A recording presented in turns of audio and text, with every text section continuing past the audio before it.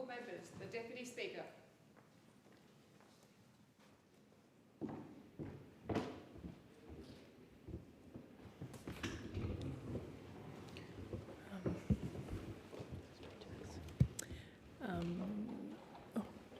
I call the clerk. Government business, order of the day number 1, grievance debate. The question is that grievances be noted, and I call the member for Kennedy. Madam Speaker, we had yet another tragedy, a shark taking a human being. Now, I've said in this House, and I'm going to say it again, there was a very nice, very popular young doctor with his wife and his 2 kids having a good time as tourists in North Queensland.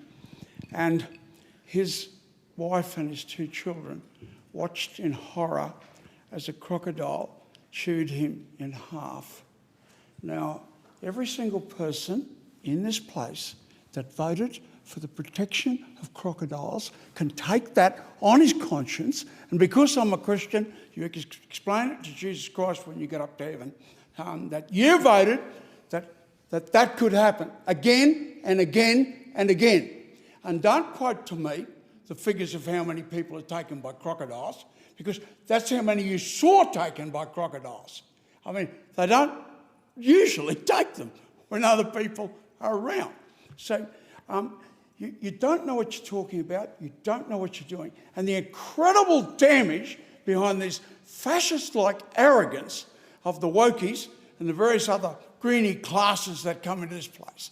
The damage that you are doing to my homeland. Now, I will have on my conscience the vanishing of the cassowaries in North Queensland. That will be on my conscience. I love the cassowaries. It's part of our homeland, the cassowaries. It is actually on most of the local authority crest of arms, the cassowaries in North Queensland. Now, they will not be there because you banned the shooters from going into national parks. Well, half of the area of North Queensland is national parks. And you say that we can't go in there with rifles. Well, who is going to go in there and shoot the massive explosion of pigs in that area? They've got nothing to eat in the jungle except cassowary eggs. So, goodbye cassowaries. They've got nothing to eat except turtle eggs on the beach. So, goodbye turtles, right? Because of your criminal stupidity and ignorance. You've got shoes that have never set foot off a concrete pavement. And you're telling people that have lived up there for 40,000 years what they can and can't do. Well, I'll tell you what, they're pretty hostile towards you. I don't recommend that you go up there because the hostility levels now are getting very, very bad. Now, the cassowary is doomed. And it's going to be on my watch, and my fury and rage, it'll be on my watch that beautiful bird and part of our nature wonderland will vanish because of your criminal stupidity. Now, unless the boys are allowed in, licensed, I absolutely believe they should be licensed, with their guns and their pig dogs, you will never eradicate those pigs. And I'm told that pig mother has 12 babies a year. Well, you can imagine the population of Canberra would be if every woman here had 12 babies a year. Now, I want to move away from the fascist-like arrogance and fairy tale land of the Greenies and the Wokies and the Liberals and Labor that go down the same pathway. I want to just go sideways for a moment, right? There would not be a person in this house that hasn't eaten fish and chips, right? So you're responsible for the destruction of sea life. Well, I'll tell you what, if you take the chooks away and the seafood away and the beef away, then you're going to starve to bloody death, like a lot of people on this planet. 1,000 million people go to bed every night hungry. And I'll tell you why the cure of that is to increase the amount of food coming out of Australia. Well, I've got news for you. It's decreasing. It's decreasing. The sheep, we had 371 million sheep. We've now got 3 million sheep. Sheep are gone. The cattle numbers were 25 to 30 million back in the 70s and 80s. They're still 20. What's going on out there? Nothing. You have a responsibility to nobody, right, where 1,000 million people go to bed hungry every night. You have no responsibility to feed them. Well, I'll tell you what, we had that attitude, we Australians, 250 years ago. And it was such a bad attitude that except for the Christian missionaries, we would have been annihilated. My mob, the blackfellas of Australia, we would have been annihilated. None of us would be here if it wasn't for the Christian missionaries. And because we had an attitude, we didn't have to have an army, we didn't have to have population, we didn't have to have development, we didn't have to interface with the rest of the world. Yeah, well, we nearly vanished off the face of the earth. And thanks, and God bless the Christian missionaries that protected us. There is survival of the species.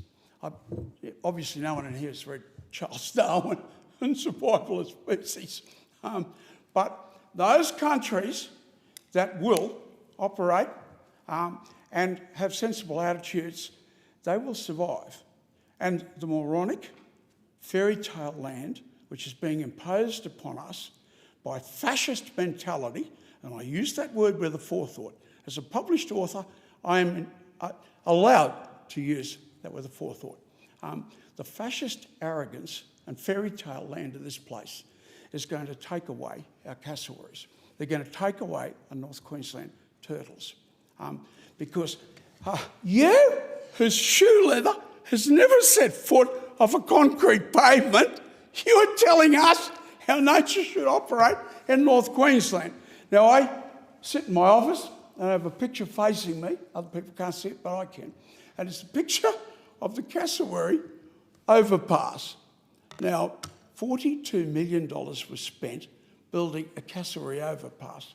So the mountain and jungle comes down here, then there's the highway there, but then there's an 80-foot fall down the slope.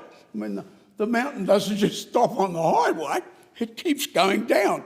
So they build the cassowary walkway on top of the highway and then straight down. So if the cassowary walks on the cassowary highway, it plunges 80 foot to its death because no one told them in Brisbane and Canberra, these fascist morons, that a cassowary has no wings. It can't fly. So if it ever uses your $42 million bridge, then it will die. So you built $42 million bridge, and all it's done is guarantee that the cassowary is going to get killed. So it is a wonderful metaphor for what is taking place here. But, Madam Speaker, to live with nature, you really need to know what you are doing. And the shark attack this week shows again that you don't know what you are doing. If you had fish and chips in your lifetime, chances are that part of that fish would be shark meat. Now, you think it's a good idea that sharks can eat us, but you don't think it's a good idea that we can eat them. I mean, this is a rather quaint notion that you have. But I have loved my North Queensland. I love water skiing. I can't do that anymore because the crocodile danger now is such that no one can water ski in our rivers in North Queensland. You've taken our fun away from us. I went scuba diving in my youth and it was one of the most enjoyable things that I've ever done. But for reasons I don't fully understand, we're working on that now, there has been an explosion of shark numbers. But in any event, I carried a spear gun with me, and if a shark came near me, I could protect myself. Now, if I did that now, I'm breaking the law in Queensland. It is one of the very few places on earth where killing a shark is illegal in Queensland. And those people live in Brisbane that run Queensland. So 3,000 kilometres away, effectively, from the heart of North Queensland. And they're running things for us. And they're running things so dreadfully that we're going to lose the cassowaries. The explosion of crocodile numbers, people tell me that the groper are gone because crocodiles eating the gropers. And the gropers ate the crown of thorns starfish. It's now exploding on the barrier reef and destroying the barrier reef. But you start messing around with nature, you don't know what you're doing. You brought in a beetle to solve some sort of disease that got in a sugarcane, and the beetle exploded, caused enormous problems, and then you brought the toads in to get rid of the beetles. Now we have no dingoes, and we have no goannas, because they've eaten the toads and they've died out. So your destruction, that your ignorance and fascist arrogance is imposed upon us, is appalling, and you will pay for it, if not in this life, most certainly in the next. I'm a Christian. The member for Deakin. Thank you, Deputy Speaker. Last week was Australian Made Week, and local manufacturing is an incredibly important part of my local community. Our businesses are innovating and making high-quality Australian product and creating fantastic employment pathways for young people. And I'm incredibly proud to be a part of a government that is once again focused on backing local manufacturing. Just last week, I visited Dental Life, which is a leading provider of dental equipment and healthcare sanitisation equipment in our country. They began in a garage back in 1999, and they have become a real success story, leading the way for all this, in fact, in the dentistry industry, providing key supplies to dentists around the country, and they also have a presence in Asia as well. They've also been working on medical equipment wipes, the only organisation in Australia that is able to make accredited and standard filling wipes for medical equipment as well. And yet they find themselves in a frustrating position. They are at the leading edge of creating technology that is suitable in the healthcare profession, yet they find themselves unable to sell their product. They have some of the best products in the world, but due to inertia, sometimes in supply chains, we're seeing circumstances in the healthcare and other professions where they're just not turning their mind to the importance of backing Australian manufacturing, not when it's a crisis, not when the other supply chains shut down, but as a matter of course to ensure our resilience. They're a reminder to me that good Australian-made products must be supported whenever possible. And in this case, it even makes sense because we've got... cease interjecting. Because Dental Life has been able to make a product that is better in quality, competitive on price, and any reading of any environmental social responsibility or any corporate social responsibility policy would be completely remiss to not have a focus on protecting Australian manufacturing, particularly on key areas. And particularly medical hygiene. It is a key Tier 1 area in my mind. Now, obviously, when it comes to resilience, we've got those that we can simply not live without during a period of crisis. Then we've got other ones where we can, with secure and multiple supply chains, maintain adequate supply and what we need, and those nice-to-haves. But medical hygiene is a key one, and we saw it during COVID. We need to be able to produce our own hygiene products in the medical profession. We've got a product here in Australia, proudly made in my electorate, and we have the tragedy that hospitals continue to import these wipes. Now, to me, that is a great lost opportunity to secure our resilience, to ensure that we have what we need when times get tough. And let's face it, the world as it is now is telling us we are going to have tough times, we are going to have supply chain disruptions, so maintaining that resilience in critical industries is essential.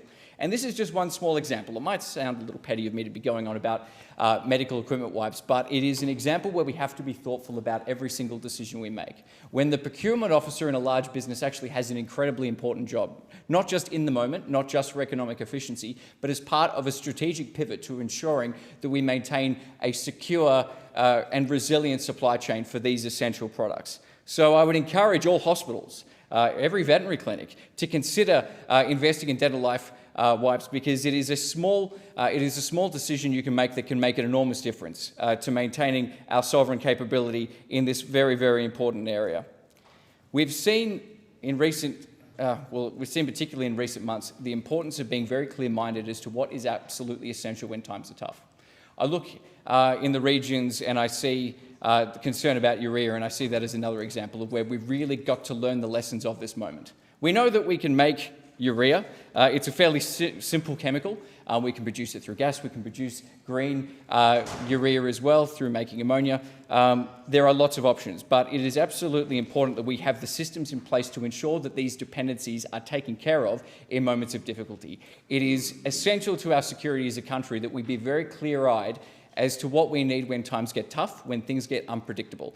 And that means thinking about what our rural sector needs, it means thinking about what our healthcare professionals need and what our economy needs to continue when times get tough, as they inevitably will once again. So I draw this as one example of a very important work that we, not only as government, but as the private sector, have to do in terms of thinking about every decision we make in terms of procurement. How are we supporting local manufacturing as an essential part of our procurement responsibilities, of our resilience? Because the old kind of neocon idea of just go for cheapest price all the time has proven to be incredibly short-sighted. There are some things we need to be able to make and produce whenever necessary. And the only way we can protect that supply is to ensure that those manufacturing businesses are alive and well when times are good, that we make those decisions all the time. We don't just buy from overseas and then suddenly when things go wrong, we come crawling to our local manufacturers and go, please, please, please, can you make it? They need to invest in their technology. They need to invest in R&D. And in the case of Dental Life, they have full-time R&D staff looking at ways to innovate in everything they do. They were looking at new ways to improve dental equipment going forward. When I was visiting them only a few days ago, they even are so detail-oriented, even during COVID, just another kind of example.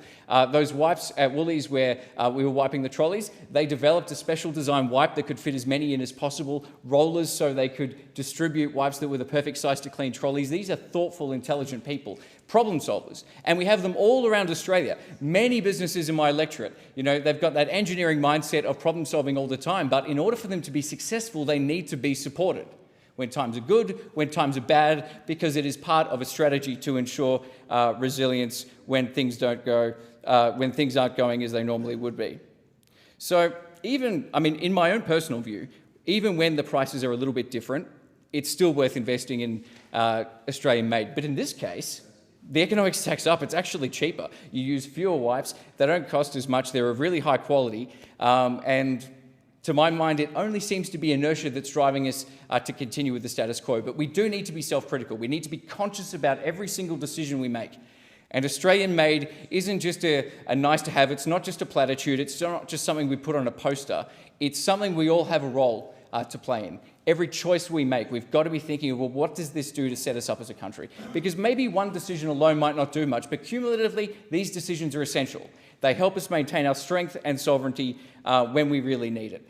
So it has been a bit of a slight bugbear of mine, and I have written to relevant people about this, but I think it's really important that we do get animated about the importance of supporting our essential industries, our rural and regional industries, our healthcare industries, our manufacturing across sectors. Now, there is not any element of Australian manufacturing that I'm not going to back in my area. We do amazing work. But obviously, there are some particularly critical goods that we need to make sure we have a constant and ready supply of.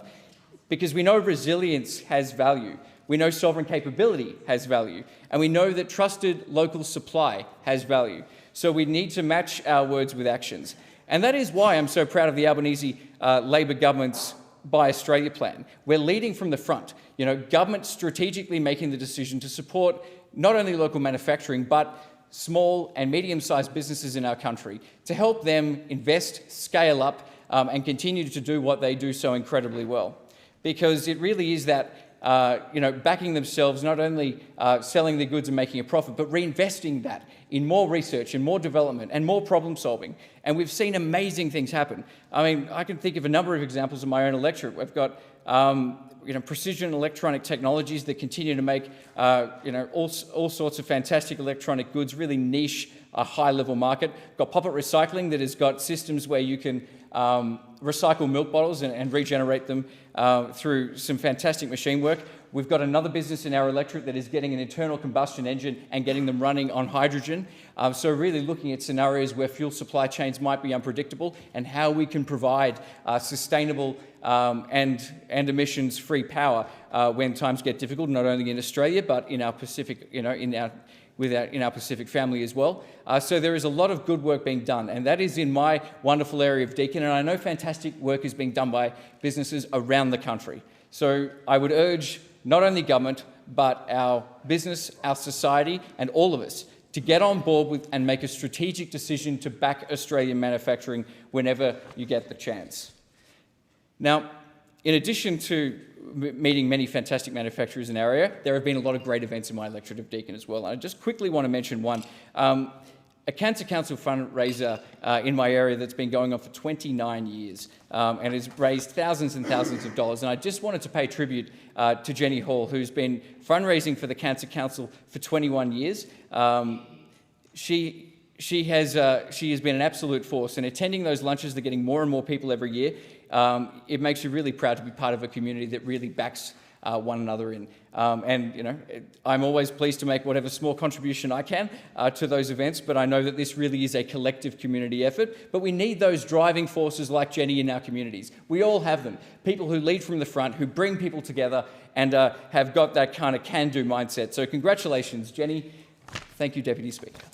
Thank you. The question is that grievances be noted. I call the member for Nichols. Thank you, Deputy Speaker. I rise to speak in this grievance debate, and there's a bit of grievance in regional and rural Australia at the moment.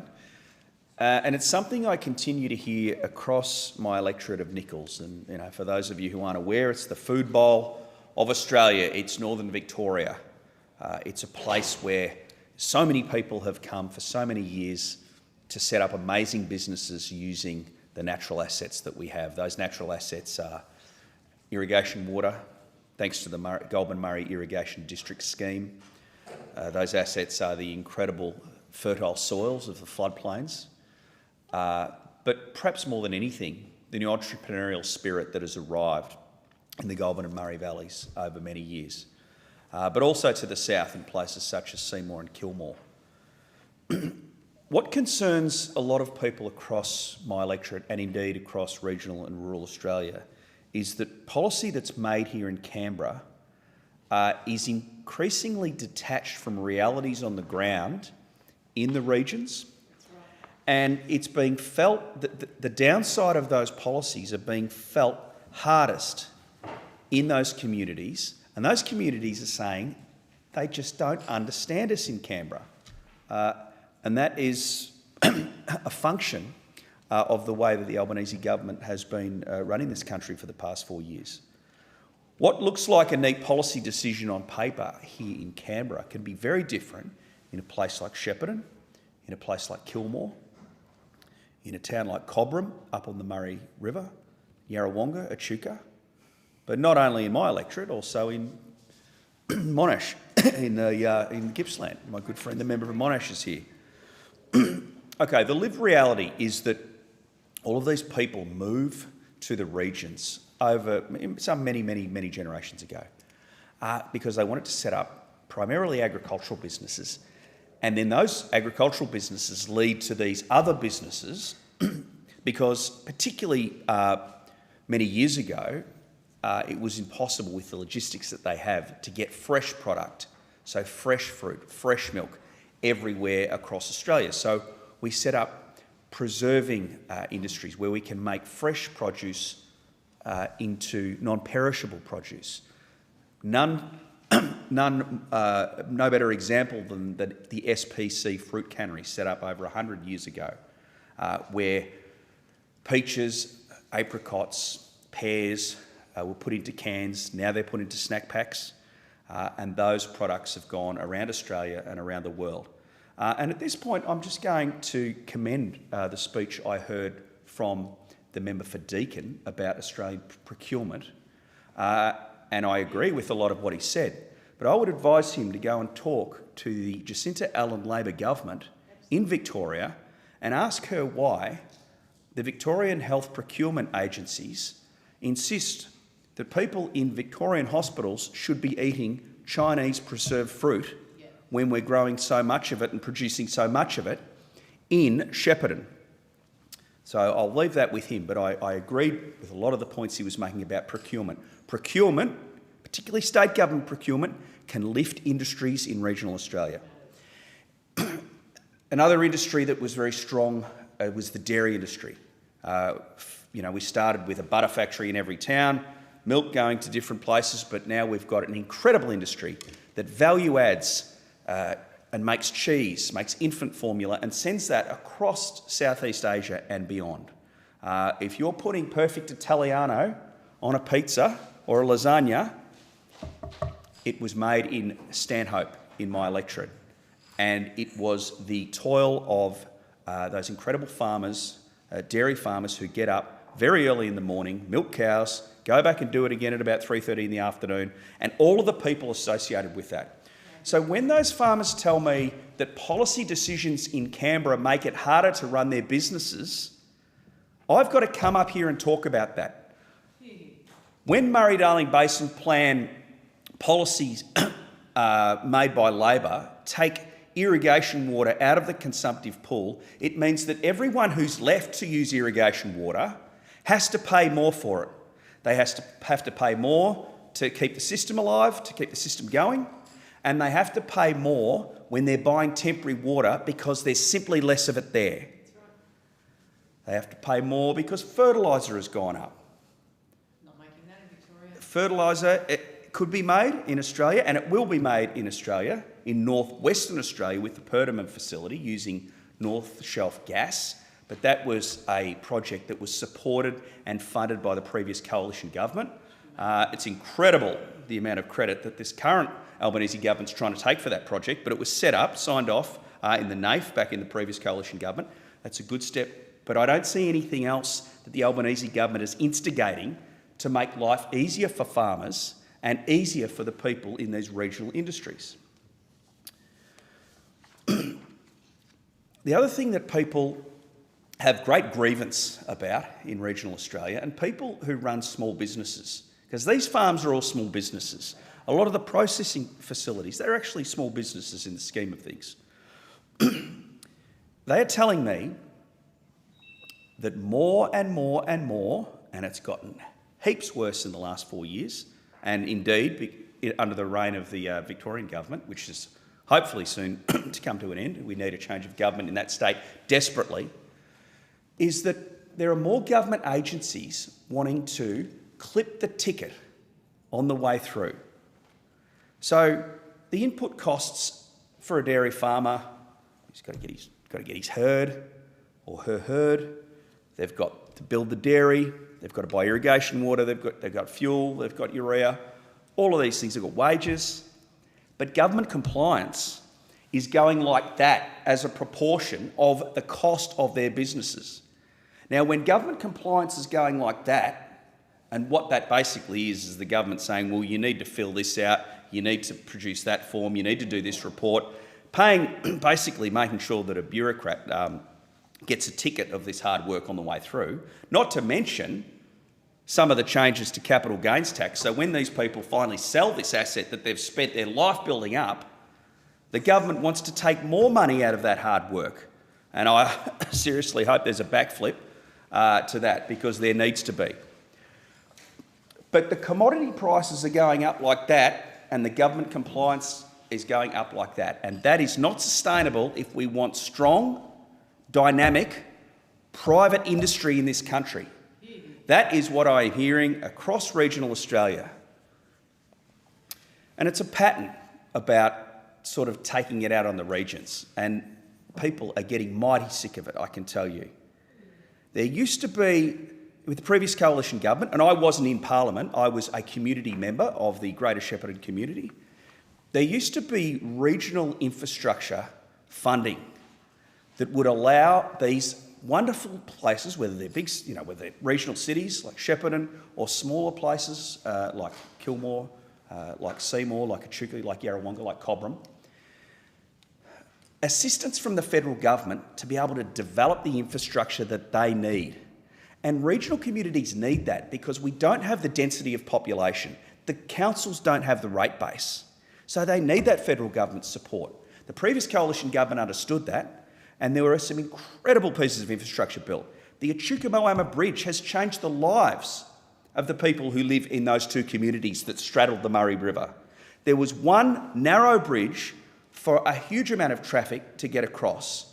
It made being there pretty unlivable because you couldn't go and see anyone. You'd get in a traffic jam to get over one side of the river. But even more important, there's so much industry that exists on either side of the river. So there's farms in New South Wales, the processor is in Echuca, in Victoria. There's farms in Echuca, there might be something that they need. The trucks couldn't get across.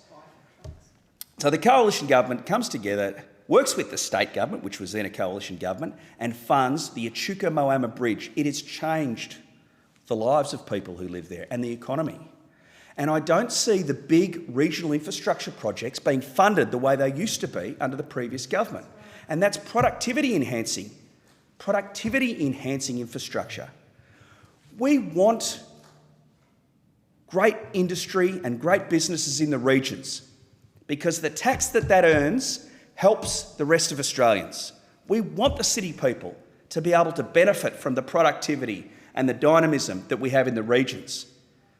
But the government has got to assist by funding infrastructure and, in many cases, just getting out of the way and letting hard-working Australians who've got an appetite for entrepreneurialism and risk run their businesses. Thank you, Deputy Speaker. Thank you. The member for Solomon. Thanks, Deputy Speaker. Unfortunately, I have to report that the Northern Territory Country Liberal Party, or the CLP, is failing to deliver for Territorians. Have a think about this number, 376 million. Now, that's a lot of money for a jurisdiction like ours, and that is how much the CLP Northern Territory government underspent on its own capital investment budget in 2025-26. They budgeted $2.1 billion. They only got $1.7 billion out the door. That's roads not built, businesses not supported, health services not delivered, and the Territory cannot afford this and cannot afford to stand still. Now, I've read the 2026-27 NT budget papers so that Territorians didn't have to, Deputy Speaker, and the story they tell is appalling. Over their own forward estimates, the CLP government plans to invest even less in the Territory, with capital investment declining to a low of just $1.4 billion in financial year 29-30. A government with no vision for how to build our Territory and as plain as day in their own budget papers. Now, here's the context that makes that failure even more indefensible. 72% of the CLP government's funding in the financial year 26-27 comes from the Commonwealth. Around 47% of that funding is untied, meaning that they can spend it however they choose, and they are choosing not to invest it in the Territory's future. Contractors, tradies, suppliers and local employers all across the Northern Territory are asking the same question. Where is the pipeline of work? Where is the plan?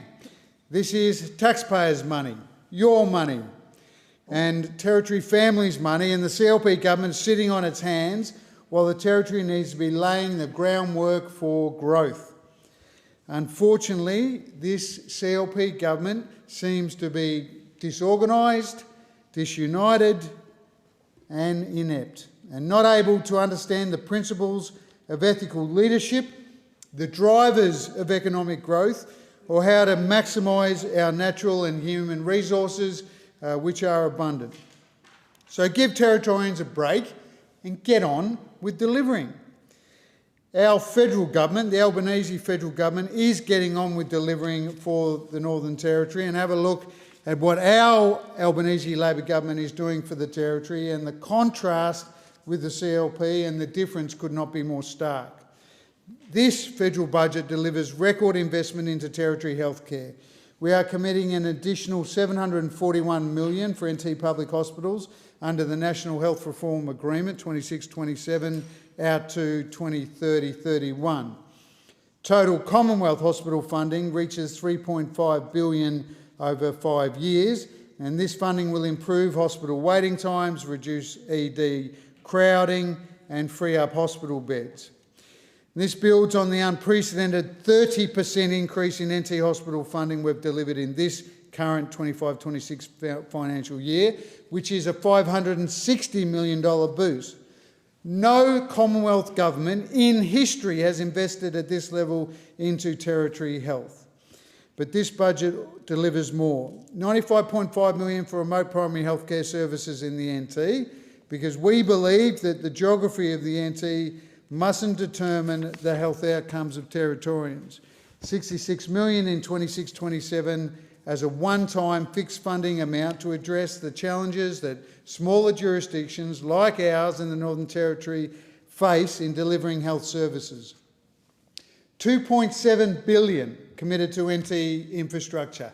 The whole infrastructure budget of the NT from the Commonwealth, including 200 million for Stewart Highway upgrades, flood resilience works, 24 million for the Bagot Road intersections to upgrade safety on some of Darwin's most dangerous roads. 1.8 billion nationally to make Medicare urgent care clinics permanent, and we've had this week the Darwin Urgent Care Clinic in Darwin open, including long-term certainty for all of the urgent care clinics in the Northern Territory. More than 116,000 bulk billed visits have been delivered through NT Medicare urgent care clinics since 2023, with the Palmerston Clinic alone in my electorate seeing over 37,000 visits. That's free healthcare out in Palmerston and now in Darwin right now. Our bulk billing reforms are working. There are now 23 fully bulk billed GP practices in the electorate of Solomon. That's Darwin and Palmerston. That is 15 up due to our changes to bulk billing and Medicare. Across the Territory, 87 practices are registered as fully bulk billing, and that's helping Territorians with cost of living by ensuring that they can get access to free healthcare when they need it. There's been more than 1.4 million cheaper scripts delivered in Solomon, in Darwin and Palmerston, around 2 million across the Northern Territory. So you don't have to pay to go to the doctor if you can't afford it, and you've got access to the cheap PBS scripts. Now, as a member of the federal government, I'm very proud to say that bulk billing has increased in every state and territory. But as a Territorian, I'm very proud that the NT has had the biggest increase in bulk billing rates that are now up to 90%, which is the highest in the country. Now, that is the Commonwealth's record, our federal government's record in helping Territorians with the cost of living, and that is an example, Deputy Speaker, of what it looks like to have a government that actually governs in the interest of its constituents, in the interest of Territorians and to Australians across the board. And that's what a high-performing federal government like ours, of the Australian Labor Party government, does. We are governing and delivering. If you have a look at the CLP NT government, they are dropping the ball left, right and centre, including on the delivery of maternity health services, and this needs some focus in the time remaining. The timeline of the NT government's mismanagement on the maternity ward for the private hospital speaks volumes about the ineptitude of that government. In September 2024, quite a way back now, the CLP NT government were told that the Darwin Private Hospital maternity service would be closed. Healthscope was going to close it. February 2025, Healthscope makes that public. The CLP has to admit that they've known for months. June 2025, the private maternity ward closes. May, June, September, October last year, 2025, there's ministerial correspondence between the NT government and the Commonwealth. And one request from us every time is give us an appropriate, detailed, costed proposal. New South Wales did it when Healthscope, when the private maternity health services closed there, Commonwealth funded. Tasmania did it. Appropriate, well-costed proposal, funded. Competent governments, obviously in Tasmania, that is a Conservative government as well, happy to say. Competent governments providing the information required when it was needed, funded. Collaboration with the Commonwealth. February 2026, as the federal budget's been finalised, the CLP finally puts in an appropriate proposal landing on the desk of the Health Minister. Now let me set the record straight for Territorians. The Commonwealth is going to assist the NT government to upgrade Royal Darwin Hospital maternity services. The Health Minister, Mark Butler, has confirmed it to me personally in the MyEFO, or if not before that time. But meanwhile, it fell to me to bring up the fact that the Darwin Private Hospital maternity services, the NT government had been gone totally quiet on them. Hadn't said a word about them. Had dropped the ball completely on seeing that the Darwin Private Hospital returned private maternity services. I had to bring it up on Mix FM and get the focus back on that. Where was the plan for the NT government to restore full maternity services at Darwin Private Hospital? Where was the plan from the NT government? Territory women and families paying private health insurance and getting nothing for it in terms of maternity services. I couldn't see the urgency. I've re-raised it. And I tell you, Territory women and families want to see some answers. So let's see a focus from this NT government on actually delivering for Territorians, for Territory families, for Territory healthcare. Thank you. The member for Moncrieff. Thank you, Deputy Speaker. I do feel the need to rebuke the member for Solomon's assertions about the Northern Territory government, and I would extend my great support to the Chief Minister, Leah Finocchiaro, and the great job that her team is doing for Northern Territorians and indeed in the electorate of Solomon. And we send our best wishes to Northern Territorians from the Coalition and indeed from the CLP in the Northern Territory. But I rise today to speak on behalf of my community to call out this government's budget for what it is, what it actually is, and that is the Albanese Labor government's war. It's a war. We are in a war on aspiration. And this budget reveals something much bigger than a line item in Treasury papers. It reveals a government that increasingly sees aspiration, innovation, investment and risk not as something to encourage, but something to tax. Something that creates a revenue stream to pay for their travel routes, for example, at a time when Australians are already under enormous pressure from the rising cost of living. Labor's response is not to help Australians get ahead.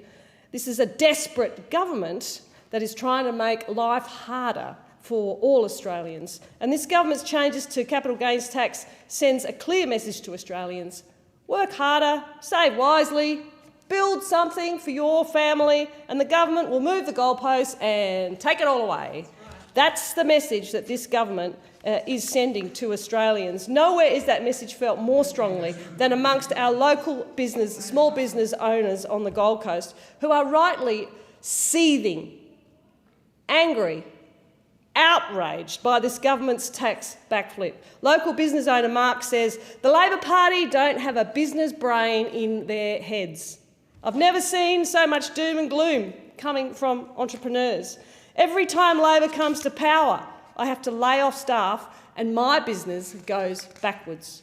On the Gold Coast, we have literally tens of thousands of local businesses. They're not run by big corporate boards turning huge profits. They are risk takers. They are entrepreneurs. They are mums and dads who own small and family businesses. They are tradies. And they've put everything on the line. And often their business is tied to a mortgage for their houses as well. And many go years without paying their own wages or super. It's a bit of a small business joke that the Albanese government probably doesn't get, but most business owners get paid $2.50 an hour when they break down their profit by how many hours they actually work. This Labor government want to take nearly half of their profit.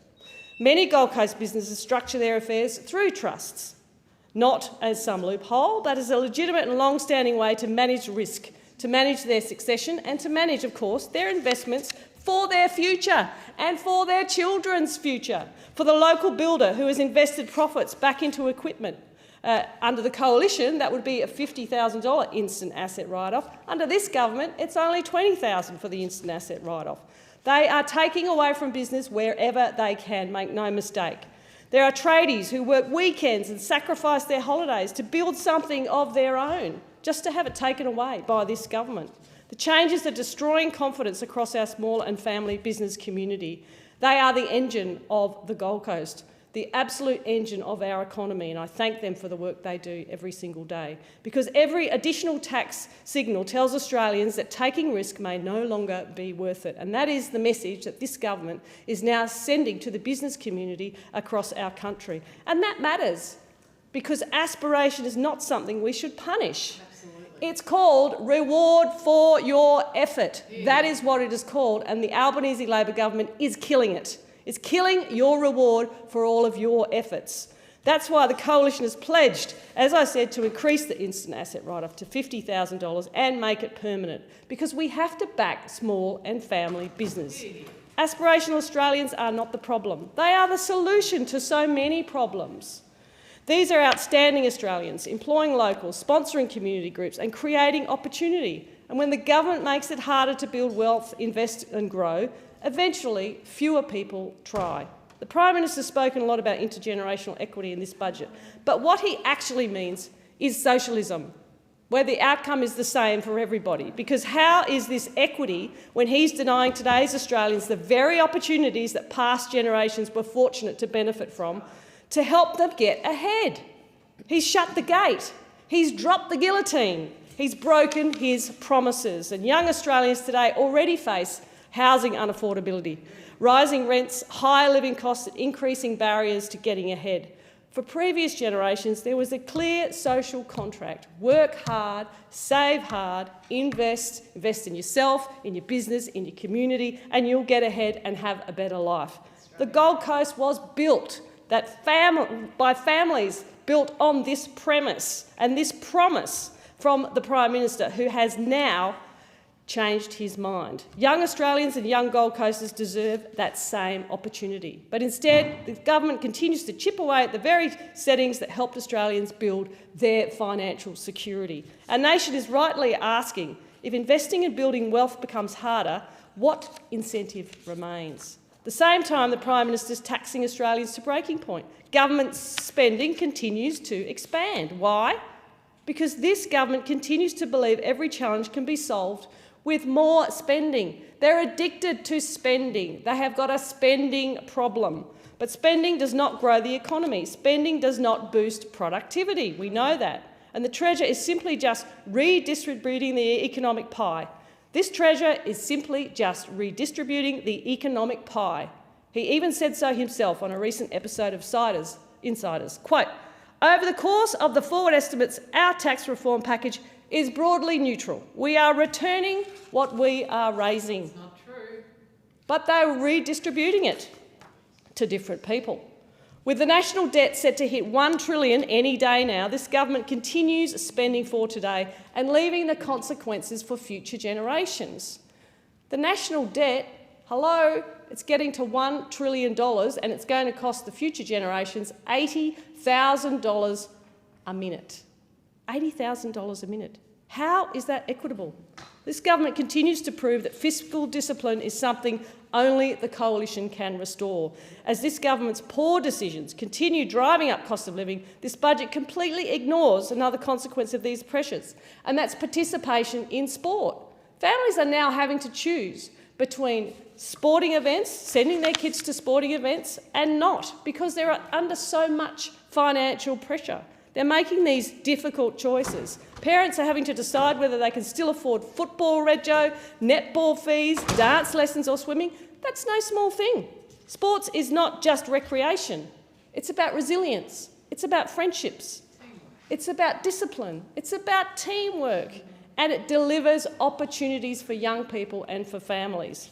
When children miss out, communities lose too. And at the elite level, there are broader concerns at hand. Professional athletes often have uniquely short earning windows. We know that. They get hurt. They carry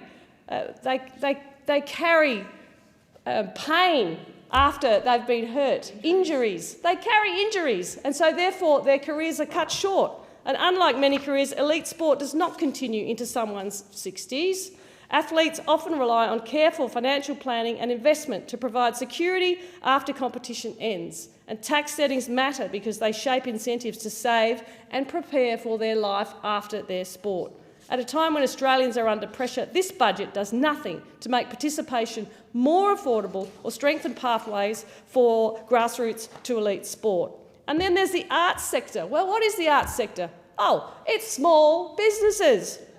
The arts sector is full of small businesses. Australia's cultural sector depends not only on creativity, but on investment, philanthropy and community support.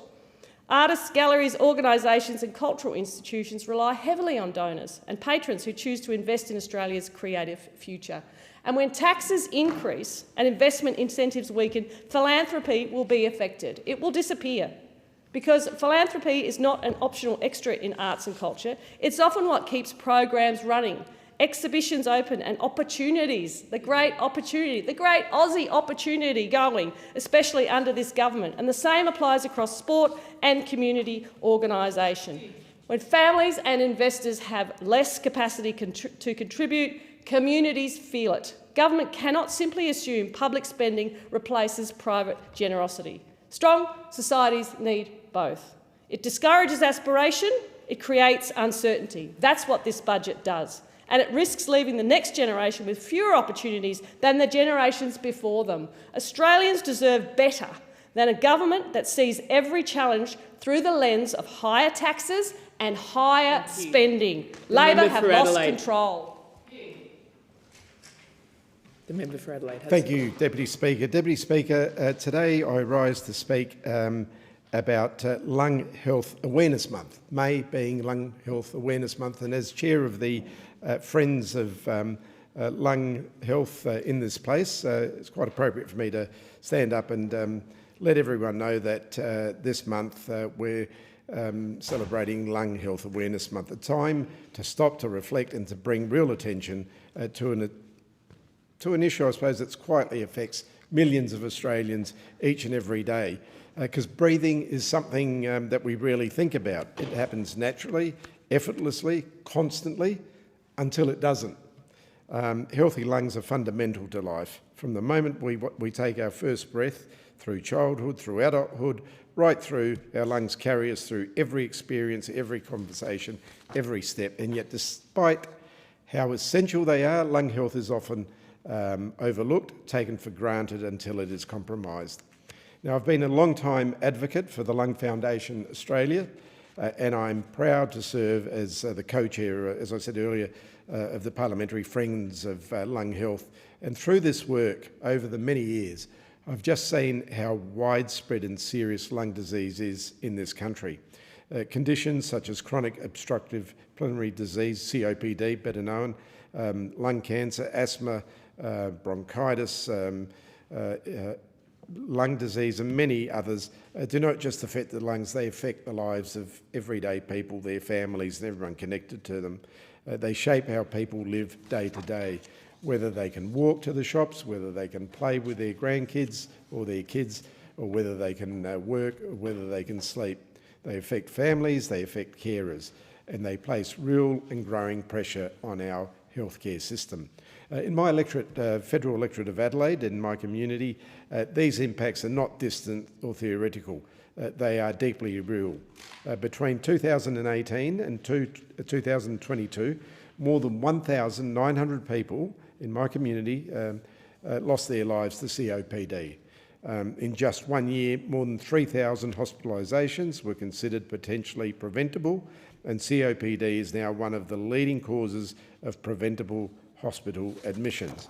But behind every number, there's a person, a life saved, a family affected, a future changed. And for me, this is not just something I speak about as a representative. It's something I experienced as well, having been embarrassingly to say, a previous smoker, where I smoked all my life from the age of 16 right through, gave it up, started again. I'm quite pleased at the moment I am not smoking and haven't for a number of years, but it affected my lungs. And you could say, well, you're stupid for smoking. Yes, certainly I was, but I grew up in an era where everyone smoked, where everyone didn't turn a blind eye to it, or it was just part of everyday life. And because of that, I've developed a small asthma, and that's what got me involved with the Lung Foundation. And there's many, many other thousands of Australians who didn't smoke. So it shouldn't be a stigma on those people, because many people develop lung cancer who have never smoked in their entire lives. Many people develop COPD and they've never smoked in their entire lives. But there is a stigma still involved with lung disease, that, oh, he must or she must have been a smoker, etc.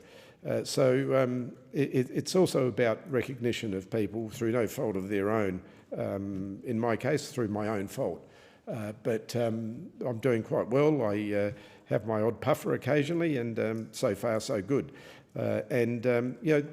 Recognising lung health is also about recognising that you can turn it around. There are things that we can do with medication, with a bit of exercise, with the ability to see your doctor on a regular basis and be monitored where your lungs are actually at. But Deputy Speaker, those that do have lung diseases or COPD or asthma, it affects everyone around them, their partner, their children, their friends, their carers. Lung disease does not happen in isolation. It becomes part of the life of that whole family.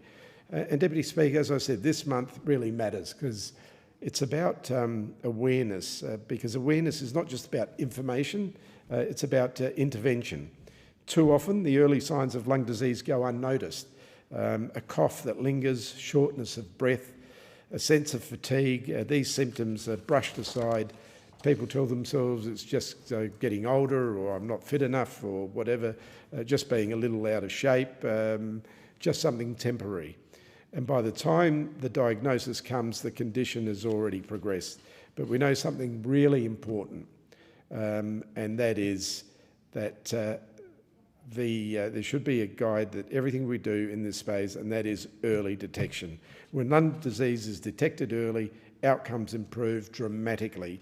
People receive the right care sooner, they remain healthier for longer, they maintain independence, and they avoid unnecessary hospitalisation. Every diagnosis opens the door to real intervention, whether it is the smoking cessation, support, pulmonary rehabilitation, vaccination, or stronger primary care. These are not small changes, they are changes that can extend life and improve its quality. And this is why the work of the Lung Foundation Australia is so vital. They provide more than information, they provide guidance, support and advocacy. They stand alongside Australians navigating diagnosis and treatment. They give people a pathway through the uncertainty, and they continue to advocate for a health system that responds earlier, more effectively and more compassionately. Because lung disease is not rare. It'll affect 1 in 3 Australians over their lifetime. And that's not a small cohort of numbers. And it's not a niche issue.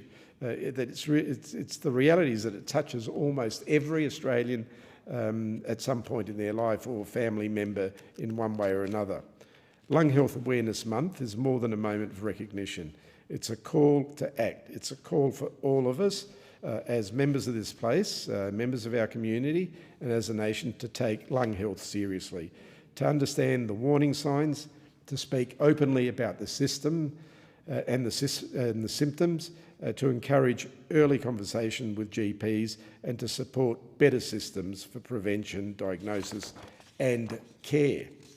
Because ultimately this is about something deeply human. It's about dignity, it's about the ability to live life fully, and it's about ensuring that Australians are not defined or limited by a condition that too often goes unnoticed, untreated, until it's too late. So early diagnosis, even if it's a small cough or a sniffle or a bit of breathing that just doesn't sound right, we can't afford to wait until lung health becomes a crisis. We must act earlier, we must invest smarter as governments as well, and we must ensure that awareness, support and care are accessible for every Australian who needs them. So, Deputy Speaker, today I acknowledge every Australian living with lung disease, every carer who stands beside them, every health professional providing support, and every organisation working to improve outcomes.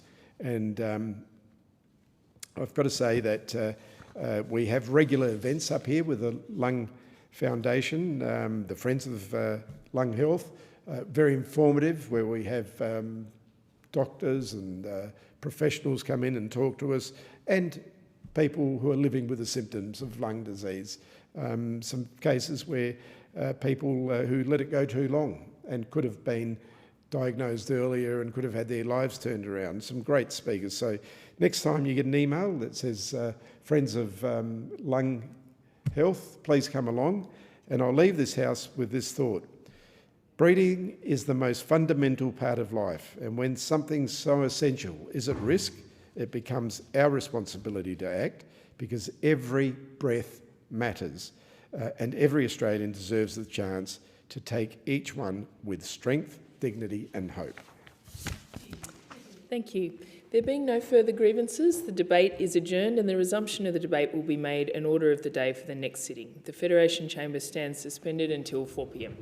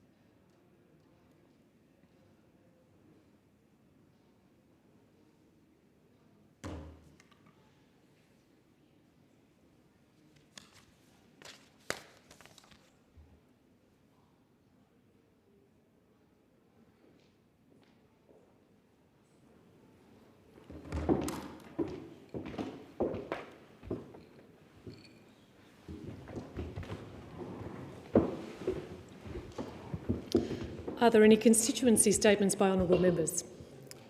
I give the call to the member for Calare. I rise today to share some words from the next generation of leaders in the Central West. Last year, as part of Regional Development Australia Central West's 10 for 10 leadership dialogue, I had the privilege of mentoring Milo Majors, an outstanding young man from Kinross Walleroy School in Orange. As part of his leadership journey, I gave Milo a challenge to write a parliamentary speech about any local figure or organisation he believed was worthy of honouring. It's more important than ever that we listen to our young people. I promised Milo that I would deliver his written tribute, ensuring his words are formally recorded in the Hansard of our Parliament. The following are the words of Milo. I address you today in commendation of the unsung efforts of an outstanding Orange City Councillor. Undeniably, the incredible contributions of recently elected Councillor Maria Ruddy have actively created meaningful change and bettered the lives of those who call Orange home. Councillor Ruddy, as a mother, community-orientated leader, founder of Access Life Support Services and a public volunteer, has always strived to benefit the Orange community. This includes initiatives in gender equality, affordable housing, enhancing community safety, livability, sustainability, inclusivity and improved infrastructure. Last year, Councillor Ruddy created previously non-existent menstrual equity initiatives, was instrumental in ensuring the success of Rainbow Fest and continues to advocate for the installation of much-needed indoor play spaces for infants. Last June, Councillor Ruddy pioneered Orange's vital She Matters mural, which highlights the countless tragedies of domestic violence within Australia. In raising crucial awareness of this unfortunately prevalent issue within our communities, Councillor Ruddy hosted several events campaigning against domestic violence, including her Am I Next initiative, and helped stage a powerful 16 days of activism against gender-based violence 2 years in a row. It's such ardent persistence in serving the people of Orange honestly and transparently that proves Councillor Ruddy's dedication to representing and supporting the perspectives of locals, undoubtedly making Orange a better and more inclusive place for all. As a testament to Councillor Ruddy's unwavering selfless service and many achievements, she was voted Community Hero of the Year, an award recognised by hundreds of locals in the Central West. Councillor Maria Ruddy remains an exceptional role model for the next generation of young leaders in Orange and an influential community figure within the Central West. I look forward to her future contributions to the City of Orange. Those are the words and observations of Milo, and it's inspiring to see our local community through the eyes of a passionate Year 12 student. It gives me great confidence in the future of our region. Thank you for that tribute, Milo. Thank you, Councillor Ruddy, and thank you to Regional Development Australia Central West for investing in the next generation of regional leaders just like Milo. Thank the member. The Attorney-General. Thank you, Madam Deputy Speaker. Access to affordable health care for locals in my community in North West Sydney is not a nice to have, it's essential. That's why our government has worked tirelessly to strengthen Medicare and ensure that more Australians can access reliable and affordable health care with their Medicare card, not their credit card. Deputy Speaker, I'm proud to say that the latest quarterly data released just yesterday shows that through our historic investment in Medicare, the national bulk billing rate soared to 81.9%. This is up 4.6% on the same period last year. In New South Wales alone, bulk billing has increased to over 85%. Importantly, Deputy Speaker, there are now over 3,800 Medicare bulk billing practices, and of those, more than 1,400 were previously mixed billing clinics. This includes the Medicare Urgent Care Clinic I was proud to open at Rouse Hill Town Centre late last year. For close to 6 months, highly trained doctors and nurses at the Rouse Hill Medicare Urgent Care Clinic have been supporting my community to access treatment for a range of conditions and injuries that need urgent attention but aren't life-threatening, including cuts, viral infections or a sprained ankle. Deputy Speaker, the Albanese government is strengthening Medicare and delivering the critical services that North West Sydney deserves. Madam Deputy Speaker, one of the things I hear most often from women in my community is how confusing and overwhelming the health system can feel. That's why I'm hosting a Women's Health Forum with my most excellent colleague, the Assistant Minister for Health, Women and Aged Care, Rebecca White MP. The forum, which will be hosted online, is designed to inform and empower my community on key women's health issues, including the support our government is providing for Australian women. The Albanese government is delivering better healthcare for women, particularly through our landmark $792 million women's health package that's offering more choice, lowering costs and providing better care for Australian women. Since announcing our women's health package, more than 800,000 women have accessed more than 3 million cheaper scripts for new treatments listed on the PBS. This adds to our government's delivery of 33 endo and pelvic pain clinics, including at Rouse Hill Town Medical and Dental Centre, which is supporting women and girls in my community. Deputy Speaker, this government will always back Australian women and girls. I encourage all locals in my community to head to michelleroland.com.au and click events to register for my Women's Health Forum. I thank the Attorney. And I give the call to the member for Kooyong. Thank you, Deputy Speaker. I support the full Federal Court's recent landmark ruling affirming that the Sex Discrimination Act protects against unlawful discrimination based on gender identity.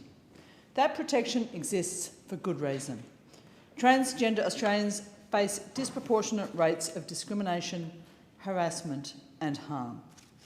I've heard from a number of constituents that in 2026, trans people in our community feel increasingly vulnerable, fearful and saddened by the current rhetoric around trans rights, rhetoric which is sadly worsened by some of our colleagues. I'll read out part of an email that I recently received from a constituent in Kooyong. Every morning I wake up to see our rights rolled back across the world, or a headline about a trans person being killed, and it's scary. It is a frightening time for people in the LGBTQIA community. Another constituent told me that they feel increasingly vulnerable within the current political climate. The transgender community wants to live their lives peacefully, without fear for their safety or their dignity, whether they are trying to access healthcare or just trying to be in public spaces. These are people, not political talking points. Like every Australian, they seek equal rights and protections under the law. Many transgender people in my community want us to protect the Sex Discrimination Act, which is why it's concerning that the Leader of the Opposition has vowed that he would lead a coalition government which would seek to amend the Sex Discrimination Act and to insert a definition of biological sex. In other words, a definition of male and female. The opposition leader has said that this wouldn't remove a single protection from anyone, but inserting a binary biological definition of sex into the Act would fundamentally alter how protections are interpreted and applied. As a doctor, I know that gender identity is a complex area of medicine. Sex and gender exist on a spectrum. They're informed by genetics, hormones, anatomy, and lived experience. Legally, it is also complex. Protections built up carefully over decades through legislation and case law should not be and cannot be unwound without real human cost. Deputy Speaker, we should be guided by evidence, not by a political reaction to a single court ruling. The Australian Human Rights Commission welcomed the Federal Court's decision and said that it provided important clarity. I stand with that clarity, and I stand with every transgender Australian who deserves to live free from discrimination. I thank the member, and I give the call to the member for Werriwa. Thank you, Deputy Speaker. South West Sydney is home to every culture and religion. This year is the 80th anniversary of diplomatic relations between Australia and the Philippines. In Werriwa, one of the most active and involved cultural groups are Filipino Australians. Over 3,000 residents were born in the Philippines, and Tagalog is spoken by more than 2,500 of my constituents. Few countries enjoy such a close relationship as the Philippines does with Australia. Our economic, defence, development ties are indicative of the significant mutual respect and trust. It is a partnership in every sense. Last weekend, I attended the marking of the Santa Cruzan and Flores de Mayo celebrations with our local Filipino community. Marked by Mass officiated by Father Paul Moncrid at All Saints Liverpool, the event showcased our wonderful volunteer Philippine community. Locally, it was my pleasure to deliver an election commitment by securing $10,000 grant to support the Philippine-Australian Global Alliance for Service and Advocacy, Vizian Association of Australia and the Philippine-Australian Community Foundation.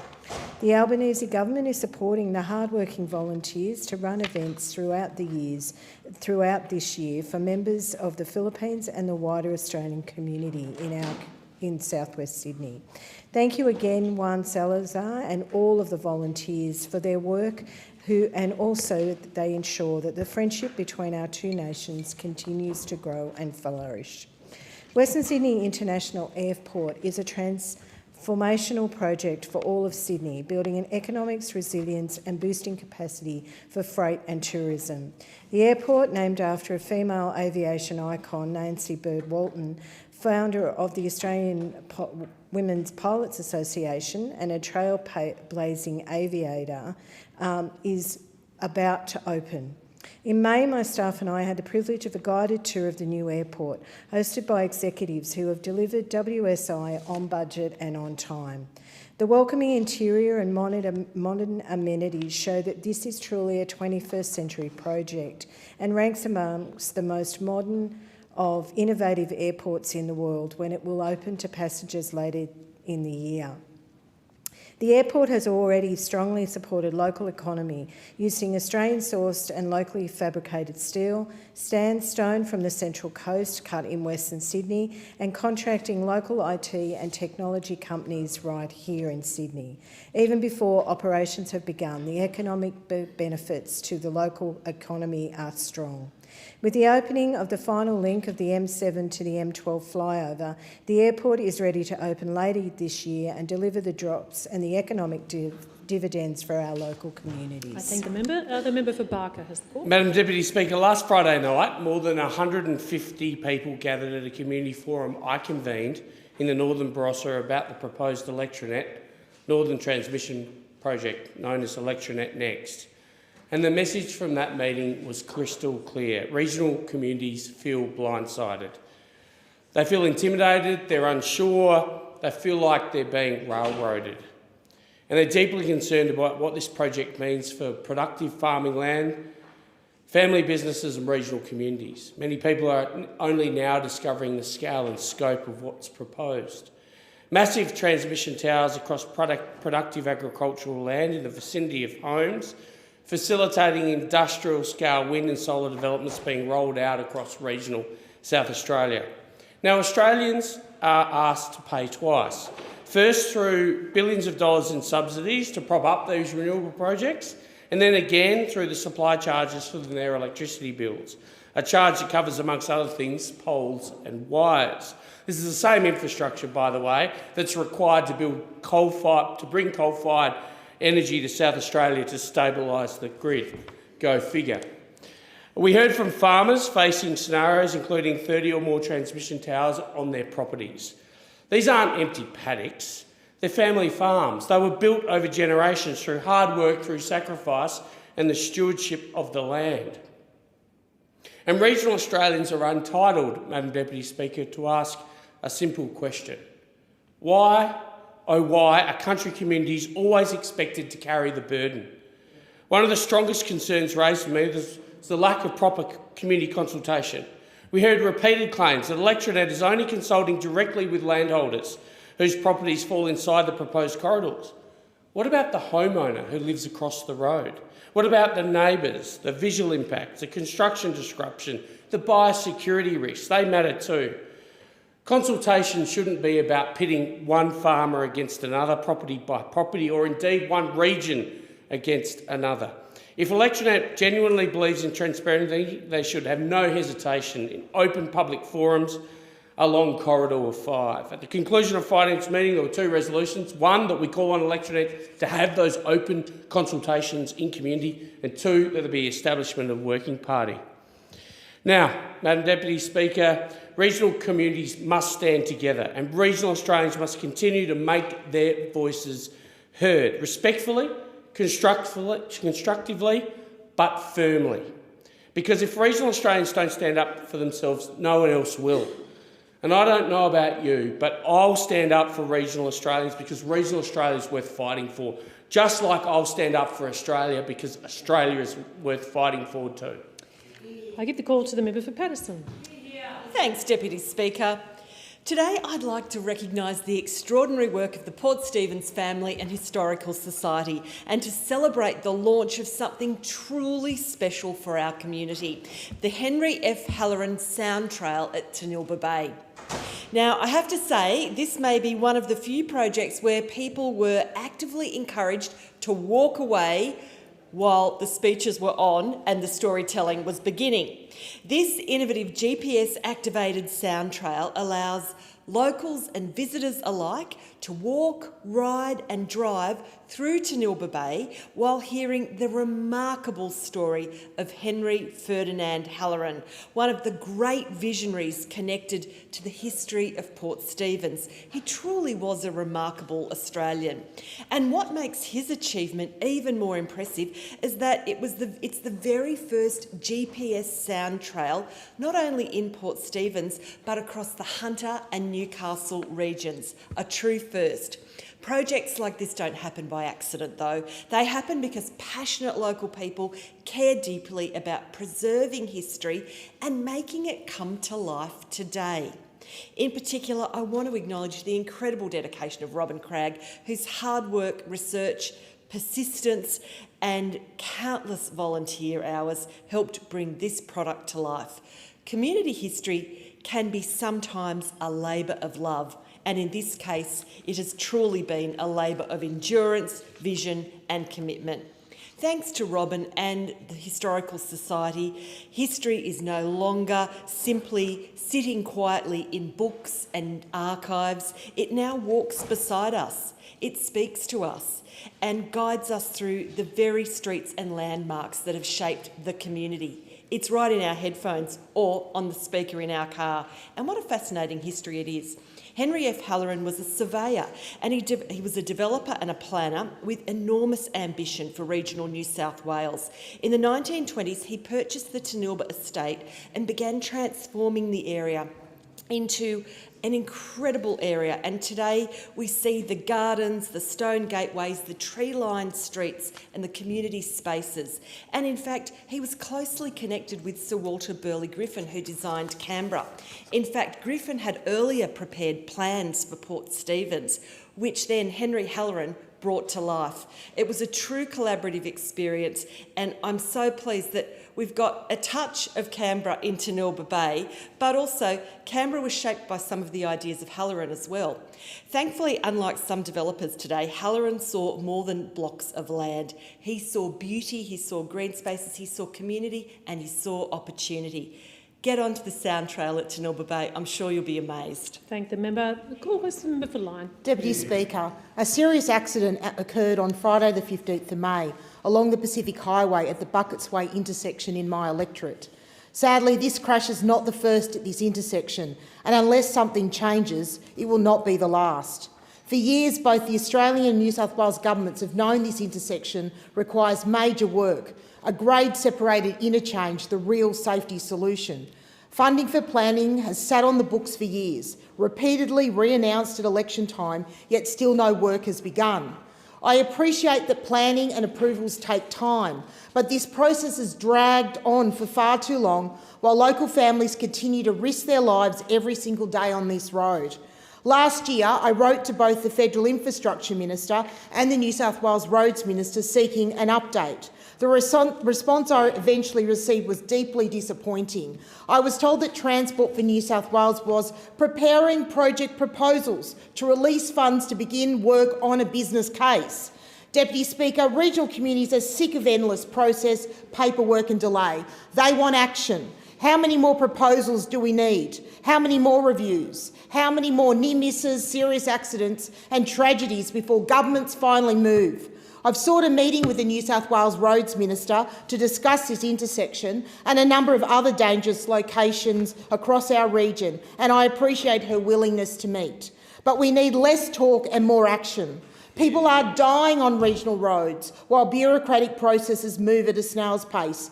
King Creek Road, just near where I live, is another example, with design sitting idle since 2024 while communities wait for progress. Ministers, cut the red tape, cut the delays and get on with the job. The Ronald McDonald Retreat in Foster is an incredible home away from home for families with sick children, a place of comfort, hope, compassion during some of life's hardest moments. That same compassion was on display recently at a fundraiser for the retreat held by the Taree Craft Cottage. Under the extraordinary stewardship of Elaine Arneil, the cottage has raised more than $150,000 for local charities over 4 years, with this high tea marking her final fundraising event. I thank Elaine most sincerely for her remarkable contribution to our community. The cottage was filled with big hearts enjoying a beautiful high tea, served on Elaine's own personal tea sets. Through raffles, a Dutch auction and generous donations, including my own purchase of this quilted jacket, the event raised more than $10,000 for the Ronald McDonald Retreat. Thank you to Lance Fletcher for doing a wonderful job as MC and to the dedicated volunteers who made everyone feel so welcome. The Taree Craft Cottage is known for showcasing the talents of local craftspeople, but on that Saturday it showcased something even more special, the generosity, kindness and community spirit of the people of the Manning. Thank the member. The call goes to the member for Bass. Thank you, Deputy Speaker. Last week, Minister Keogh assisted in officially opening the Launceston Veterans Hub. This was far more than just officially opening a building. It marked an important step for a space that's already supporting veterans and their families across northern Tasmania. For many veterans, navigating support services can be difficult, whether it's accessing compensation, finding housing, seeking employment support, improving their well-being, or simply needing someone who understands what they're going through.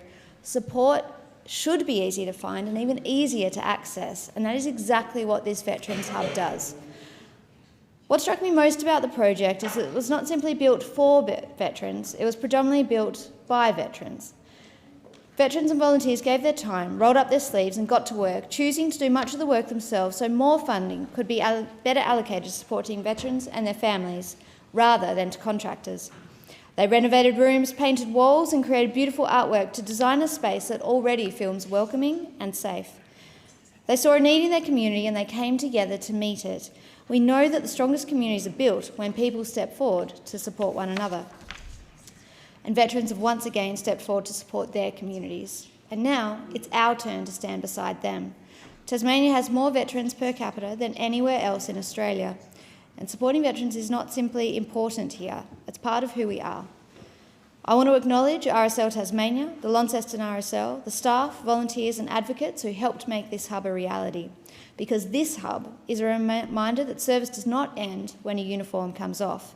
Sometimes it simply changes shape. And in Launceston, veterans have once again stepped forward to serve their community. For generations, Legacy has quietly done extraordinary work within our communities, supporting the families of veterans, partners, children and loved ones, making sure that people are not left to carry hardship alone. Their work is practical, but it's also deeply human. So to every volunteer, support worker, every single person who has ever been involved with Legacy, particularly at Launceston Legacy, Sonia, Terry and Brian, thank you so much for everything that you do to support our community. Thank you for standing beside families when they need it most. And thank you for continuing that tradition of service. I give the member for Bowman. Thank you, Deputy Speaker. It's always been the great promise of Australia that anyone could build a better life through hard work and sacrifice. That was never something to apologise for, it was something to aspire to.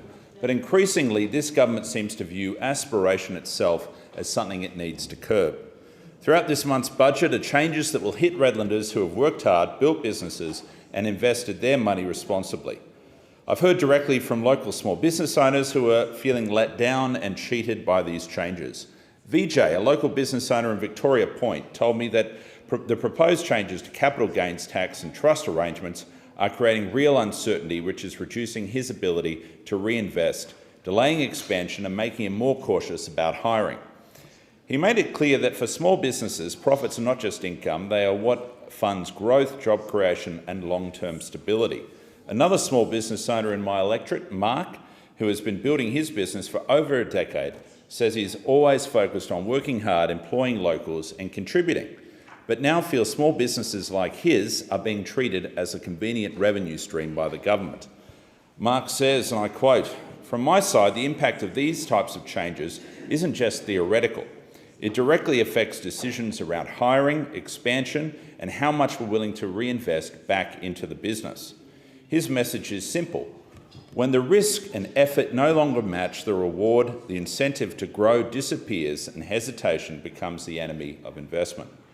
An individual who owns a manufacturing business in my electorate has contacted me in relation to the CGT changes as well. He says his accountant has advised him that he needs to get his business revalued at 30 June next year at an estimated cost of approximately $20,000. It's an immediate impact of these changes. This is wasted money that he says he could be better used in his business for development or wage increases for his great staff. He says he was considering investing in his business operations to install new equipment and employ additional staff, but has now cancelled those plans. This individual says, quote, "To put it bluntly, this budget has us seriously considering selling or even closing the business before June next year, as there is no longer any reward for ingenuity, hard work or effort. The result of this will be 12 locals being made redundant and the loss of another local business due to the decisions made by this government who refuses to control their spending agenda." These are ordinary Australians. These are people who've worked hard, saved, built businesses, paid taxes and tried to do the responsible thing. They're not asking for special treatment. They are asking for a policy environment that supports their efforts rather than undermines them. Australia succeeds when that hard work is rewarded, not resented. The Coalition believes there is a better path, a fairer, freer and stronger Australia where hard work is rewarded, small businesses are backed and the next generation has a genuine chance to get ahead. The member for Banks. Thank you, Deputy Speaker. It is my pleasure to rise and acknowledge some of the community organisations and events that I've been able to attend and support over the last few weeks in my electorate of Banks. The students at Lugano Public School, Picnic Point High School and Panania Public School each held services to mark Anzac Day, which I had the privilege of attending, while many more schools were represented at RSL ceremonies across the community, across the electorate on the day. Anzac commemorations are one of the most solemn occasions on our national calendar, and the students and schools treated the commemorations with the deep reverence and reflection that the day and ceremonies commanded. It is always heartening to see local students participating in one of our most important national traditions. Deputy Speaker, on the 1st of May, I was able to drop into the St George's Men's Shed at Cars Park and catch up during their monthly barbecue. Organisations like the St George's Men's Shed provide an excellent avenue for men from the community to come together, talk and put their skills to great causes. The St George's Men's Shed is in particularly a beautiful location next to Cars Bush Park and looking over the sporting fields across to the Georges River. It was great to speak with members about what they've been up to and the types of support they need. Thank you to all the members for having me, especially to the President Phil and the Secretary Bernie for organising my visit. Finally though, Deputy Speaker, in late April it was my pleasure to join the Minister for Infrastructure, Catherine King, and the Mayor of Canterbury Bankstown Council, Bilal Al-Hayat, for the opening of the new Lambeth Reserve Playground. When I speak to families in my electorate of Banks, quality outdoor spaces and playgrounds is one of the most common things I hear about, and the delivery of such facilities like this is so important to communities across the country. I'm pleased to say the Pirate Playground in Lambeth Reserve is a smash hit amongst families across the area, and they look forward to further playgrounds coming up. This pirate ship playground was made possible by federal government funding, with the Thriving Suburbs program contributing to $9.5 million to a series of projects across the Canterbury Bankstown LGA in conjunction with the council. And I very much look forward to the opening of another one of these projects, the Whale Playground at Deepwater Park in Milperra, very soon. In particular, I look forward to bringing my little girl Dorothy, as well as my nieces Eleanor and Abigail, to make sure they can enjoy the excellent amenities that our local area is providing with the support of the federal government. I thank the member and I give the call to the member for Durack. Thank you, Madam Deputy Speaker. I rise today to condemn the Albanese Labor government and its continued attack on older regional West Australians.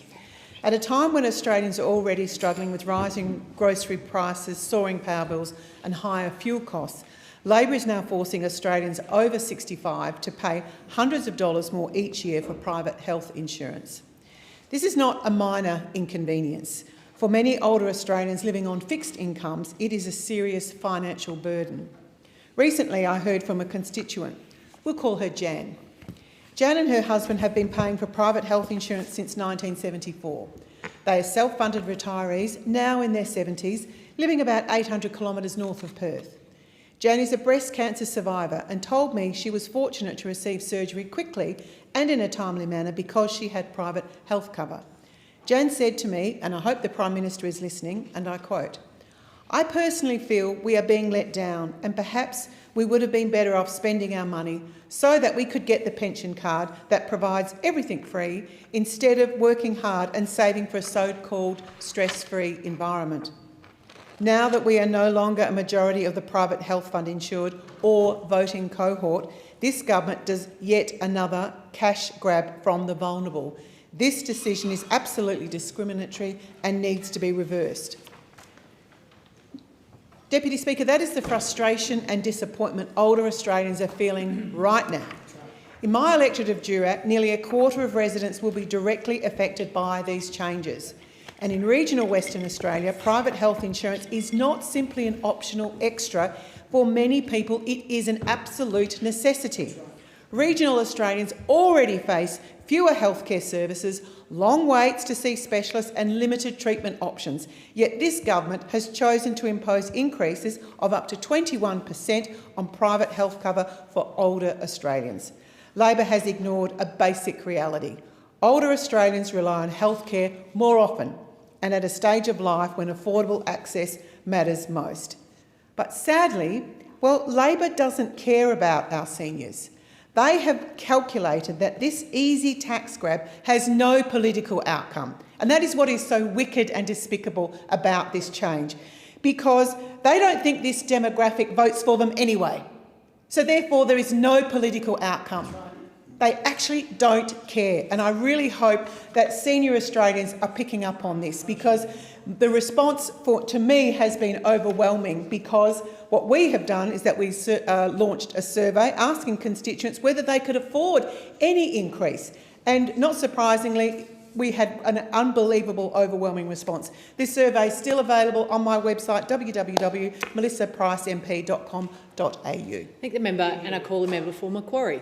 Thank you, Deputy Speaker. It's pretty special to see community members come out in ever-growing numbers, as they did at Emu Plains on Anzac Day, for the community-run service. Along with the member for Penrith, Karen McEwen, and her office, my team and I were grateful to be supporting the newly formed Anzac Day Committee so locals could pay their respects at the Emu Plains War Memorial. With well over 1,000 people in attendance, I want to put on record my thanks to those who came and to the many people who made the day possible. Volunteers who served on the community committee included members of Penrith RSL sub-branch, with Peter Ward stepping up as a co-chair alongside local resident Kim Martin. Nepean District Historical Society, Lions Club of Emu Plains Girl Guides, Penrith City Nashos and Emu Plains Anglican Church and representatives and many other individuals were all involved in the meetings and on the day. Local businesses generously provided financial support for this service, including Duke's Real Estate, Pal Kit Homes, Epoch Enviro and Leonet Golf Club. And Penrith RSL and Paul Wallace at Property Central donated to ensure that the Lions Club barbecue was well stocked, which was much appreciated by the crowd after the service. There were endless in-kind supports and offers, like the historical display and morning tea by the Historical Society inside Melrose Hall, Penrith Council, who waived the fee for the park and hall hire, thanks Mayor Todd Carney, the wonderful Emu Plains Girl Guides, who allowed us to use their hall for committee meetings free of charge, and all the donors of Rosemary. The service itself was led by Nepean Creative and Performing Arts High School leaders Emma Hobson and Alex McDonald-Tickner, with Adam Herford on drums, Ashley Long and Cherise Bell singing the national anthems, and former student Tyler Watson was our bugler. Emu Heights Public School, Emu Plains Public School, Leonay Public School and Our Lady of the Way Primary School all participated in the march and service in one or more ways, as did Reverend Roger Cunningham, Legacy, Leslie Ayres from the Women's Veterans Network, Emu Plains Little Athletics and Nepean Rovers. A special thank you to 37th Squadron RAF Base Richmond, who provided a catapult party led by Flight Lieutenant Nathan Peters. This was a first for the service in recent years and so appreciated by the community. Pilot Officer Lewis Jackson delivered a beautiful commemorative address, while Sergeant Shane Trigg laid a wreath on behalf of the squadron. And people valued hearing stories of the service and sacrifice of local families, including those named on the plaques of the Emu Plains Cenotaph from Chris Bryant, the sub-branch Veterans Advocate. It was a beautiful example of a community that really cares. Thank the member, and I call the member for McPherson. Thank you, Deputy Speaker. Deputy Speaker, when a government runs out of money, it quickly tells you who it thinks should foot the bill for its wasteful spending. And under this Labor government, the answer is becoming very clear: older Australians. Labor has fired the gun on intergenerational warfare. This is a government that speaks the language of fairness while practising the politics of division. It says one thing before an election and does the opposite after. It promised Australians relief, and instead it's delivered pressure.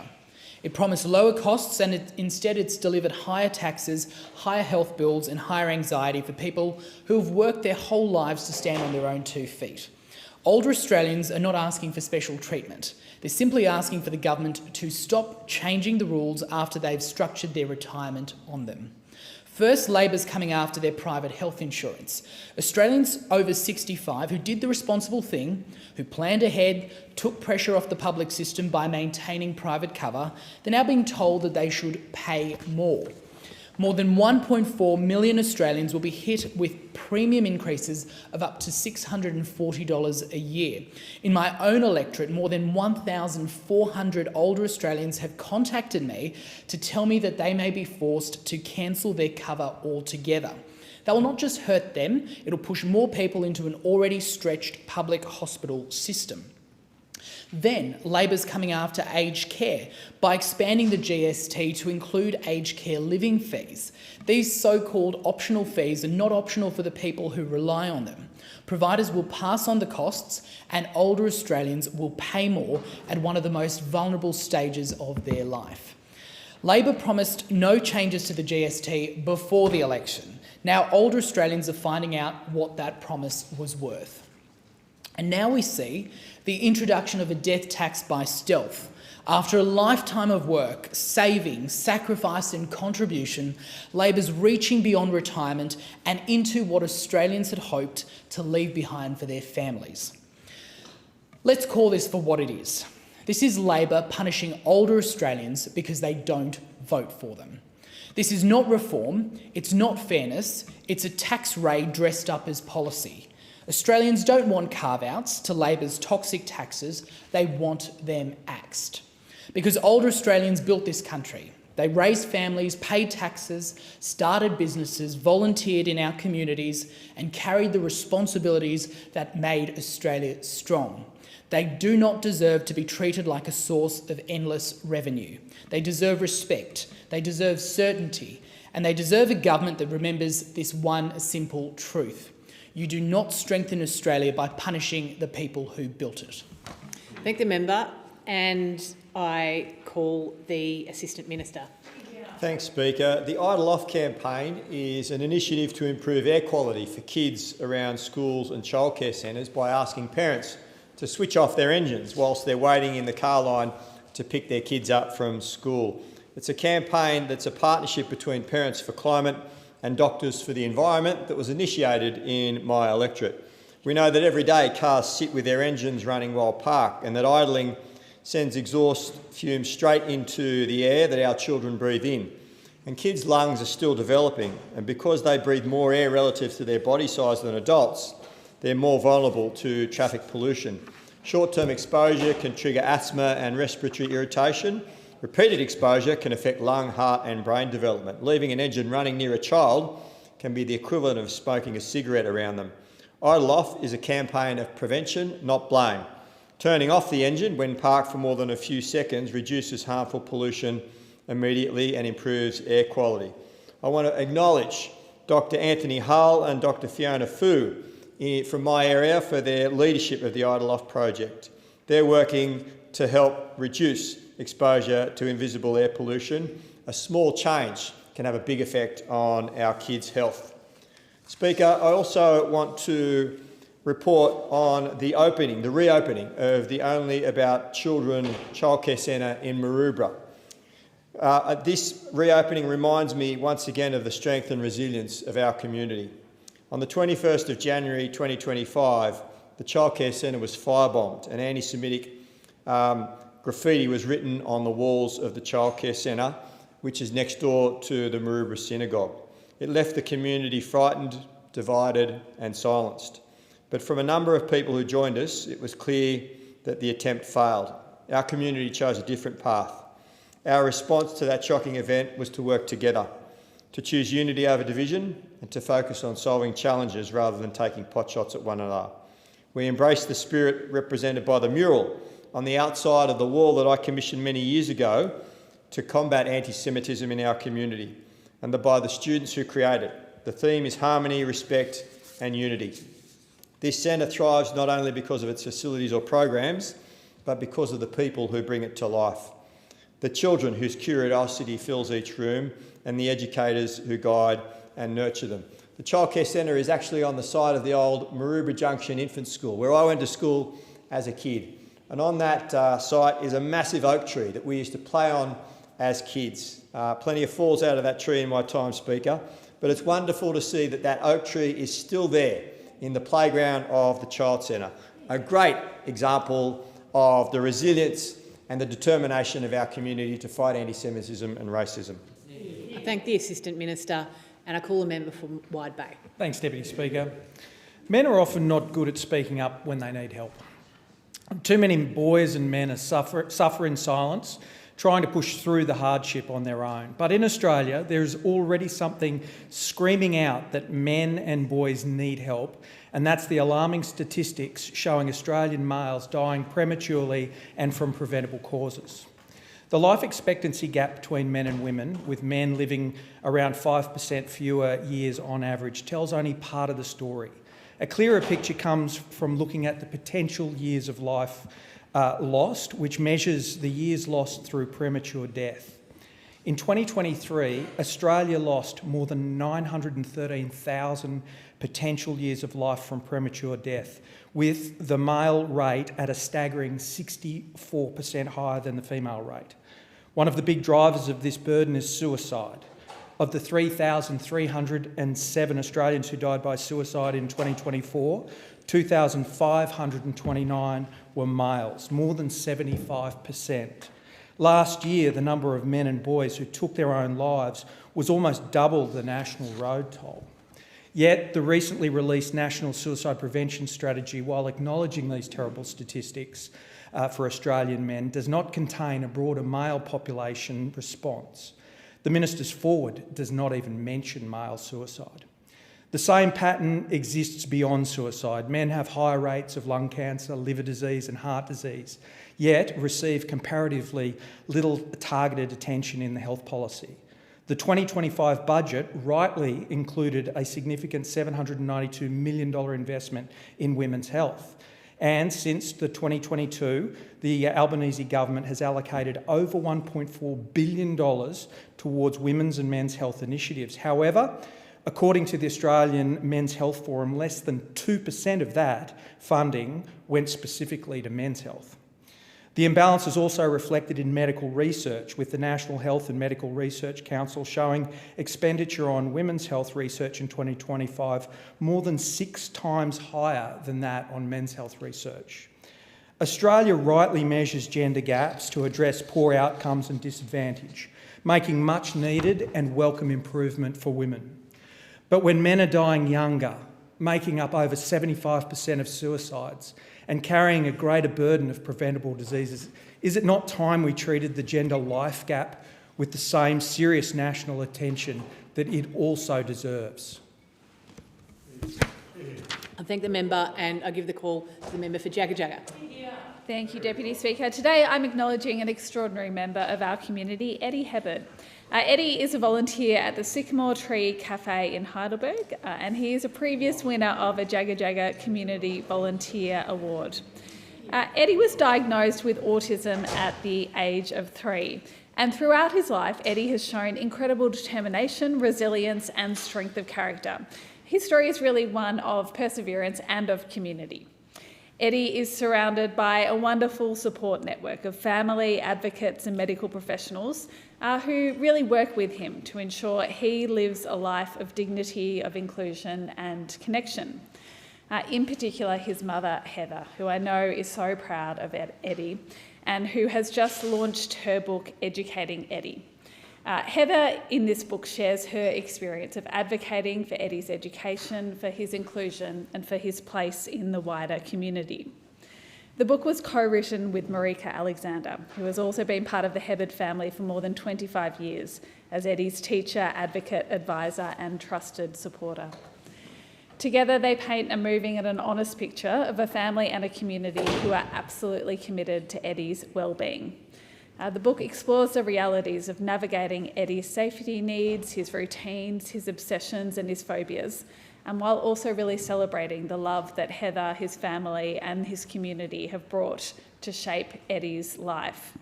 I was so proud some years ago to present Eddie with a Jagga Volunteer Award, and that's a moment that is also captured in this book as part of his story. I really want to congratulate Eddie.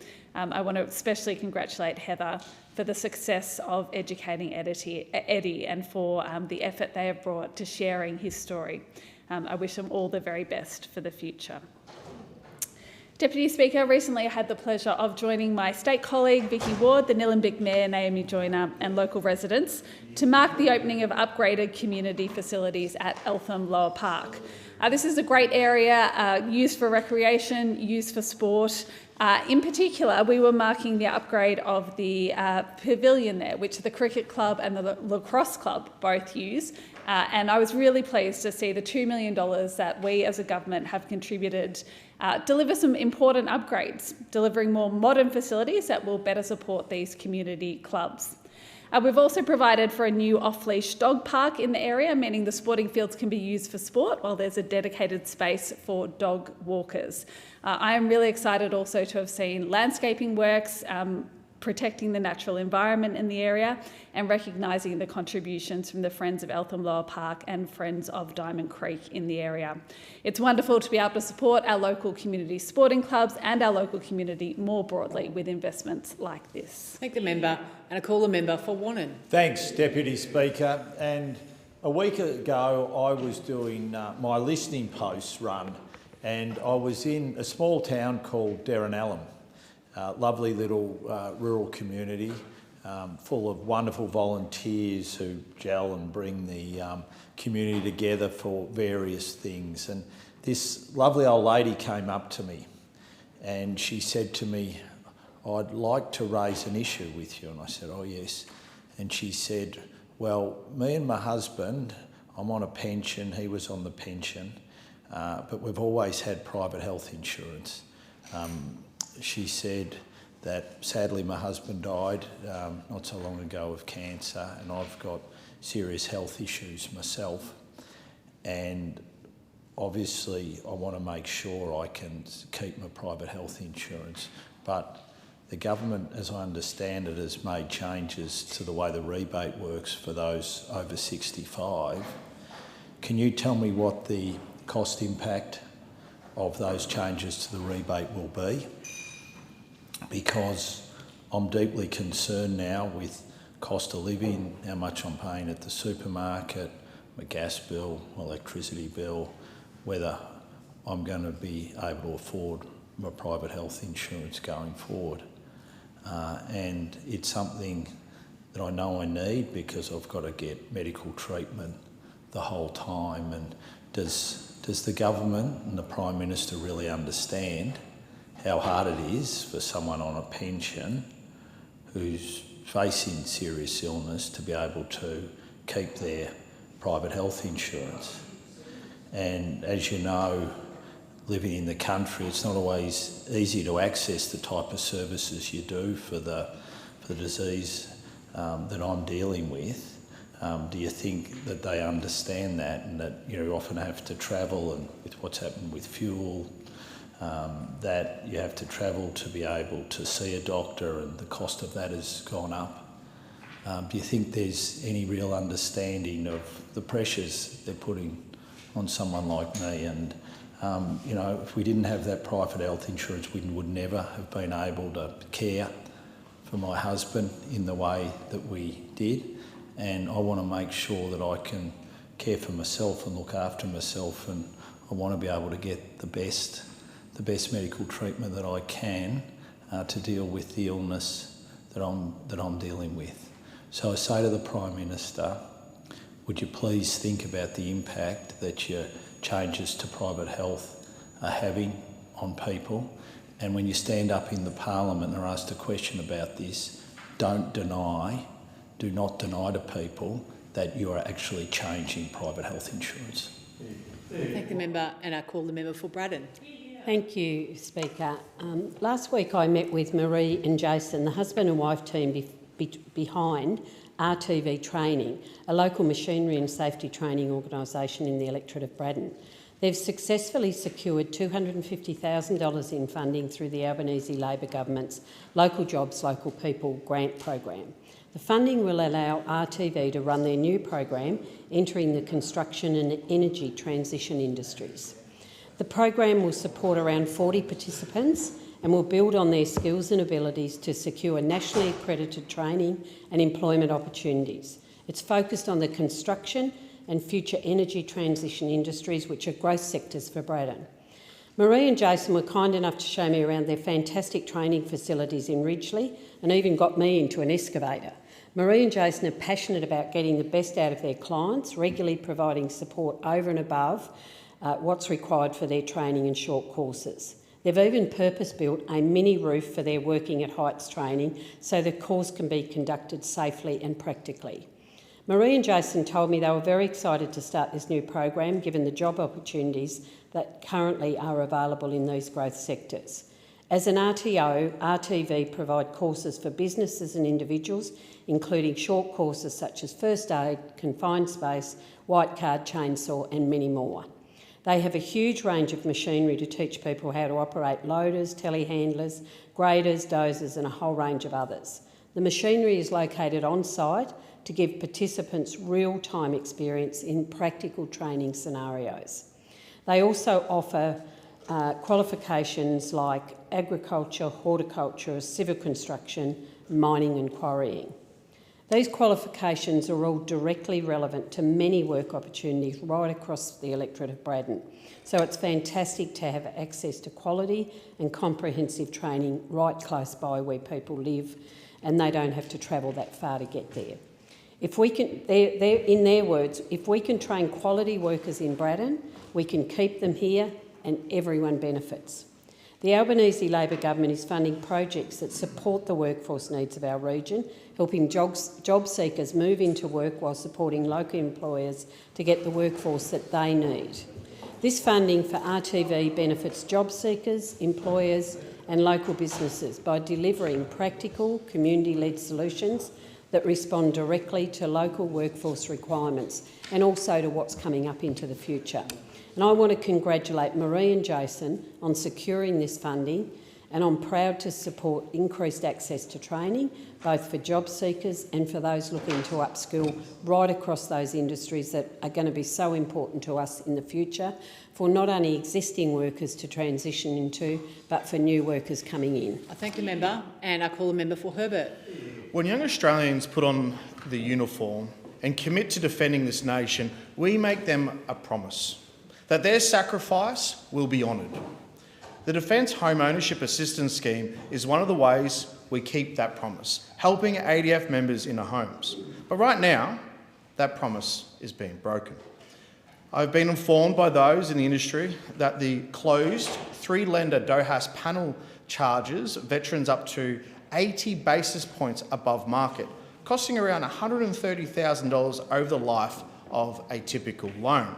In many cases, the panel rate swallows the subsidy entirely, and some personnel are locked out altogether because they don't fit any of the three lenders' credit policies.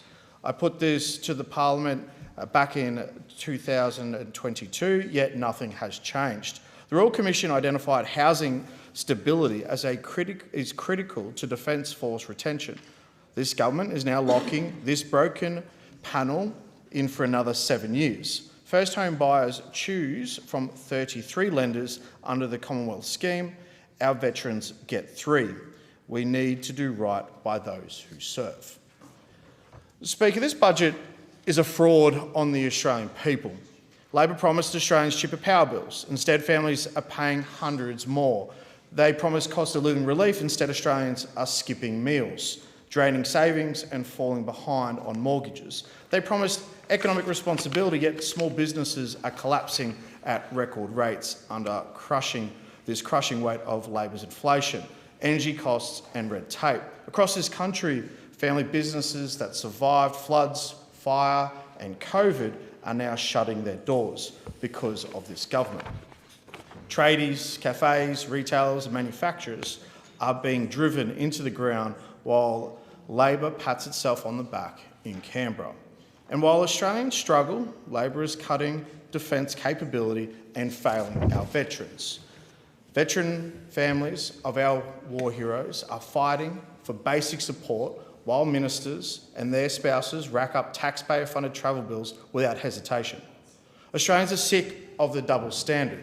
This government is selling off defence land and strategic assets while our region becomes more unstable and dangerous. And at the exact time Australia should be strengthening our national security, Labor is weakening it. And what is the government's priorities? Well, there's always money and money available to bring back and support these ISIS members, but everyday Australians are told there is nothing for them.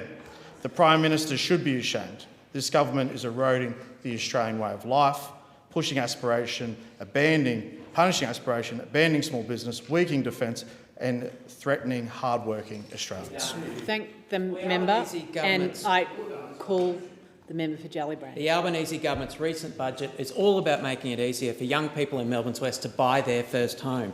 I want young Australians to know, in my community, that while making big changes sometimes triggers a lot of predictable noise from those opposite and online and in the media, we are fighting for you. In the recent federal budget, we committed to a series of tax changes that will even the playing field between first home buyers and investors at auctions across the country. Tax changes that will cut income taxes for all Australian workers 5 times in 3 different ways, and tax changes that will even the playing field between people trying to buy their first home to live in and investors buying second, third, fourth, fifth, 10th homes to profit from. Today, negative gearing and capital gains tax discounts give property investors an unfair advantage at auctions over people wanting to buy their first homes. We're going to change that. Plenty of Australians, particularly young Australians, feel like the system just isn't working for them at the moment, that no matter how hard they work, the system won't let them get ahead. If people don't think the system is working for them, they'll give up on it.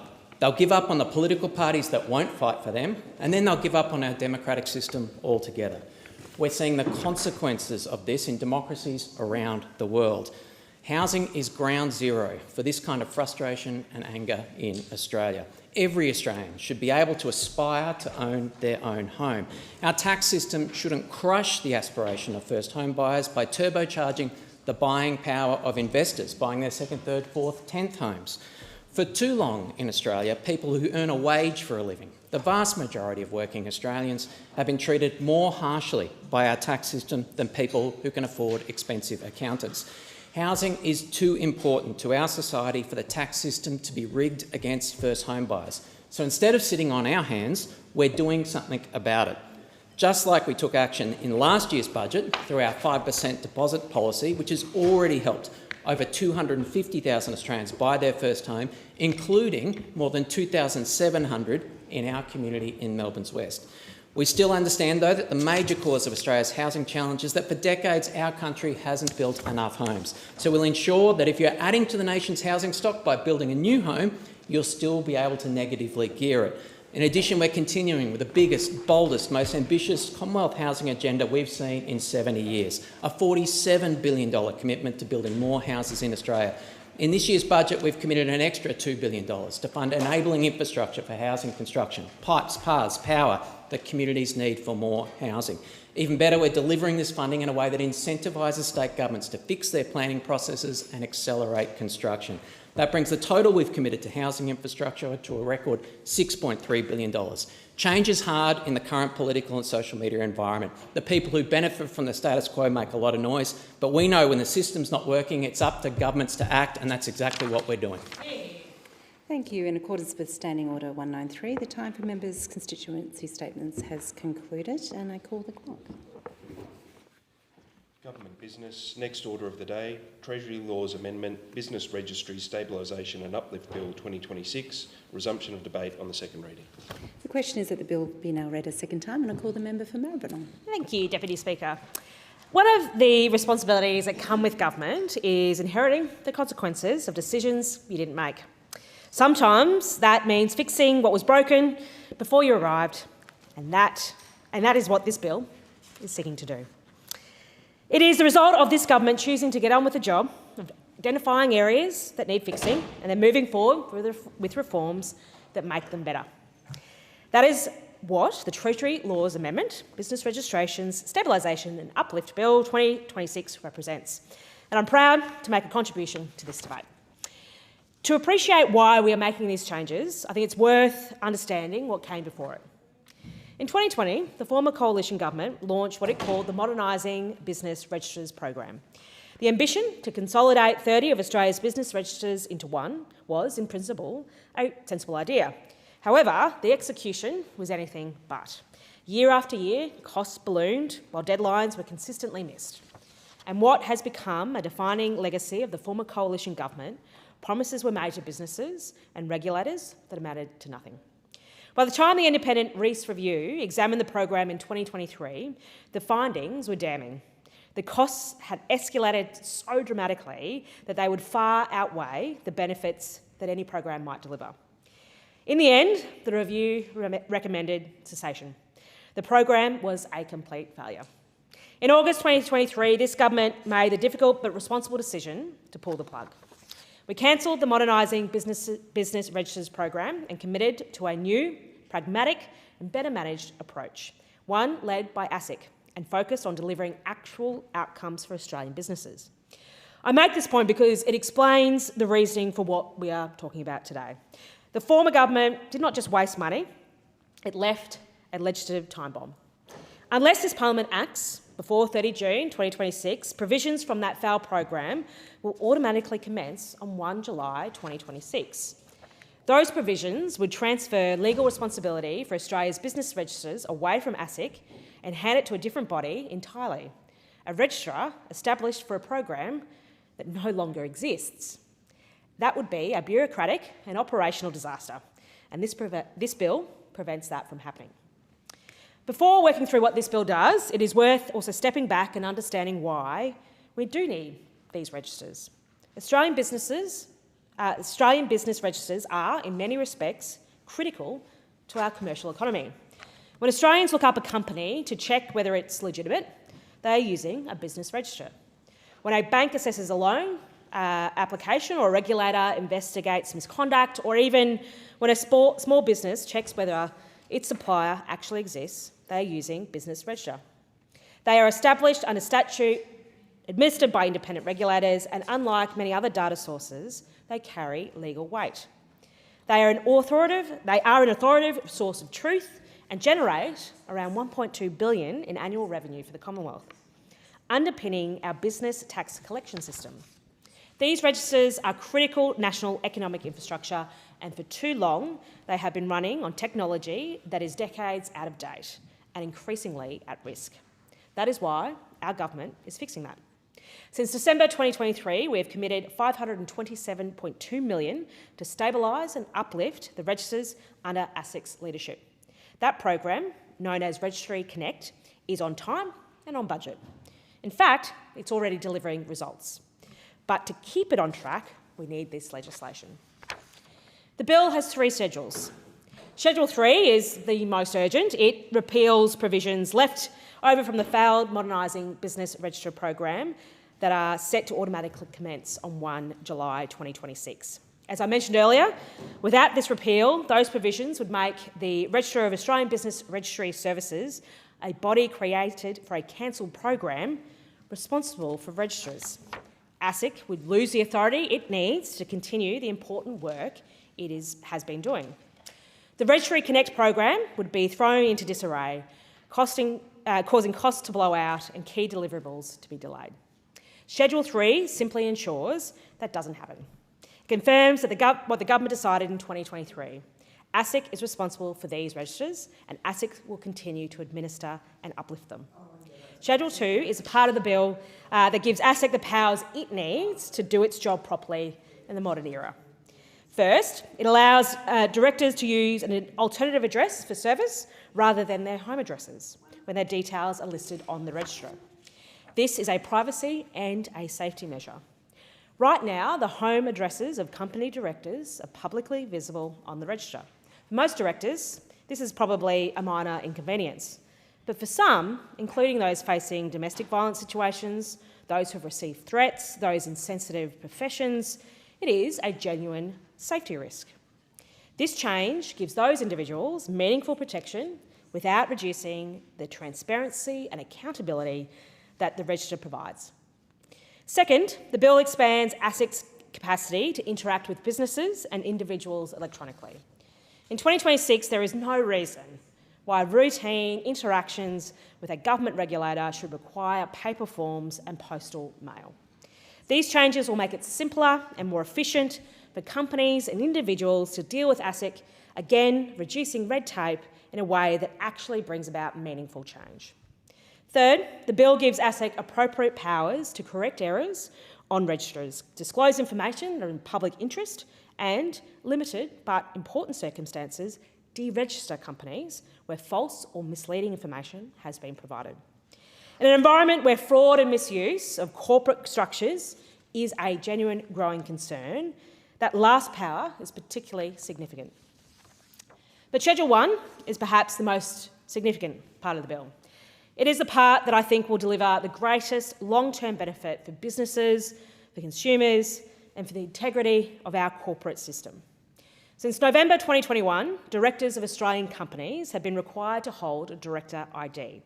That is a unique, lifelong identifier used by the Australian Business Registry Services and administered by the Tax Office.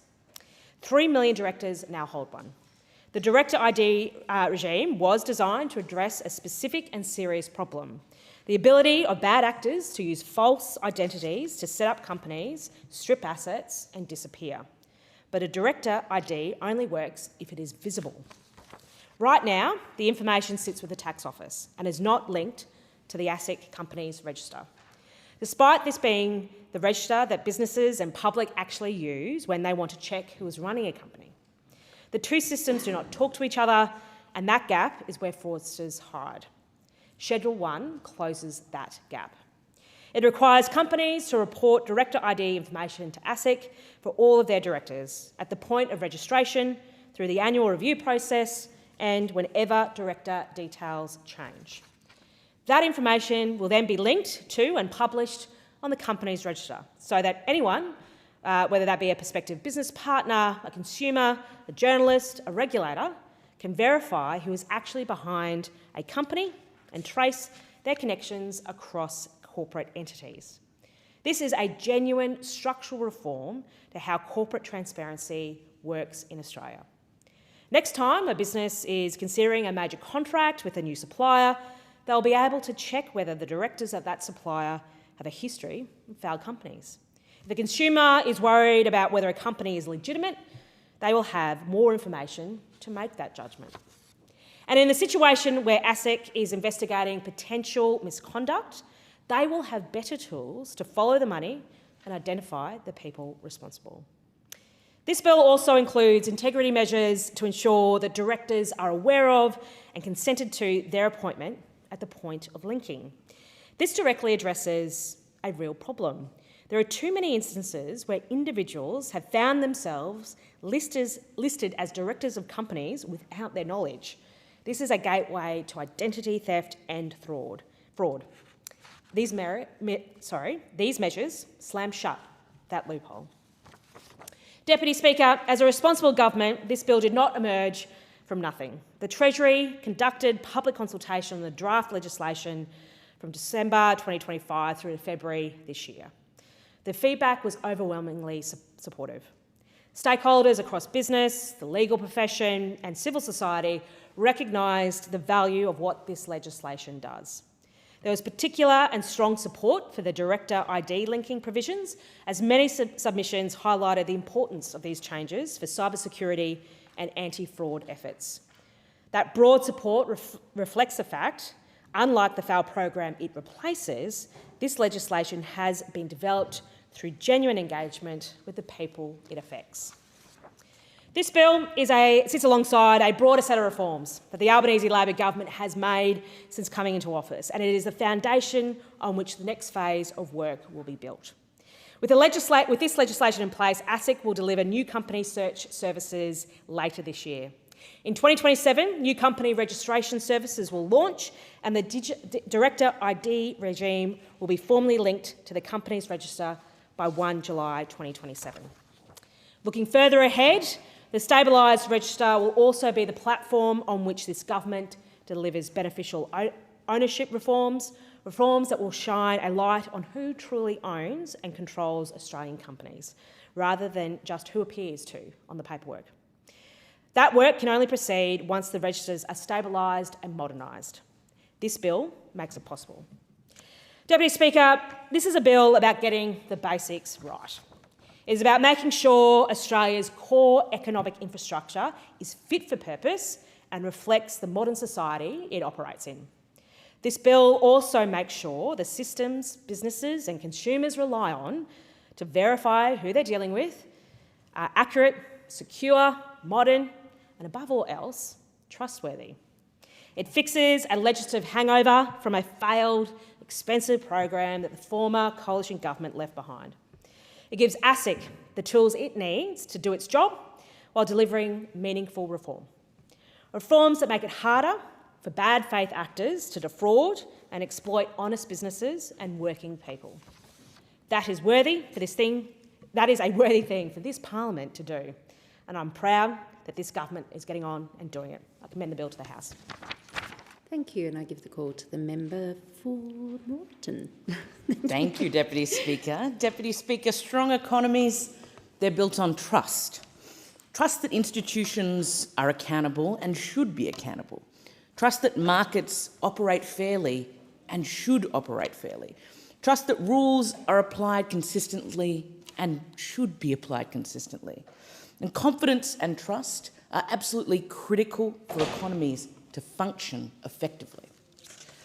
When Australians have confidence in institutions, businesses and markets, they are more willing to invest. They're more willing to innovate, to employ workers and make long-term decisions with confidence. This is what this bill delivers. The Treasury Laws Amendment Business Registries Stabilisation and Uplift Bill 2026 strengthens Australia's business registries so that they are more secure, more transparent, more reliable and more useful for the Australians who rely on them every single day. It's true that business registries may not often make the headlines, but they are critical economic infrastructure. Before a supplier extends credit, before a landlord enters a commercial lease, an investor undertakes due diligence, or a regulator investigates suspicious conduct, decisions are being made based on the reliability of corporate information. Australia's business registries, because of that, are critical economic infrastructure.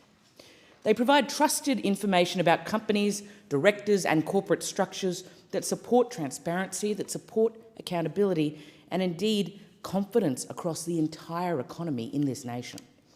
And efficient markets depend on that reliable information and trusted systems. When information is accurate, accessible, reliable, businesses can invest with better confidence. Markets operate more effectively and regulators are better equipped to maintain integrity across the corporate framework. And that is why Australia's business registries matter and why they must evolve with the expectations of a modern economy. Many of the systems underpinning Australia's business registries rely on ageing legacy technology that requires modernisation. The Albanese Labor government recognised that these systems required practical reform. And so following an independent review in 2023, this government made the decision to cease the former coalition government's Modernising Business Registered program after significant cost escalation without delivering on the intended outcomes. Deputy Speaker, rather than continuing to invest in a program that was not delivering and was not working, Labor took a very practical approach, stabilising Australia's business registries, fixing what wasn't working and focusing on reforms that could be delivered. That is why the Albanese Labor government established Registry Connect, a measured and achievable program focused on strengthening registry integrity, modernising digital services and delivering practical improvements for business and the whole community at large. Since 2023, the Albanese Labor government has committed more than $527 million to stabilise and modernise Australia's business registries. And importantly, Deputy Speaker, Registry Connect is on time, it's on budget, and it's already delivering those practical improvements. That includes a new professional register search function, a streamlined Australian financial services licence registration portal, and a redesigned ASIC website that consolidates company and business registration information. This bill supports the continuation of that process, of that progress, of that work that we have already done as a government. A major component of this bill strengthens the current director identification number regime and integrates it more effectively into Australia's business registry scheme. Director IDs are an important integrity measure within Australia's corporate regulatory framework. They provide a unique identifier that remains with an individual director over time, making it much easier to trace directorships across corporate entities, distinguish between individuals with very similar names, and strengthen the reliability of information held on ASIC's business registers. The Director ID regime has operated since 2021 and, since its induction, around 3 million directors have obtained a Director ID. Accurate and reliable registry information strengthens confidence in Australia's corporate framework and supports stronger regulatory oversight. It helps regulators monitor patterns of activity, strengthens the integrity of corporate information, and makes it harder for individuals to obscure their involvement across multiple entities. However, there is an important gap in that current framework. At present, Director IDs sit separately from ASIC's companies register, limiting the transparency and integrity benefits the regime was designed to support. This legislation will enable Director ID information to be linked to ASIC's companies register, strengthening the quality, usability and reliability of information across Australia's business registry system. Importantly, this reform does not create a new standalone reporting regime or unnecessary red tape for business. Instead, companies will provide director ID information through existing registration and reporting processes, including annual reviews and updates to director details. That means stronger transparency and accountability delivered through systems that businesses already use in their day-to-day. Linking director IDs to company records will make it easier for regulators to trace those relationships across multiple corporate entities to improve the accuracy of that registry information that so many businesses rely on and support stronger regulatory oversight.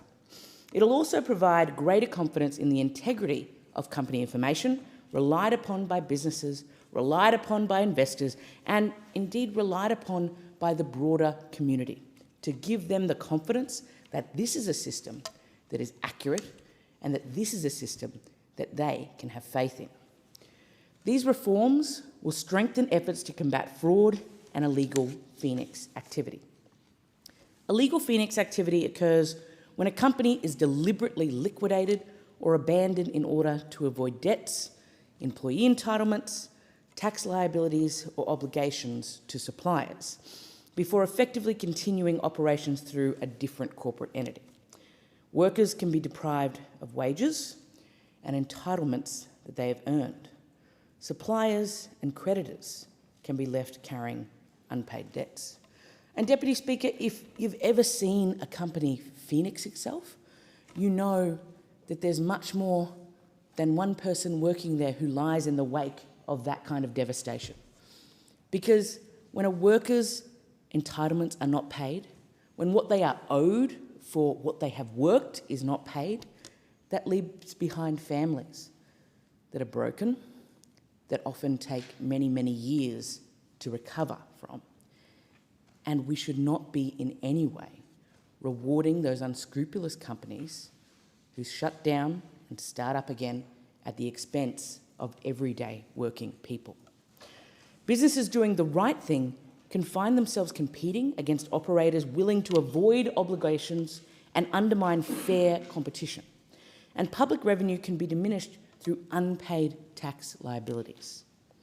Labor believes that businesses doing the right thing should not be placed at a disadvantage by those seeking to exploit loopholes, avoid obligations, or obscure accountability through complex corporate structures. By strengthening the transparency and traceability of directorships, this bill supports a fairer and more accountable marketplace, strengthens regulatory oversight, and reinforces confidence in the integrity of Australia's corporate system overall. Deputy Speaker, the integrity of Australia's business registries depends not only on accuracy, depends not only on transparency, but also on strong privacy and safety protections. Australians rightly expect that personal and sensitive information is safeguarded, particularly in an increasingly digital economy. And this bill, it balances that transparency with privacy protections. It strengthens ASIC's capacity to manage access to registry information, including the ability to redact or restrict sensitive information where privacy or safety risks outweigh public benefit. It allows for alternative service addresses in circumstances where personal details should remain protected. Deputy Speaker, accountability and privacy are not mutually exclusive. You can have both, and that's what this bill focuses on. The Albanese Labor government is delivering reforms that ensure registries are both transparent and safe, giving businesses, regulators and communities confidence in that system. Another critical feature of this bill is the modernisation of how ASIC administers Australia's business registers. The existing legislative framework was designed for a completely different era. It doesn't reflect the expectations of our contemporary digital economy. And when the way in which we work changes, we have to change with it. This bill expands ASIC's ability to engage digitally and electronically with users reducing reliance on paper-based processes and improving operational efficiency. The result is a simpler, faster and more streamlined experience for businesses and individuals interacting with those registers. By removing unnecessary friction and reducing administrative complexity, the bill allows businesses to spend more time investing, growing and creating jobs, supporting a more productive and resilient economy. Another important function of this bill is ensuring continuity and certainty in the administration of Australia's business registries. Urgent legislative action is required before the 30th of June this year. Without these amendments, legacy provisions associated with the former Modernising Business Registers program would automatically commence on 1 July, transferring responsibility for registry administration away from ASIC and into a framework designed for a program that was stopped back in 2023.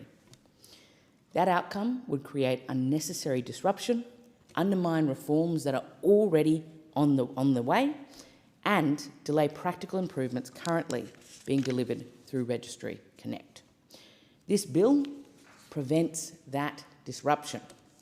It ensures responsibility for Australia's business registries remains with ASIC, maintains continuity across registry operations, and supports the next phase of practical improvements already being delivered through Registry Connect.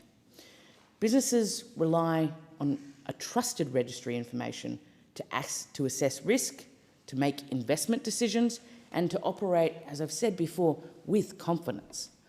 Regulators rely on stable systems to uphold integrity across the corporate framework. And Australians rightly expect those systems underpinning economic activity to operate effectively, reliably, and fairly. The Albanese Labor government made a deliberate decision to stabilise and uplift Australia's business registries after the former coalition government's Modernising Business Registers program experienced that substantial cost escalation without delivering what it was supposed to in the first place. Registry Connect is already delivering those practical outcomes, and it's working. Effective markets depend on trusted systems and reliable information. And the Albanese Labor government is continuing to invest in those practical reforms that strengthen confidence, that improve productivity, that support a more transparent and overall resilient economy. Deputy Speaker, at its heart, this bill is about strengthening trust, integrity and confidence in Australia's economic infrastructure. It modernises those systems that underpin Australia's business registries, and it ensures that they are more reliable, more secure and better equipped for the modern digital economy. It strengthens transparency and accountability through Director ID integration. It improves privacy and safety protections. It supports action against fraud, identity misuse and illegal Phoenix activity. And it modernises how ASIC administers registry services, reducing unnecessary friction and improving efficiency for businesses and for our whole community. The Albanese Labor government is delivering practical reforms that strengthen market integrity, because stronger institutions support stronger markets and stronger markets support a stronger economy. Thank you, and I give the call to the member for Ford. Thank you, Deputy Speaker. And I rise in support of the Treasury Laws Amendment, Business Registries Stabilisation and Uplift Bill 2026. And in doing so, I'd like to really congratulate the Assistant Minister for Productivity, Competition, Charities and Treasury for the work that he has done, not only in this bill, but the work that he has done for many years in the lead up to this bill. I remember that the Assistant Minister, when he was the Shadow Minister responsible for the government's for the then opposition's policies towards I think what really lies at the heart of this legislation, the insidious practice of phoenixing, which is spread across all industries, of course, but is particularly prevalent in the construction industry. I know that the now Assistant Minister really led the Labor Party's policies to combat that awful soul-destroying, business-destroying practice of phoenixing, and I think that we are now starting to see, or hear at least anecdotally in the construction industry, that phoenixing, while it still exists, is nowhere near as bad as it was before these reforms were introduced. And I think as anyone who has sat through one of my speeches before knows, I like to remind people that I did have experience in the real world. I did plenty of jobs, one of which was running a construction company. I joke every now and then when I tell people that, because really I'm only 26. This is what construction will do to you, because there is nothing like construction. It really is. It is hard to get the work. It is hard to do the work, and it's hard to get paid. It also reminds me of that sort of maxim that in products or services there are three features and you can't have all three at one time: quality, cheap, or fast. So you can, it can be fast and it can be quality, but it won't be cheap. Or it can be cheap and it can be fast, but it won't be quality. In construction, that's the one industry I think that it has to be all three. It has to be on time, it has to be on budget, and it has to work. There is really no industry like construction, and so, as I say, it's hard to get the work. It's hard to do the work, and it's hard to get paid. But that last feature should not be an inherent feature of the construction industry. The fact that it is hard to get paid really, I think, is a failure of governments to regulate to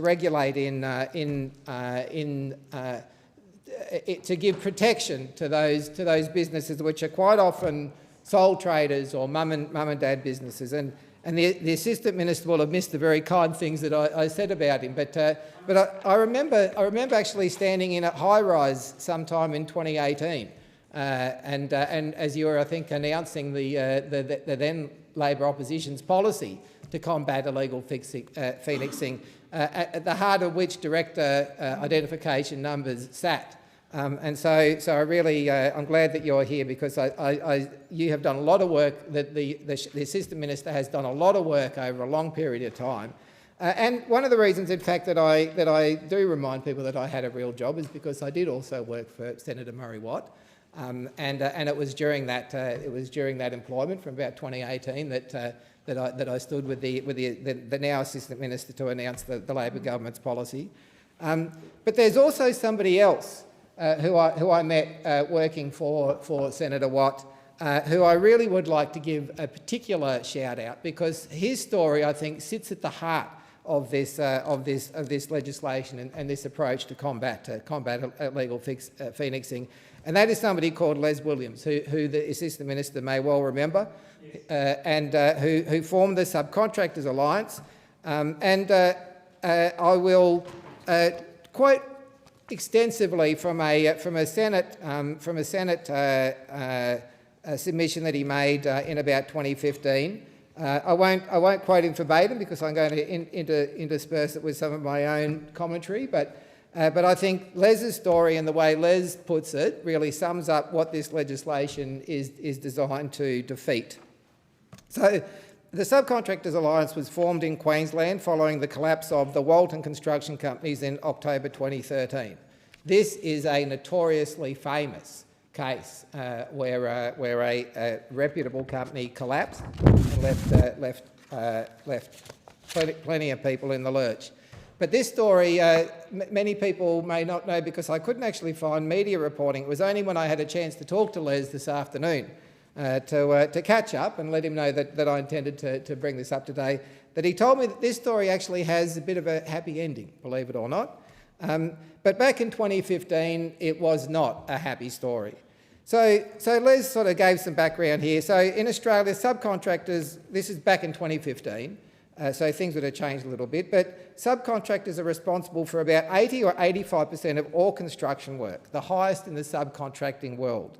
What that means is that you've got mums and dads, you've got sole traders essentially providing the infrastructure, the machinery, the labour, but also the credit to do the jobs that we need to build our country. It follows then that subcontractors are extremely diverse, small businesses ranging from mum and dad operators to quite sophisticated businesses who construct, manufacture, prefabricate, transport, retail. And in Ford, those numbers are, if you look at a sole trader in construction, you've got about 2,500 workers in subbies working in the construction industry who are sole traders. You've got another 1,300 companies or so based in Ford who employ between 1 to 4 employees. So that's a total of 4,000 companies from sole traders to 4 employees who basically provide, according to this statistic, something like 80% or so of all of the construction work that happens in this country. Nationally, this is back in 2015, remember, small business subbies employ about 800,000 people. In Queensland, then, that was about 85,000 subbies employing about 250,000 people statewide. Insolvency in the building and construction industry back in 2015 was valued at somewhere around $3.5 billion annually.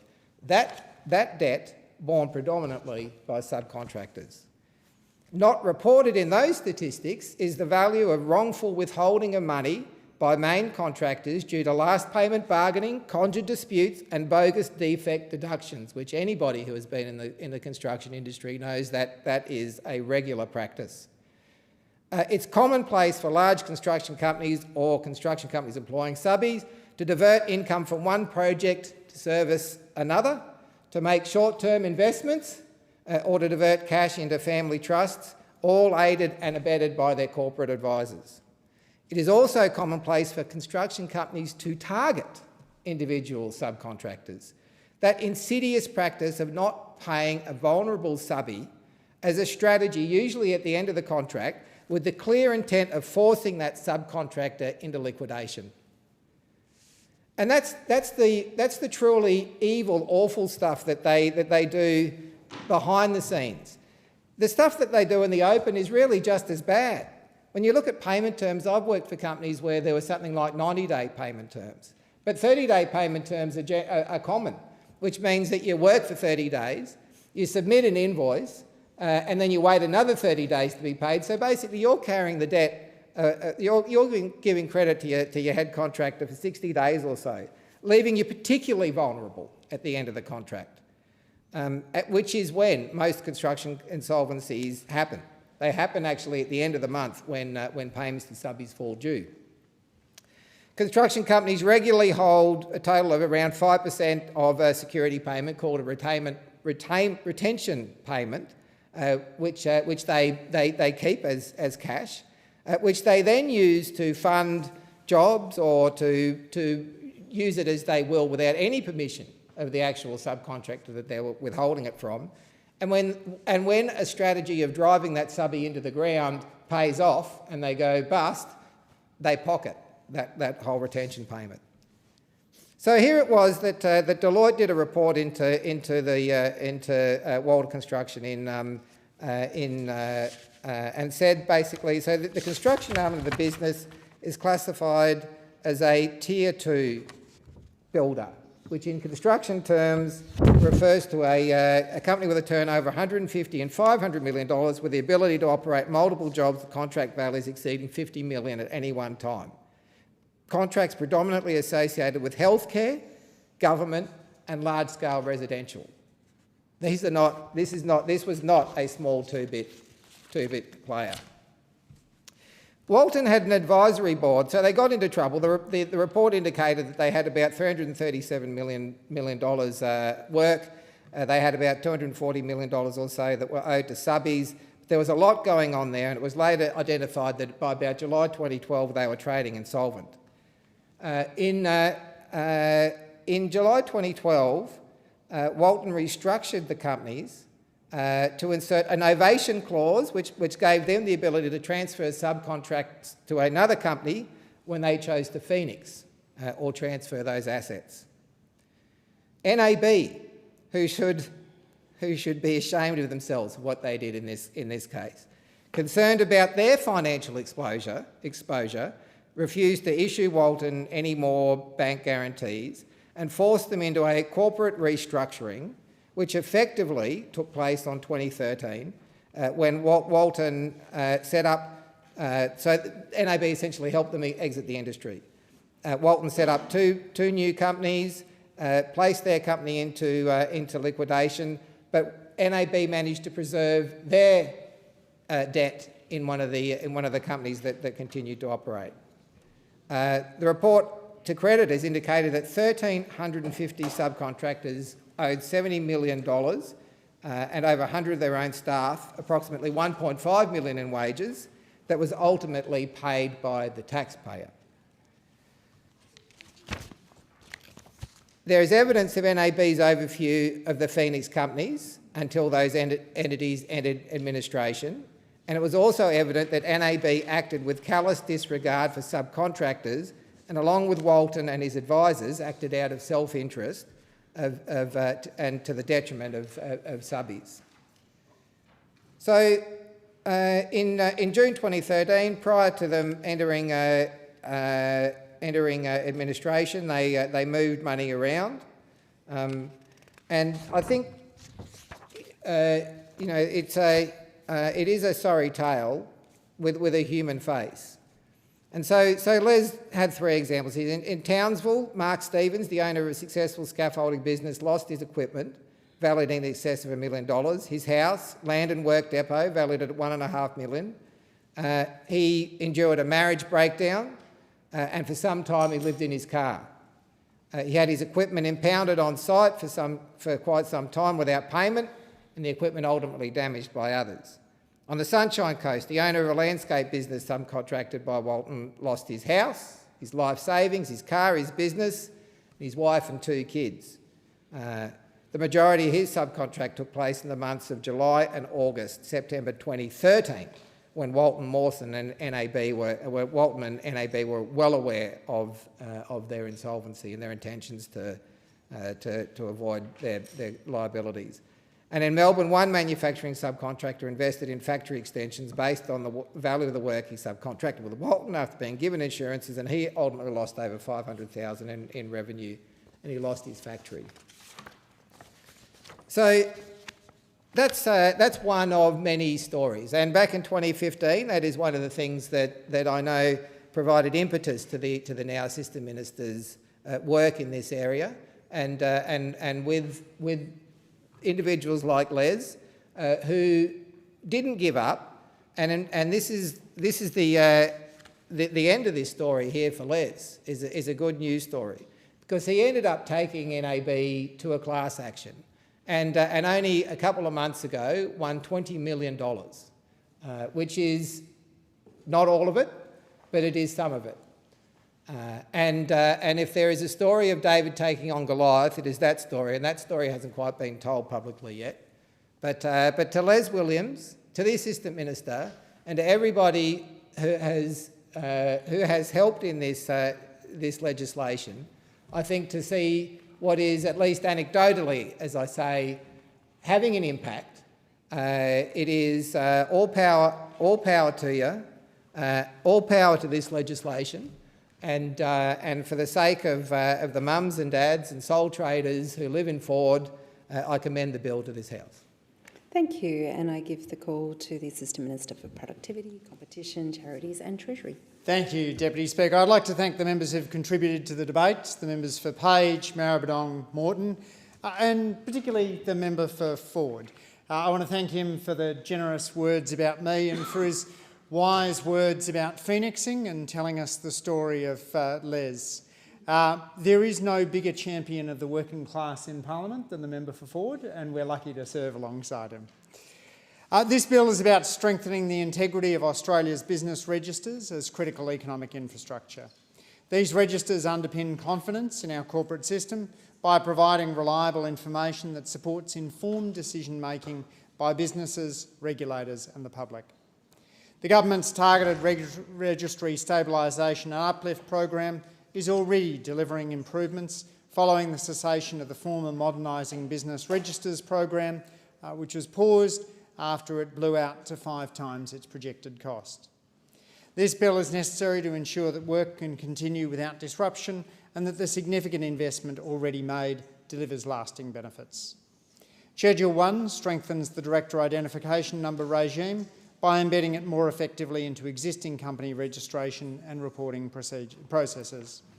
While directors are already required to hold a director ID, linking this information to the company's register ensures it can be used as intended to strengthen transparency, improve the traceability of directors and reduce opportunities for misuse of corporate structures, including illegal Phoenix activity.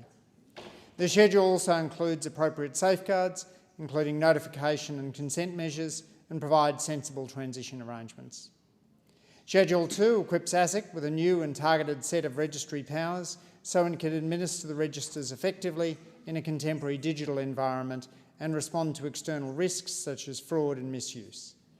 These powers support more efficient digital interactions, improve data quality and strengthen ASIC's ability to respond where registry information is inaccurate, misleading or being misused, while balancing transparency with privacy and safety.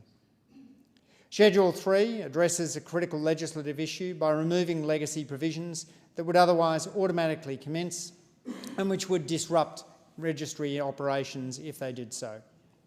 The changes in this bill provide certainty and continuity, including ensuring ASIC remains responsible for the registers and the current uplift program can proceed as planned. Taken together, the measures in this bill are practical, proportionate and necessary. They improve the integrity and usefulness of registry information, support transparency and market confidence, and ensure stability in the administration of Australia's business registers. Finally, I acknowledge the Treasury officials who worked on this bill. Percy Bell, Michael Fitzgerald, George Kelleher, Michael Joost, Harry Braddock, Anne Nguyen, Mana Adapale, David Haynes, Angelina Kosev, Nelson Mendonca and Zoe Winston-Gregson. This bill ensures these important reforms remain on track and that Australia's business registers continue to be trusted, resilient and fit for purpose. I commend the bill to the House. Thank you. The question is that the bill be read a second time. All those in favour say aye. Aye. Against, no. I think the ayes have it. I call the clock.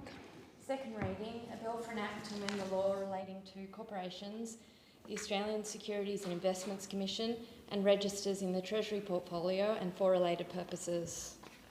If no member wishes to consider the bill in detail, I'll put the report question immediately. The question is that this bill be reported to the House without amendment. All those in favour say aye. Aye. Against, no.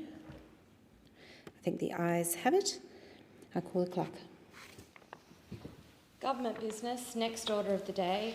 Appropriation Bill number 1, 2026-2027, resumption of debate on the second reading and on the amendment moved by the member for Ryan. Before the debate is resumed on this bill, I remind the Federation Chamber that it has been agreed that a general debate be allowed covering this bill, the Appropriation Bill number 2, 2026-2027, and the Appropriation Parliamentary Departments Bill number 1, 2026-2027. The original question was that this bill be now read a second time.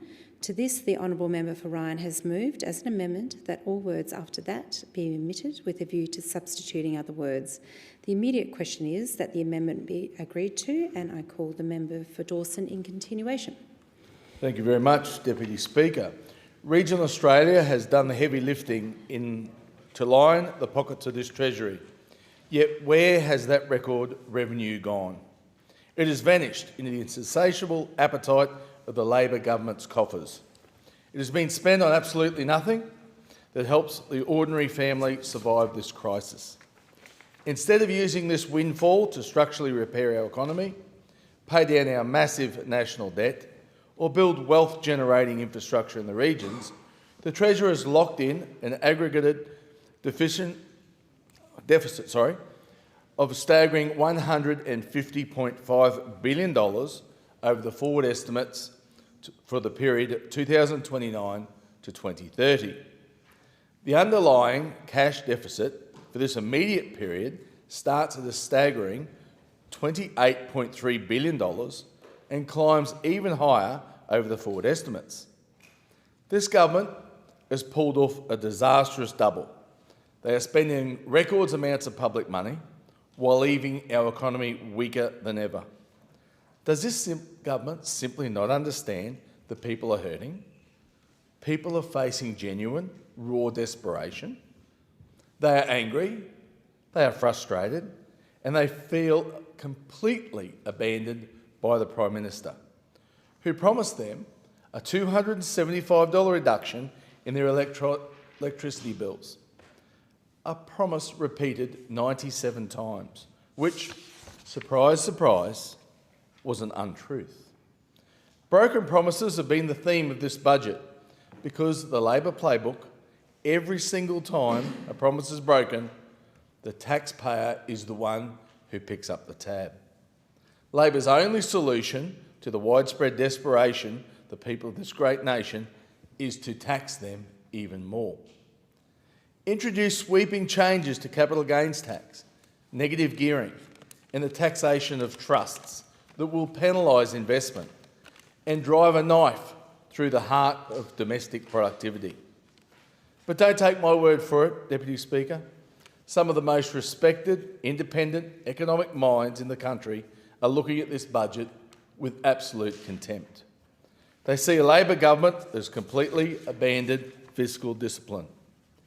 In a sobering post-budget analysis, the economic team at the Commonwealth Bank of Australia said that this budget represents a massive missed opportunity in the fight against inflation.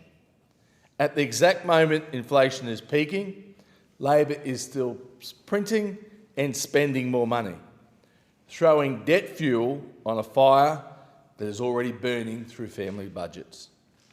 The Reserve Bank of Australia itself has dropped diplomatic subtlety in an assessment of this fiscal recklessness. The Reserve Bank's own board minutes show that they are deeply worried that the government spending is sabotaging the fight against inflation.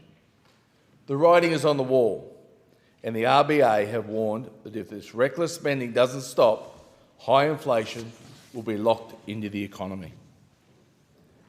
Financial models are now forecasting a further cash rate increase in the upcoming September quarter of 2026, a move that will automatically push repayments even higher for families who are already at their absolute breaking point.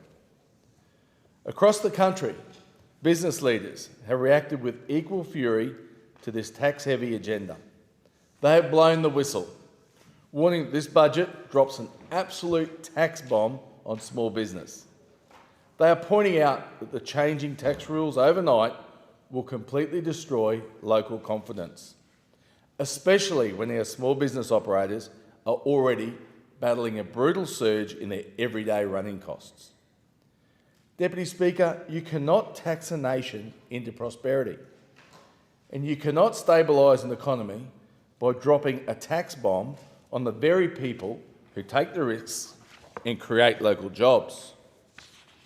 The most cynical, damaging aspect of the budget is the way it systematically snuffs the light out on aspirational young Australians. Think about a young worker in Dawson today. They aren't doing it tough. They are trapped on an economic treadmill they cannot run. They face skyrocketing utility bills, and they face the constant looming threat of endless rent rises thanks to soaring inflation. They are taking on second jobs, only to watch their hard-earned cash get cannibalised by bracket creep. The game is completely rigged against them. Deputy Speaker, no one is safe from the Albanese agenda to increase taxes on the people of this country. When a worker puts in overtime, this government treats them like a target to be plundered. When will this government learn when you penalise effort, you simply get less of it? This budget completely crushes the ambition of youth, trapping them in a permanent rental cycle and telling them having a go is no longer worth the struggle. The Albanese Labor government is taking the tools that make wealth away from our youth. If you want to see where our national wealth is being completely wasted, look no further than the multi-billion-dollar black hole of Labor's net zero obsession. Billions of taxpayers' funds are being funneled to green corporate welfare, while giant wind and solar projects destroy our regional forests, lock up our farmland and fracture our communities. Let us examine the complete economic failure of this energy transition. The government has spent billions of dollars on transmission lines, foreign-engineered wind turbines and overseas-made solar panels and batteries. Yet power bills for ordinary families have jumped by around 40%. It is an extraordinary display of financial incompetence. This Labor government has managed to spend record amounts of public money to make electricity more expensive and less reliable.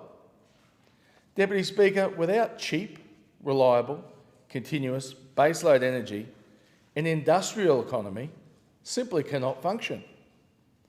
Labor's green energy spending is a multi-billion-dollar monument to waste, a policy that locks regional Australia into structural disadvantage while everyday Australians pay the price through sky-high electricity prices. This brings me straight to the total hypocrisy of this government's big slogan, Future Made in Australia. The hard reality on the ground is that in heavy industrial hubs like Paget, this proves that this policy is an absolute sham. You cannot build, maintain or expand a sovereign manufacturing sector if you do not have access to cheap, reliable, continuous power.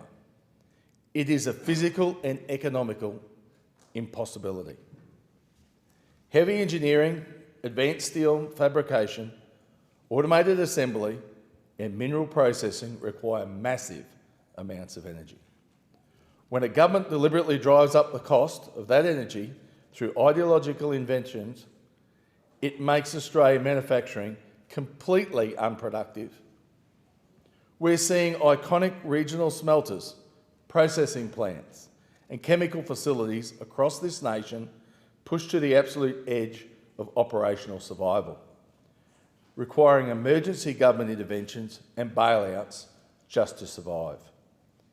Deputy Speaker, the fundamental failure of these appropriations is the complete and total lack of basic human empathy. This government simply does not understand the depth of the pain its policies are causing. People are facing genuine, terrifying desperation. The people of regional Australia are angry, and they have every right to be angry. They are deeply frustrated because they feel completely invisible to the Prime Minister who promised them a better future and delivered nothing but broken words and shattered trust. They were promised a better life. Instead, they've been hit by consecutive interest rate rises that have stripped hundreds of dollars out of their disposable income every single month. And what is this government's response to the widespread regional suffering? Their answer is always the same from Labor: tax them even more. The Albanese Labor government is increasing the tax burden via bracket creep. They're hitting our small business with an investor tax bomb. They are targeting our primary producers with unfair biosecurity levies, and they're swinging a green hammer down on our heavy industries. Labor hold some sort of misguided belief that every single economic problem can be solved by seizing more money from the pockets of working Australians and spending it on vanity pet projects. It's an absolute insult to the intelligence of our people. This government has spent billions of dollars on consultants, billions on international climate frameworks, billions on expanding the public service, while the hard-working people who keep the wheels of the nation are left to drown in their bills. Deputy Speaker, this cannot continue. A nation that systematically penalises effort, crushes the aspiration of its youth, and abandons all semblance of physical discipline is a nation that is actively engineered to its own economic decline. We need an immediate, unconditional return to economic common sense. Labor must stop the reckless public spending that is actively fueling this inflationary firestorm. We must dismantle the green bureaucracy that is strangling manufacturing, and we must start backing the aspirational Australians who are trying to build a secure life for their children. And I give the call to the member for Bennelong. Thank you, Deputy Speaker. The world we live in today is not the same as it was 30 years ago. It's not the same as the world was a couple of years ago. Once-in-a-generation events are now more and more commonplace, and no longer do we have the global stability previous generations grew accustomed to. In much of the commentary out there and in most of the correspondence in my inbox, there's been a pretty clear message. It's what I get in the inbox and what I get out in the streets when I engage with locals in my home in Bennelong. And it's clear to me and to them that things need to change and change for the better. People who approach me identify an injustice that working people are bearing the load of our nation's tax take, which is why people are demanding action. The bare necessities are now a struggle for so many people, and many hard-working Australians are scraping by. And in no sector is this more profound and debilitating than in housing. If you want to own your own home, housing prices are now 8 times the average salary, 8 times higher than the average salary. Rents have gone up across the country. My message, Deputy Speaker, is that the government hears you. And while we have thrown record amounts of funding at housing supply, $47 billion to date, we have the understanding to acknowledge that there's more to do. And that's why at this budget we have done more. And instead of just talking about reform, we're trying to deliver it. It's not okay for a government that hears from people directly just to kick the can down the road. It's not fair on young people who have been locked out of the housing market for a generation or who are trying to get their first start, buying their first home. I want to talk about what we've done, what we are doing and what we will do in this and future budgets. From Medicare to housing, tax cuts and support for small business, we want to attack this cost of living crisis head on from every angle possible. This budget is another way we're helping Australians in these challenging and tumultuous times. It will be no surprise to you, Deputy Speaker, that Labor is committed to strengthening Medicare. And that's exactly what's happened in Bennelong and across the country. In Bennelong, we've recently officially opened the top-ride Medicare Mental Health Centre, which provides important walk-in service for our community with no appointments needed. We've locked in the local Ryde and Chatswood Medicare urgent care clinics, now making them a permanent feature of our primary healthcare system, with $1.8 billion worth of funding in this budget over the forward estimates. They are part of a national network of 135 clinics that are open, with 2 more to come. By the time those 2 more open, Deputy Speaker, 4 out of 5 Australians will live within a 20-minute drive of an urgent care clinic, providing bulk billing urgent care and taking pressure off our hospital emergency departments. Our record investment in GP practices and increasing bulk billing is working. From the 1st of November, Bennelong has increased from 9 bulk billing practices to 23 as of March. In New South Wales, bulk billing is up, as it is across the board. And this is on top of making medicines cheaper, ensuring you pay $25 per script. Had we not made those changes to cheaper medicines, Deputy Speaker, we'd probably be hitting $50 per script now out of pocket.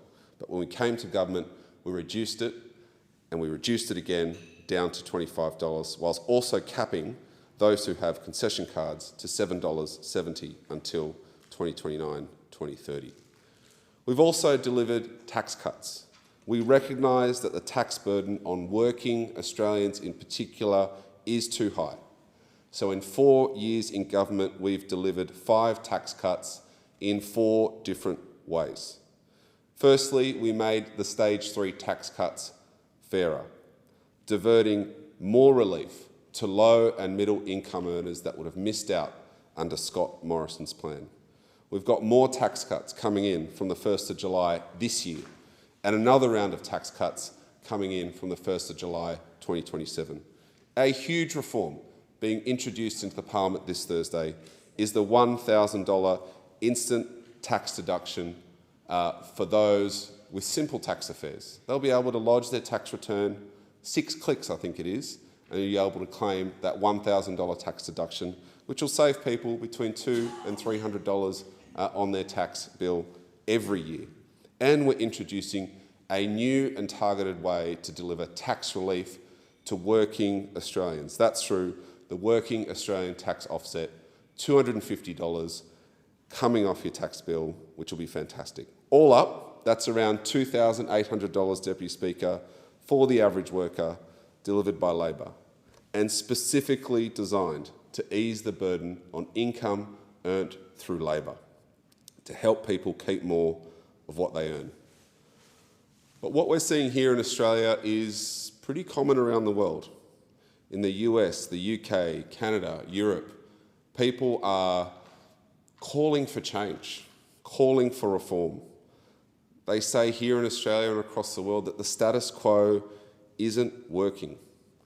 And that's why we've taken the really tough decisions to put through these progressive reforms in this budget. And predictably, there's been scare campaigns about this. I mean, some of the stuff we're addressing has been talked about for 40 years, Deputy Speaker. The Asprey Review in 1975 recommended some of the tax changes we're seeking to address at this budget. The same people that have always opposed this reform are continuing to oppose this reform. And I'm not surprised. But as a government, we need to take on those scare campaigns because we can't defend the status quo anymore. We can't.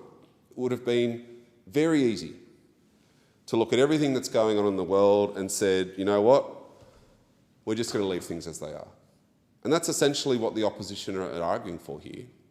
They don't have any other options to address the housing crisis or to help first homeowners get into their home or to deliver costed, funded tax relief for working Australians. They're just there trying to tear this reform down and defend the status quo. What we're seeking to do is bring in a fairer system that allows more Australians to have the same opportunities that I did, that my parents did, and that those before them did. Intergenerational equity was at the heart of this budget and something that was identified by leaders of business, by unions, experts at the Productivity Roundtable late last year. Firstly, we're going to reform negative gearing for residential property investments and target this reform to new builds only. This could have been done long ago and probably should have been done long ago because it will still encourage investment in housing, and that's a good thing. But it will target that investment into the construction of new homes, not just bidding up the prices of existing ones. New homes have a substantial benefit to our country through more jobs on the tools and more homes to go into the market to help with rental affordability and housing affordability. And naturally, the changes we're bringing in are grandfathered, so that if you currently own a negative geared home as an investor, you can continue to do so. We're fixing the errors of the Liberal government when they introduced the capital gains tax discount with their blunt measure in 1999, which only ended up completely distorting the housing market and locking people out for a whole generation. This policy was a mistake. It was originally designed to encourage investment into the share market. Well, that failed. Investment in shares did not grow as intended, and instead people invested in housing, and that's what has led to the complete distortion of the housing market that young people face today. But it's not just in tax reform that we're addressing housing, Deputy Speaker. On top of our $47 billion, we've now got an additional $2 billion in funding for critical infrastructure like roads and sewerage through another round of the Housing Support Program. All these things are meaningful and ongoing action to help with the housing crisis. On small business, there's $3.5 billion worth of new measures alone. There's been a lot of noise around the impact of this budget on small business, but not much acknowledgement that this budget goes a long way to helping small businesses invest and maintain growth. The instant asset write-off will be made permanent from the 1st of July 2026. This is a great Labor reform, Deputy Speaker, first brought in by the Rudd government. That instant asset write-off gives small businesses the incentive to purchase equipment up to $20,000 and have that instant asset write-off. And what's happened since then, since it was introduced, is that every year it needed to get reconfirmed, and it didn't give small businesses certainty. Even in the last Parliament, the legislation would only pass right at the last minute, and cautious small businesses wouldn't go out and invest throughout the year until that legislation went through, probably on sound advice from their accountant. You know, wait till the law goes through before you spend this money. Now, it being made permanent means that small businesses can go and invest up to $20,000 and get that instant asset tax deduction. We're delivering a permanent 2-year loss carryback for all companies with up to $1 billion worth of turnover, which can offset future profits. We're introducing loss refundability to support startup businesses to invest and grow in their first 2 years of operation. This is a huge reform for small startups, meaning that they can get cash flow relief if they have loss refundability in their first 2 years of operation. We're expanding tax incentives for venture capital to help unlock capital for young and expanding businesses. And the R&D tax incentive, we're reforming that, targeting that a lot more to allow young businesses greater access to the refundable tax office as they grow. And of course, don't forget, Deputy Speaker, that our reforms and tax cuts in the PAYG system, in the marginal tax rates, also benefit sole traders. The Working Australian Tax Offset will go to 1.5 million sole traders who go out. A lot of them are tradies, a lot of them are hairdressers. They'll have access to that $250 tax offset as well.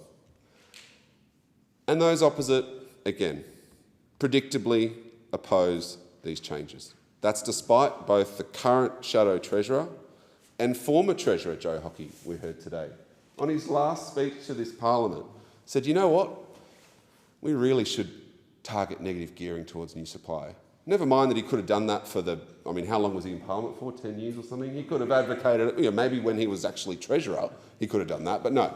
Instead of doing it on the way out, right, we're going to do it while we're in government because it's a good reform. These reforms are necessary because the status quo isn't working, Deputy Speaker. We can't continue to ignore the facts out there. And the facts are that the status quo isn't working. They voted against every cost of living measure we've brought to this place, and they went to the last election promising to increase taxes for working Australians. We'll see what they do on Thursday, whether or not they'll once again vote against tax cuts brought forward by this government. And then, of course, there was the opposition leader's budget reply. One long dog whistle, Deputy Speaker, seeking to blame migrants and permanent residents, building on his policy announcements from before, calling them a drain on Australia. That's not the Australia that I grew up in, and it's certainly not an Australia that I want to continue. The Liberal Party's budget response is just trying to emulate One Nation. It's more about what's happening on the right side of politics than what's the best for our country. And what we need to do is that we need to build a better Australia for young people, to give them the opportunity to own their first home, to give them a foothold. And already these policies are working. We're seeing on every weekend news reports of first home buyers getting into their first home shocked, surprised that they're no longer competing against investors for existing stock. This is a good thing, Deputy Speaker. We need people to have the aspiration to own their first home, just like I was able to, and just like many in previous generations were able to. These are tough reforms, but we're doing them for the right reasons and at the right time. I commend these bills to the House. And I thank the member for Bennelong. The question before the Federation Chamber is that the amendment be agreed to, and I give the call to the member for Mayo. Thank you, Deputy Speaker. Deputy Speaker, at no time in the last 10 years have I received so much email and handwritten mail about a budget. And I've got to tell you, very, very little of that was positive. Very, very little. Overwhelmingly, whether it be private health insurance changes for older Australians, whether that be around limiting veterans' access to support, whether that be changes to trusts or capital gains tax or indeed negative gearing, overwhelmingly people have said to me in my community that they feel betrayed by the government, that the government went to the election just a year ago, in fact promising that they weren't going to change negative gearing and capital gains tax in particular, didn't even mention trusts and discretionary trusts and testamentary discretionary trusts, and then a year in they have completely changed their position. My community overwhelmingly feels that if the government is confident in their decision-making, that they should take those proposals to an election, just as John Howard did when he was Prime Minister with respect to the GST. He had the courage of his conviction to do that, and what we've seen is the Prime Minister himself saying that he had said over 50 times he wasn't going to make the changes. A year in, the changes are made. And what I know, having been a member for 10 years now, is that the wheels of government move very slowly. So I wonder when the government actually went to Treasury and asked for modelling with respect to capital gains tax and negative gearing, because I can't believe that it was just a recent apparition that happened in the last couple of months. So, Deputy Speaker, I'd like to really just read to you comments from my community on these issues with respect to private health insurance changes. Jeff from Strathalbyn said, "I'm disgusted with Labor's treatment of aged pensioners who have sacrificed so much to pay private health insurance, and at the age of 80, when health insurance is critical, I'm having to think about scrapping it to be able to afford power, water and food." Andy from Craigburn Farm said, "This harsh and unfair policy will probably result in more senior Australians dropping their private health cover. Australians at the most vulnerable period of their lives don't deserve this." Or Jonathan, "As someone who's had private health cover since my mid-20s, I now need to decide what else I can cut back should I wish to keep it. I urge you to press the government on the unfairness of this cruel and short-sighted decision." With respect to veterans' health, I have received, my inbox is overflowing from veterans family members, and indeed some of our RSLs about the changes. Macclesfield RSL has written to me and said, "Immediate concern for many veterans in the electorate is the capping of allied health care. This will result in many veterans foregoing treatment with regards to physio, psychology, occupational therapy and exercise physiology as examples. The new $5,000 cap will mean that some veterans will have to decide between mental health and physical health unless they go through another administrative process to seek approval to get the treatment they need and deserve, as the government spin doctors are hard at work trying to dress up as a budget a win for veterans." And what really I think went to the nub of the Macclesfield RSL's communication with me is this: if the same impediments were placed upon other demographics of our community, There would be an uprising, but for those who wrote a blank cheque for their country, for and up to sacrificing of their life, we look away. Deputy Speaker, with respect to trusts in the budget, I've received a huge amount of correspondence.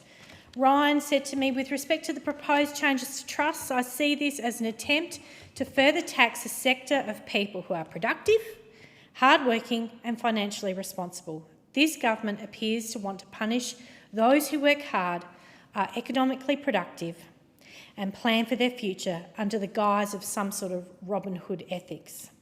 Alan said, I left school at 16. I'm now 77 and a fully self-funded retiree. No handouts, full health insurance. Now I'm the target to fund Labor's massive debt. Please voice our concerns as to the mess this Treasurer and Prime Minister are leaving us in. Andrew, 28. I'm a 28-year-old. Rather than encouraging aspiration, economic opportunity and personal freedom, I believe this budget further entrenches government control while weakening intergenerational equity and the ability of younger Australians to build prosperous futures for themselves. Ben, an estate lawyer, wrote to me and said, my concern is that testamentary trusts are being caught up in a broader policy conversation about discretionary trusts without sufficient recognition of their unique role in estate planning. The primary purpose of a testamentary discretionary trust is to protect an inheritance for children, widows, widowers, disabled beneficiaries and vulnerable adults after a person's death.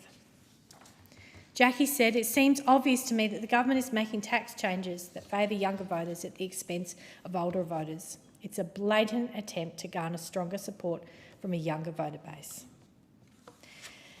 And let's go to capital gains tax, which we remember that the government said, the Prime Minister said he had no plans, not going to do it. For the 50th time, I'm not going to do it. Andrew wrote to me and said, I've never written to my local MP before, and I've got to say I've received so many emails, starting with that. I feel like the budget is a direct attack on me and my family. We made decisions and voted based on the promises made by Labor at the last election. These promises have been completely flipped, and so has my ability for my family to succeed. To make matters worse, I would always hope to be able to leave my kids with some kind of wealth once my wife and I pass. Now the Labor government wants to get their hands on that as well.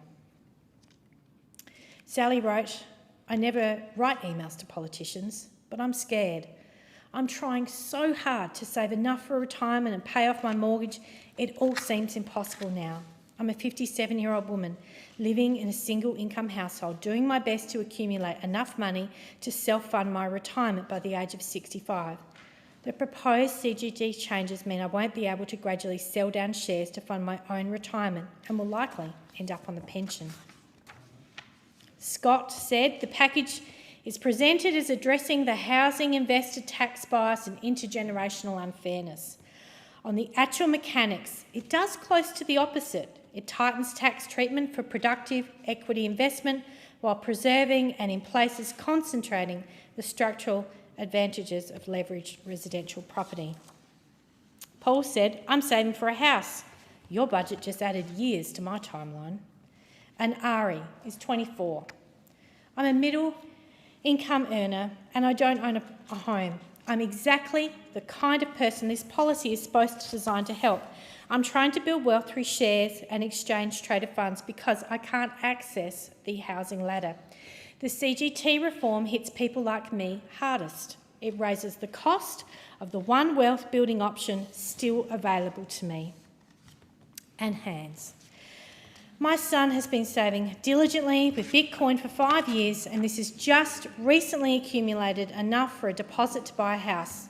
This is no longer the case with this CGT increase, which now sets back the timeline for a deposit by at least another 2 years. And honestly, Deputy Speaker, they're just maybe 2% of the emails I've received on this. This is the first time as a Member of Parliament I just cannot support a budget that's been handed down by the government. And that's because it's not built on promises and trust. It's the complete opposite. So let's look at housing. I have 3 adult children. I want to see them get a house, just like I was able to get a house in my 20s. And if we genuinely want to reduce the demand on housing, here are some policies that the government may decide to consider that would reduce demand without taxing Australians. Now, Canada has actively reduced their immigration. They've paused short-term population growth and they have alleviated pressure on housing and their public services. Their federal government has significantly slashed both permanent and temporary resident targets. Now, Canada is a nation of 41 million people. It's slashed their permanent resident targets by 20%. It's capped on non-permanent residents to 5% of their total population, so 1.5 million. Now, they've targeted in that international students, foreign workers with strict caps on international student enrolments, and they've tightened the eligibility rules for foreign workers. And this has seen a significant decline in their house prices. That's why they did the shift. They did that because they wanted to put their people first. And Justin Trudeau, I mean, he's hardly a right-winger, is he? I mean, he was a left-wing Prime Minister and he said, we didn't get the balance quite right. And that's why they pivoted towards reducing migration. Why are we not doing this here? We're a population of 28 million. We had a net permanent migration in 24-25 of over 300,000 people. Canada, 1.5 million temporary migrants. We have 3 million temporary migrants on our soil in Australia. Student visa holders make up around 720,000 of those. Now, each of those need to live in a home. Now, if we go back to our student visa numbers in 2016-17, the year I started, Deputy Speaker, we had 343,000 temporary student visa holders. We now offer 720,000, and we wonder why we have a housing crisis. When we look at permanent migration, we are seeing over and over again, if we go back to the numbers again, let's look at the year 2016.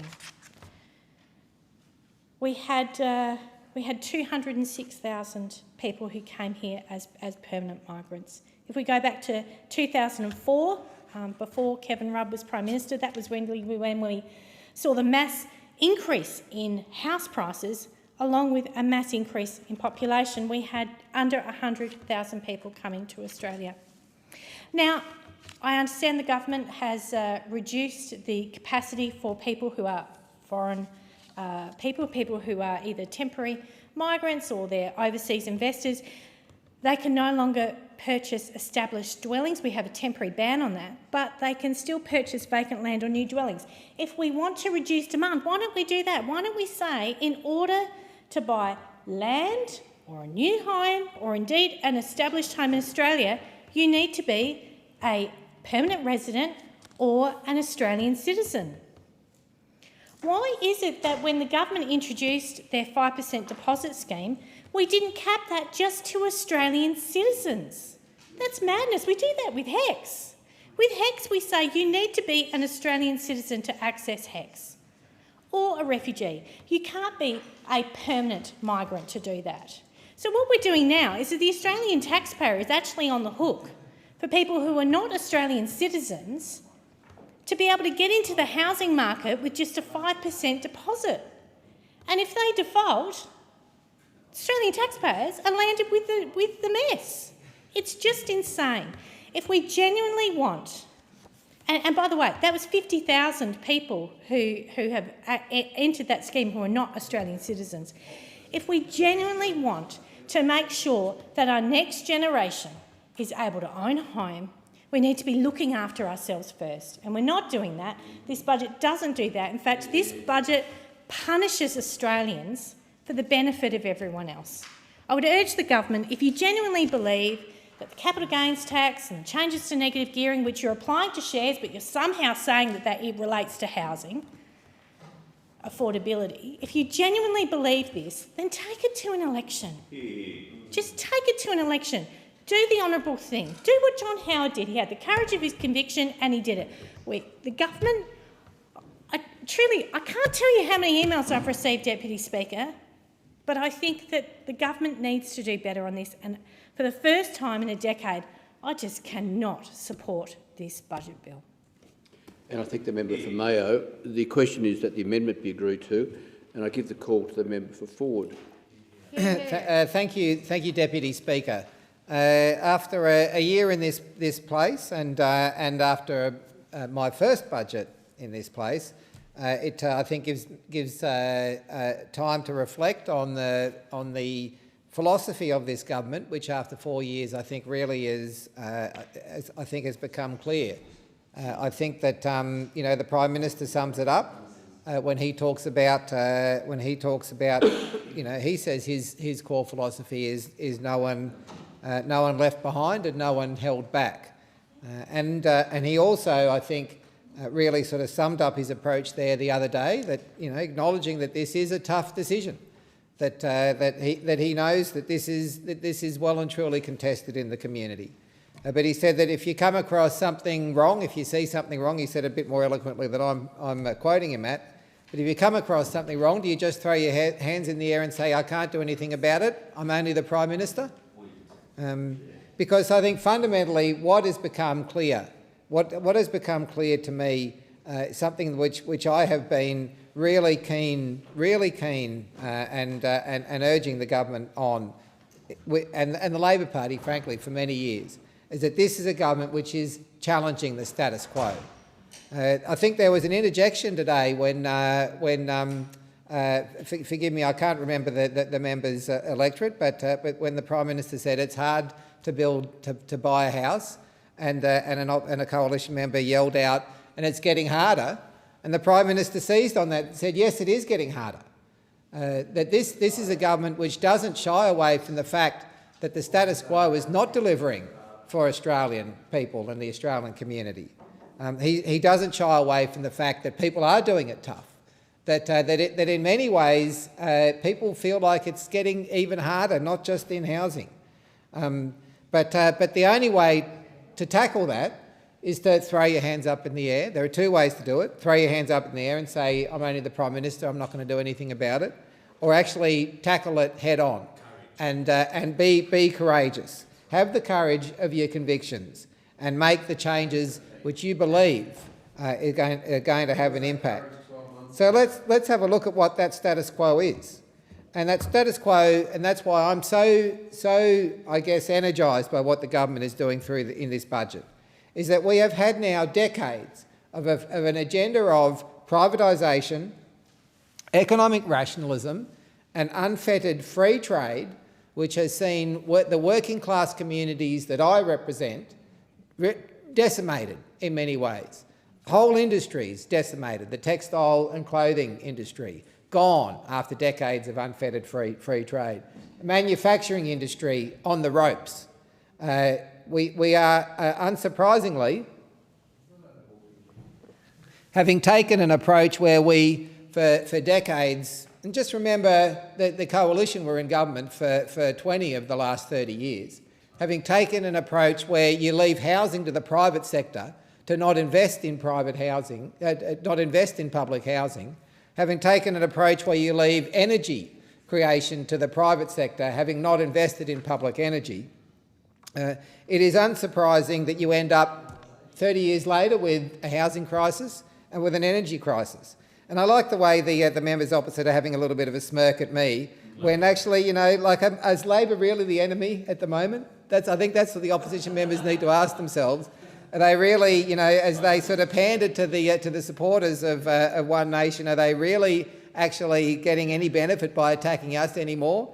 Because it's not us coming for you in your seats at the moment. It's not us. It's not it's not us that's I guess focused on the on ourselves like you are with the three parties of the right. So I don't know that they really should be smirking at the moment, but they are, and I guess that's the sort of attitude that's landed them in the position they're in. It's sad in a way to be here in the Parliament to watch the demise of the once great Liberal Party, but there it is.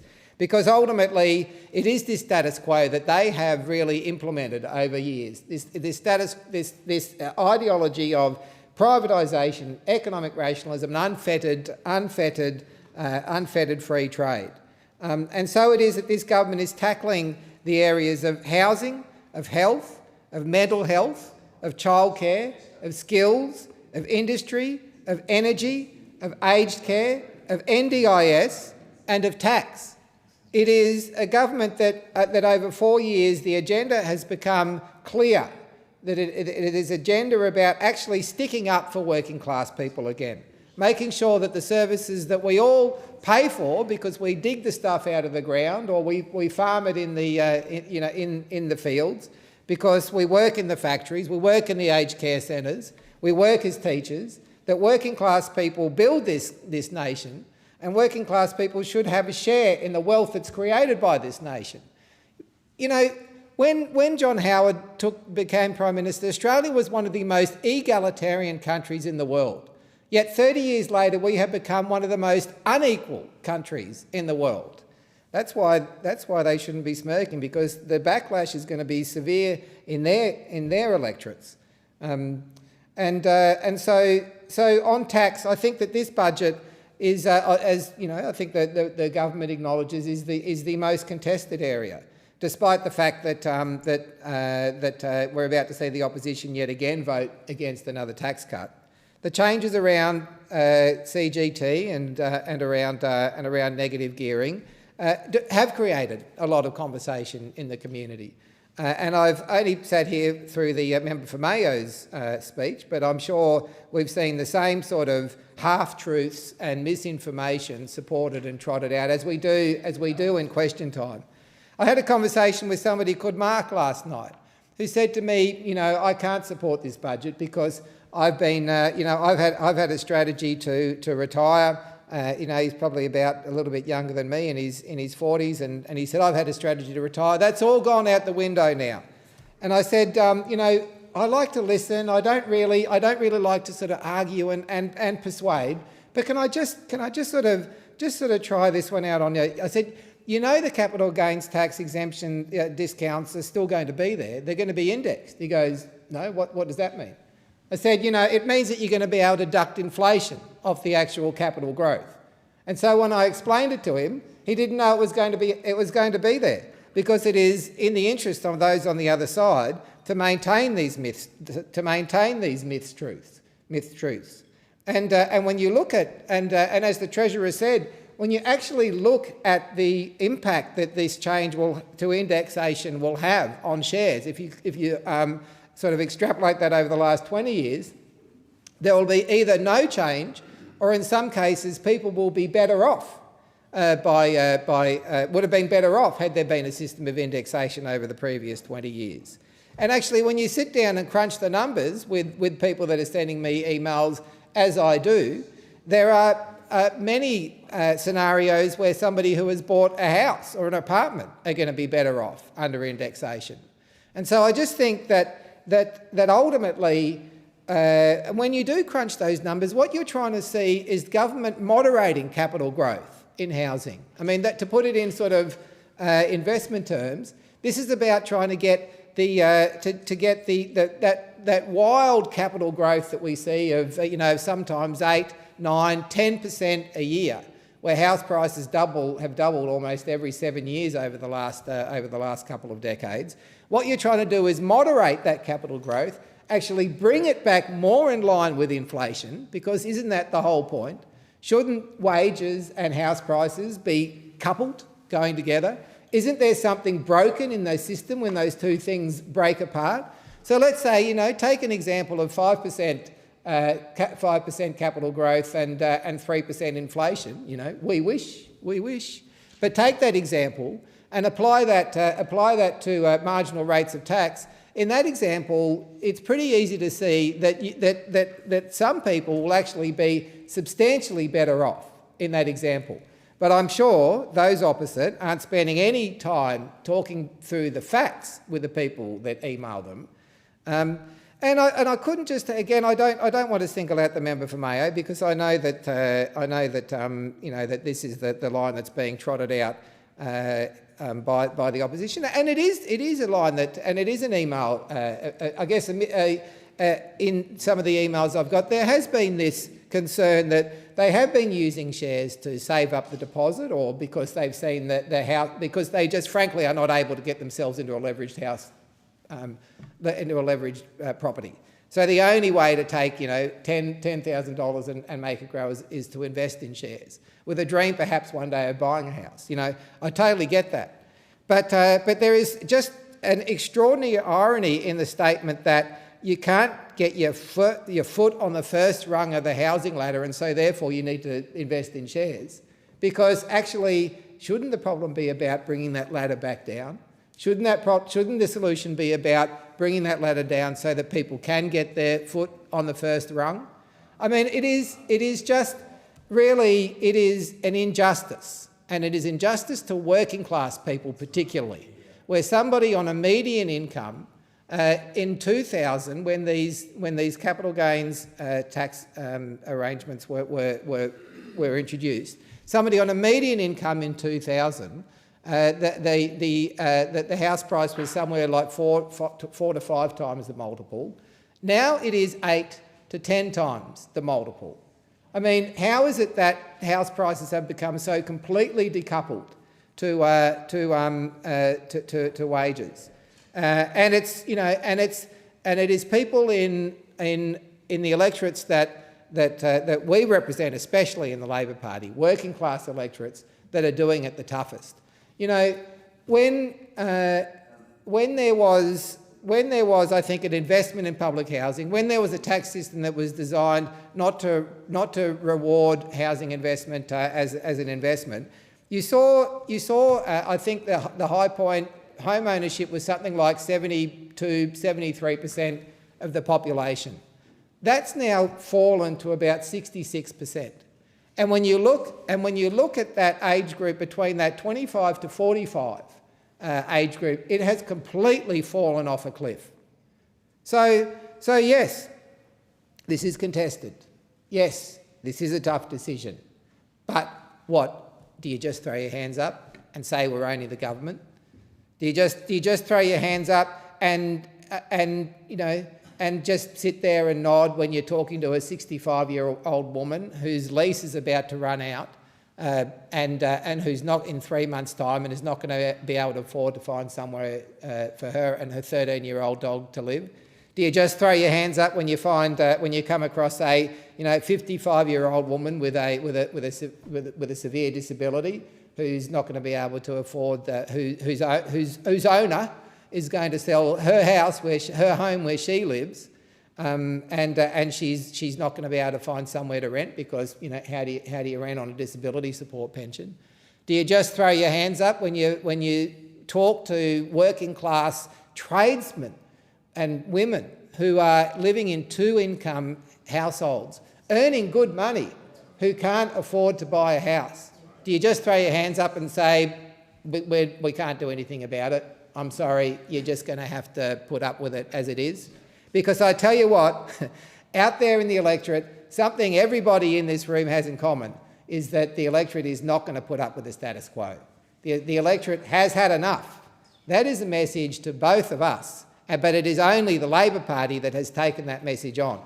It is only the Labor Party that recognises the problem that exists and is determined to do something about it. And whether that be in housing, whether that be in healthcare, whether that be in mental health, whether that be in childcare, whether that be in skills, whether it be in industry policy. I mean, for the first time in so many years, we've got an industry policy. You know what free trade meant for working class people in the communities we're represented? I'm reminded of an example I think it was Mitsubishi in Lonsdale in South Australia. When that car plant closed down, they actually did a study of the workers and tracked them over the next few years. 30% of those workers went and got a good job.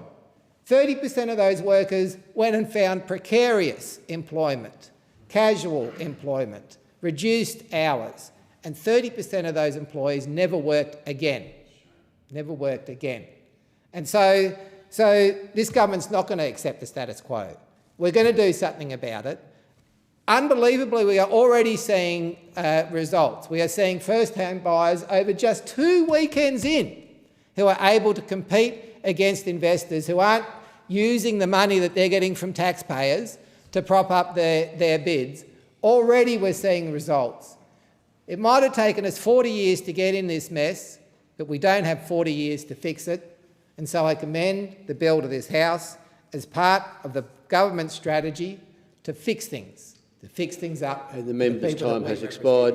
And I thank the member for Ford.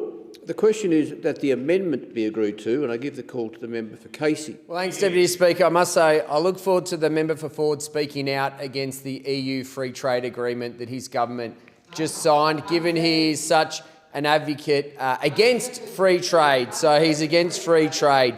Also interesting that the member for Ford talked about the challenges that have been there for 40 years for the Australian people. What is staggering is that where was this passion from those opposite 12 months ago when they went to the election committing to not changing negative gearing or capital gains tax? Their commitment wasn't there, the passion wasn't there 12 months ago. And you get this other confusion, because on one hand you get the Minister for Housing standing up in question time today and this week telling everyone how great this government is and how they're fixing housing for the Australian people. And then in exactly the same question time, you've got the government saying housing is a disaster, we've failed, that's why we've had to break our word to the Australian people. Well, they can't have it each way. Either the minister is doing a good job and they're fixing housing, or the minister is failing and they cannot deliver. I understand the member for Ford wants to be out of order and interject on the way out, because I too would be embarrassed to sit there and be a nodding head as their own leaders contradict each other in question time. But I look forward to him speaking out against the EU free trade agreement. I also look forward to him talking to the Minister for Energy to tell the Minister for Energy that he's wrong in supporting the energy system as it is and that he wants to nationalise it, although that was an interesting contribution from the member for Ford. But this is really about this budget. There is a lot of failures in this budget, and it's important that we talk about it because the Australian people are struggling on so many fronts. They're worried about their future, their children's future, and the state of the country. And disappointingly, Labor's budget only makes those worries worse. It does not help Australians today. It provides zero cost of living relief for the Australian people today. And when I'm out listening to locals in my community, many express how they don't feel like this government have got their back and how this government doesn't understand the challenges that they have. The reality is that it's getting harder and harder to get ahead, to pay the mortgage, pay your rent, keep the lights on, put food on the table. As an example, Australians with an average mortgage are $32,000 a year worse off under Labor. And when interest rates go up, mortgage holders are worse off and renters are worse off because their rents go up as the cost to the landlord goes up. And Australians have seen their living standards erode under this government. And inflation in Australia is at 4.6%. It's forecast to hit 5%. And that's greater than France, Japan, Italy, Canada, Germany, the United States and the United Kingdom. Now, the Treasurer and this Prime Minister will try and spin the inflation crisis that we have by blaming the Middle East. And the Middle East has absolutely had an impact on inflation. But let's be clear, and every Australian knows this, interest rates increased before the conflict in the Middle East and the Strait of Hormuz was closed. Because as the Governor herself said, this government's spending. So they made a tough situation with issues in the Middle East even worse for the Australian people. No economic buffer for the government, for the RBA Governor, and no economic buffer for the Australian people at home. This budget centres around three key themes for this government: broken promises and lies, higher taxes, and rising debt. It's a budget that does what Labor promised they wouldn't do. It shows the true colours of this government, who is comfortable breaking promises to the Australian people who put them in this place. The Prime Minister said this would be a budget about Labor values. Well, I guess it's a budget about Labor values in tribute to Julia Gillard and the no carbon tax under my government. It is in their DNA to lie to the Australian people. And the papers also show that we are dealing with the highest taxing government in our nation's history. We all know, and you feel it at home, that this government can't manage the budget, can't manage money. We're facing a decade of deficits. And it's the Australian taxpayers that will foot the bill for Labor's decisions to increase taxes on you. The budget sees our economy burdened with $50 billion in higher taxes, and that includes $15 billion in higher personal income taxes. Put simply, Labor is taking more of what you earn. And every time you get a pay rise, every time you work that overtime shift and you earn more, Labor take more through their little secret called bracket creep. And Labor talks about being for workers, but they don't talk to the Australian worker about bracket creep. And when you work that extra overtime, you pay more tax. And if they really wanted to support the Australian people, they would support the Liberal Party's tax-back guarantee. Because it's the Coalition's member for Nichols, the Coalition's tax-back guarantee. Because the tax-back guarantee will index tax thresholds to inflation. By indexing the bottom two income tax thresholds to inflation, we will fully protect 85% of income earners year on year. And it will start with relief of around $250 in year one, and it'll grow to more than $1,000 a year in year four and continue to grow year on year. By 2031-32, we'll index the top two tax thresholds as well. And this will fully protect all income earners from inflation. This is generational tax reform that will put more money back into the pockets of hard-working Australians who earn it. Now, Labor will try, and we saw it with the member for Ford, try and run class warfare about working people and those that own businesses. Well, the reality is this supports every Australian that earns a wage and every Australian that risks it all to start a small business. And what this government don't understand is that it is not a competition. It is not a competition between those that own businesses and those that work in those businesses and earn a salary. It's about business owners and workers working together to help those businesses grow and sharing more of what they earn, growing the pie. And that's what the Coalition is doing, supporting workers and supporting business owners. Because when business owners are doing well and business is strong, the workers are strong as well, and our community is strong.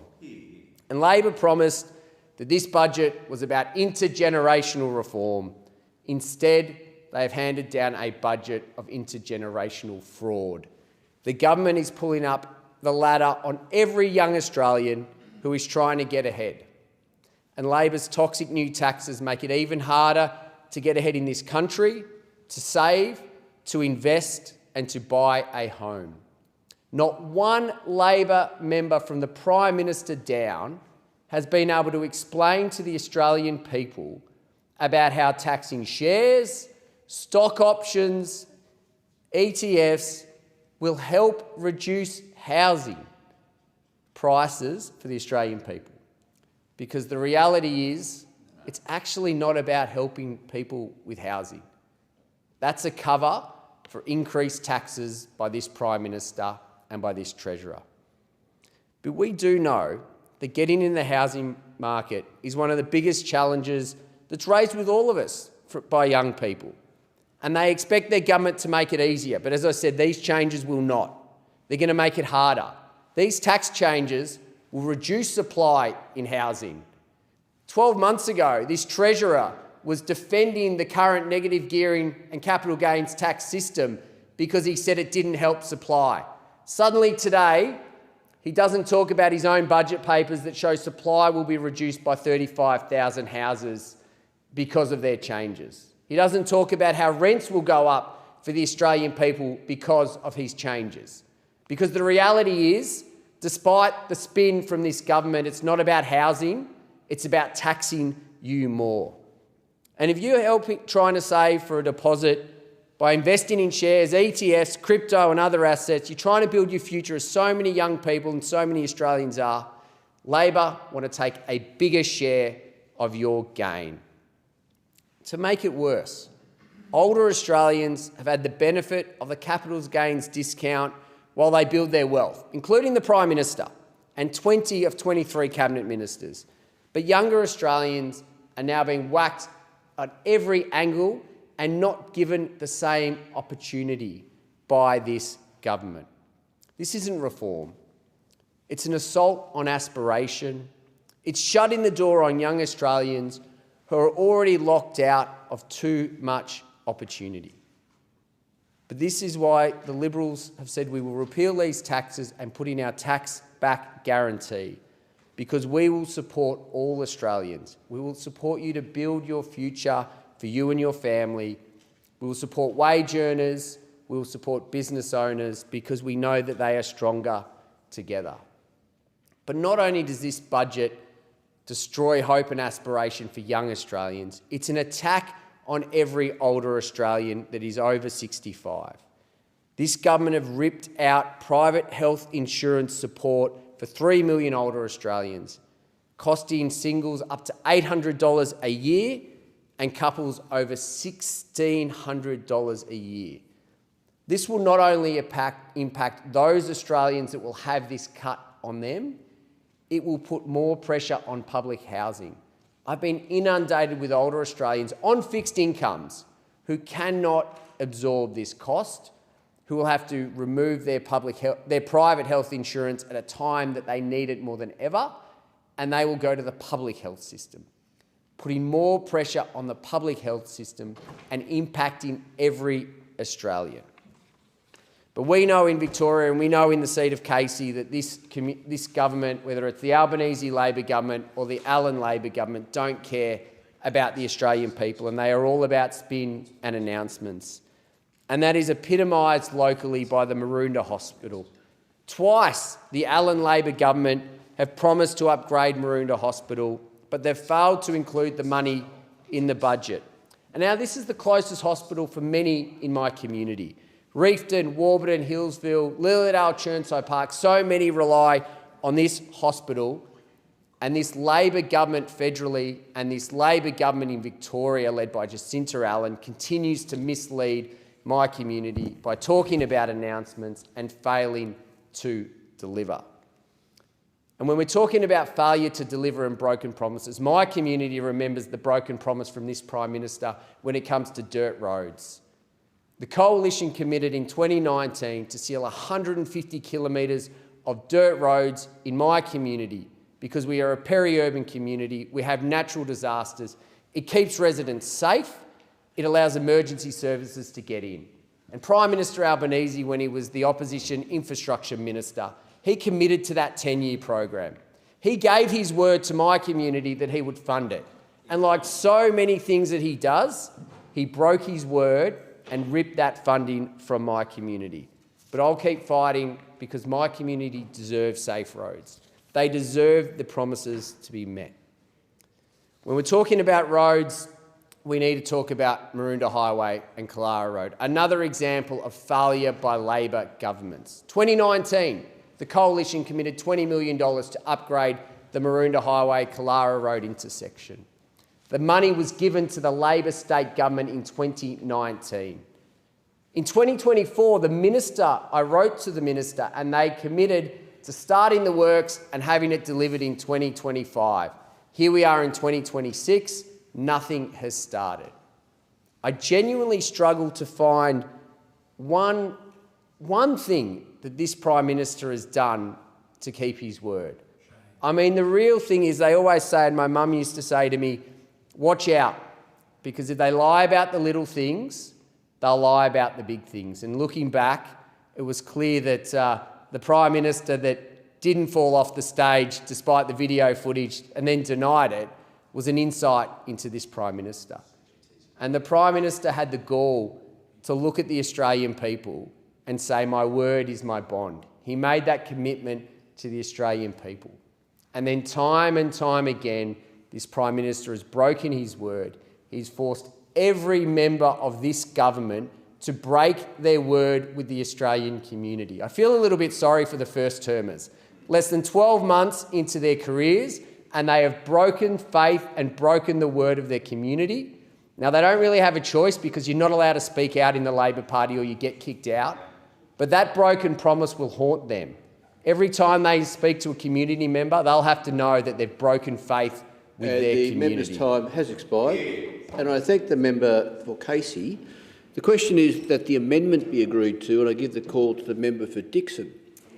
Thank you, Deputy Speaker. I rise to speak on the appropriation bills 2026-2027.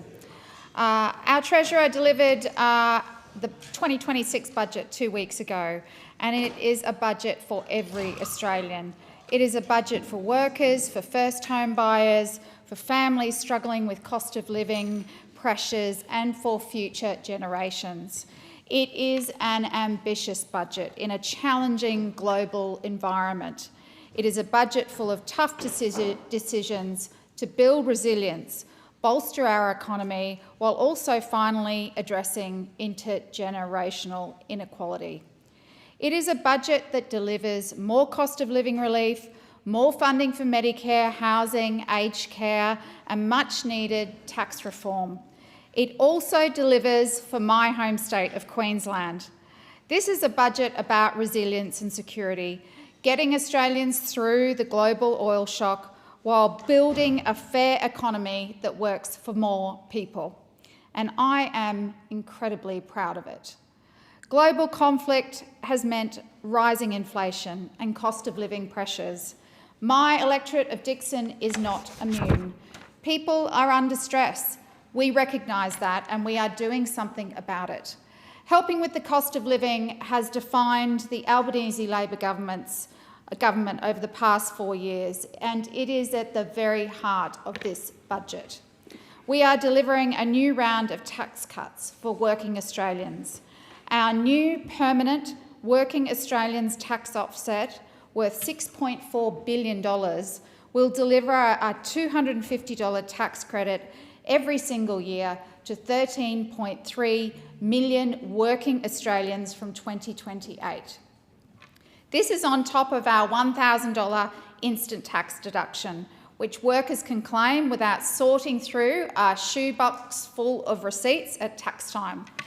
Together with the tax cuts we have already legislated, landing again on 1st of July this year and again next year, workers will save about $2,800 a year. That's $54 back into the pocket of average workers every single week. Tax cuts that the Coalition opposed and in fact went to the last election promising higher taxes. Now, the Coalition will kick and scream about changes to make our tax system fairer, but when it came down to delivering tax cuts for the lowest earners, they said a big fat no. This budget continues to strengthen Medicare. Medicare is Labor's heart, and it is mine too. I started my journey to this place to specifically reduce the cost of healthcare. And in the year since I arrived, we have delivered 135 Medicare urgent care clinics right across the country, cheaper medicines, just $25 a script, more fully bulk billed GP clinics, 55 free walk-in Medicare mental health centres, an awesome women's health package, 33 endometriosis and pelvic pain clinics across the country.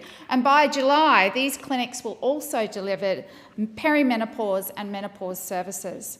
I got an email from Susan, who lives in Dixon this week, who told me since we moved menopause medications onto the PBS, she has saved she will save $1,200 a year $1,200 a year. This is real, responsible cost of living relief, and it is targeted at the people who need it most. By July, 4 in 5 Australians will live within a 20-minute drive of an urgent care clinic, reducing pressure on our hospitals and delivering fully bulk billed care. This budget includes permanent funding for each and every one of them, $1.8 billion to ensure our UCCs are a permanent part of our health care system and our communities. In Dickson, our much-loved Marumba Downs Urgent Care Clinic has now treated over 33,000 locals, saving many, many, many hours waiting in A&E, and all they needed was their Medicare card. Our walk-in Medicare mental health centre at Strathpine is helping people get the mental health support they need with no waiting and no fees. This budget continues to make medicines cheaper, with $5.9 billion to list new and amended treatments on the PBS for cystic fibrosis, for chronic kidney disease, and for a range of cancers. Importantly, this budget delivers an additional $25 billion over 5 years to strengthen our public hospitals, which includes over $11 billion specifically for Queensland hospitals. Queensland is a real winner in this budget. Queensland was allocated more infrastructure funding than any other state or territory, even when Olympics infrastructure funding is excluded. We won the infrastructure state of origin. $24 billion for major road and rail projects, $2.5 billion for local roads and black spot programs. This includes an extra $812.5 million for Stage 2 of the Dolly's Rocks Road to Anzac Avenue Bruce Highway upgrade, building on our $758 million investment in Stage 1, which will connect everybody in my electorate in Moreton Bay to the sunny coast. $2.5 billion for local road project upgrades and black spot programs. Over $11 billion for our hospitals over 5 years. Queensland will get $8.2 billion in education and skills funding, increasing to $8.9 billion by 29-30. That includes a new TAFE Centre of Excellence at the University of the Sunshine Coast, Moreton Bay campus in my electorate of Dickson. And we've done a new deal with the state government to build 51,000 new homes for Queenslanders, including 20,000 exclusively for first home buyers. Everyone in this place knows that buying a home is out of reach for most first home buyers. We know a shortage of housing and tax incentives for investors has created a housing market that has been appreciating faster than salaries, ambitions, or our will to live. We also know that the Coalition sat on its hands for nearly a decade without a housing minister, building a measly 373 social and affordable homes over 9 years, sitting on a 40-year housing supply crisis with no plans to fix it. The median house price in Brisbane is now over $900,000. Since 1999, house prices have risen over 400%, more than twice as fast as average incomes. We are the first federal government since the post-war period to focus on actually building homes. We have a $45 billion plan to build 1.2 million homes, including homes specifically for first home buyers and 55,000 social and affordable homes. And we've already built more than 5,000 social and affordable homes. In this budget, we invest another $2 billion in the power, roads and drains that we need for new housing developments, which will help add another 65,000 homes over the next decade. Dickson is one of the fastest growing areas in the country. Young families priced out of Brisbane and Moreton Bay tell me they just want a fair shot at a home of their own. This budget gives them that shot. We are making changes to negative gearing to even the playing field for young people trying to get into the market. For too long, home buyers have been losing out to investors at auctions. For too long, incentives for investors have driven up house prices beyond what an average wage earner can afford. For too long, we have treated a roof over your head as an investment portfolio. Housing has become a wealth strategy, excluding people who actually need a permanent home. We have forgotten that a home should be a place to belong, not a place to profit and build more wealth. And despite some of the misinformation online, we are not getting rid of negative gearing, we are limiting it to new residential properties from July next year. This will incentivise new house building, which is exactly what this country needs. These changes are prospective. If you currently negatively gear an investment property, nothing changes for you. Your arrangements are grandfathered, meaning you can keep doing exactly what you are doing now, and going forward, you can still negatively gear a brand new property. And in a fast-growing region like Moreton Bay, there's going to be a lot more homes, new homes, where this is going to be possible. Before these changes, young people wanting to buy a home in the area they grew up in would be lining up against 10 or 15 investors for the very same home. Under these changes, they will be competing with people who actually want to live there. That is the difference. That is fairness. That's not the only thing we are doing to make our tax system fairer. Let's talk about changes to capital gains tax. I've seen the misleading AI-generated memes of the Prime Minister laying concrete slabs, cutting hair. I've even seen him doing some stretches on a Pilates reformer. But let me be clear, the only thing being stretched here is the truth. Nobody is suddenly paying 47% tax, nor is the government taking a 47% stake in your business. Unlike the stuff doing the rounds on social media, let's talk about facts. We're replacing the 50% capital gains tax discount with inflation-adjusted indexation to restore the taxation of real gains. We're doing this to even the playing field, so that those who earn income from assets like shares and trusts are paying tax like those who work a 40-hour week.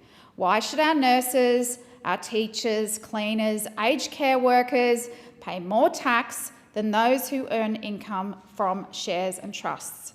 These changes will also be prospective. So if you were talking about CGT on a property, the gains you made prior to the budget will still get a 50% discount. If you buy a new build, you can also claim the 50%. Plus, for any small businesses turning over less than $2 million per year, you can still claim the 50% if you've owned that business for 15 years and you're selling on retirement. This budget also makes the $20,000 instant asset write-off permanent, and it's delivering $3.5 billion in new tax relief measures for businesses. This is a responsible budget that builds resilience and responds to the global oil shock, including investment to strengthen supply chains and for a permanent fuel security reserve. In this budget, we are delivering a $14.8 billion package to strengthen Australia's fuel resilience, securing more fuel and fertiliser now and building reserves and supply chains so that we are better prepared for global economic uncertainty. $10 billion will go to immediate fuel and fertiliser security and a permanent government-owned Australian fuel security reserve, extending our reserves to at least 50 days. We are also reserving 20% of gas exports for Aussie users, so there's more supply at lower rates. Our landmark domestic gas reservation policy will require East Coast LNG exporters to reserve 20% of production for the domestic market from July 2027. This will shield Aussies from global price volatility and supply shortfalls. Strengthening our fuel resilience is a literal no-brainer, and yet for some reason the Coalition opposes our domestic gas reservation policy. And I'll say this to the Coalition, if we wanted to hear the gas lobby's opinion, we'd just talk to the gas lobby ourselves. This budget is for everyday Aussies. It is for the worker, enabling them to keep more of what they earn. It is for the young couple in Dixon who can finally see a path to a home of their own. It is for people who work a 40-hour week. It is for the family filling up at the tank. It's for the local who can walk into an urgent care clinic with nothing more than their Medicare card. There are tough decisions in this budget. We know there's an easier road. We could pretend that homes are affordable for first home buyers. We could ignore the fact that the average nurse pays more in tax on every dollar she earns than many investors do. We could pretend that there's no inequality in our tax system. Nothing to see here, just move on. But then we would be the Liberal Party, we'd be the Coalition, and we would be robbing future generations. That's not what I came to this place to do. This budget lays a strong foundation for the future of Australia. And I thank the member for Dixon. The question is that the amendment be agreed to, and I give the call to the member for Barara. Thank you, Deputy Speaker. This is a bad Labor budget built on broken promises, funded by a tax assault on aspiration designed to punish the very Australians who invest, build businesses and plan for the future. Last week, I launched a survey of my electorate. So far, nearly 2,000 people responded from every suburb and town across the electorate, and their verdict was unambiguous, and I want this parliament to hear it. 68% of respondents believe Labor's budget tax changes will worsen Australia's economy. 75% of small business owner respondents said the budget would worsen the economy. 70% said the CGT and negative gearing changes will make it harder for Australians to invest, save and build for the future. 75% of small business owners opposed the trust tax, and 64% of respondents agreed the trust changes amount to a death tax by stealth. Unprompted, more than 100 respondents mentioned broken promises or dishonesty, and that tells you something. From the 1st of July 2028, discretionary trusts will face a minimum 30% tax on distributions with no grandfathering. Businesses structured legally over decades on professional advice will find the rules change beneath them. There's been no transition period, there's been no compensation and no acknowledgement from this government that the people affected by these changes did nothing wrong. They followed the law, they planned carefully, they took risks, and now the rules have been rewritten around them. Throughout both the 2022 and 2025 election campaigns, the Prime Minister made specific, repeated promises not to charge taxes on small businesses, on farmers, on negative gearing or capital gains, and he's broken every one of those promises. More than 100 survey respondents use words like broken promise, lied or betrayed in their written comments, unprompted, in response to a question about tax policy. Kath from Barara Waters put it plainly. Labor didn't run on these changes and they've not been adequately explained. When you change taxes, taxpayers have a right to know what is happening first, and Labor hasn't done that. Alan from Galston started his business with his wife 36 years ago. He always planned to sell it and retire on the proceeds. That was the deal. It was the unspoken contract between the government and the people who take the risk of building businesses. And this budget has torn up that contract. Nathan from North Epping has effectively paid himself next to nothing for the past 10 years to build his business, with a sale as the prospect of growing wealth for the future. Now that prospect comes with a tax liability he never planned for. Jeff from Epping has invested a 7-figure sum in dairy manufacturing business in regional Victoria, currently employing 32 people and expecting to employ over 100 within 12 months. He told me that the proposed changes will make him substantially worse off on any exit. Estimates suggest that there are around 642,000 discretionary trusts in Australia, and well over 300,000 will be affected. This isn't a tax on the wealthy, it's a tax on the people of Barara. It's a tax on the tradesmen who incorporated, the pharmacist who structured a practice, the couple who built something together over 30 years and hoped to pass it on. The trust tax is also a tax on families, on what parents spend a lifetime building to pass on to their children. 64% of survey respondents agreed it amounts to a death tax by stealth. Hannah from Barara has a testamentary trust in her will, not to minimise tax, but to ensure if both parents die, her children's inheritance cannot be spent by a guardian before those children reach adulthood. Under this budget, the government takes 30% before those children see $1. Helen from Waitara raising a child with a significant disability, spent nearly $4,000 in legal fees this year to establish a testamentary trust to protect that child's future. These aren't tax avoiders, they're parents. And this government proposes to tax what they leave behind.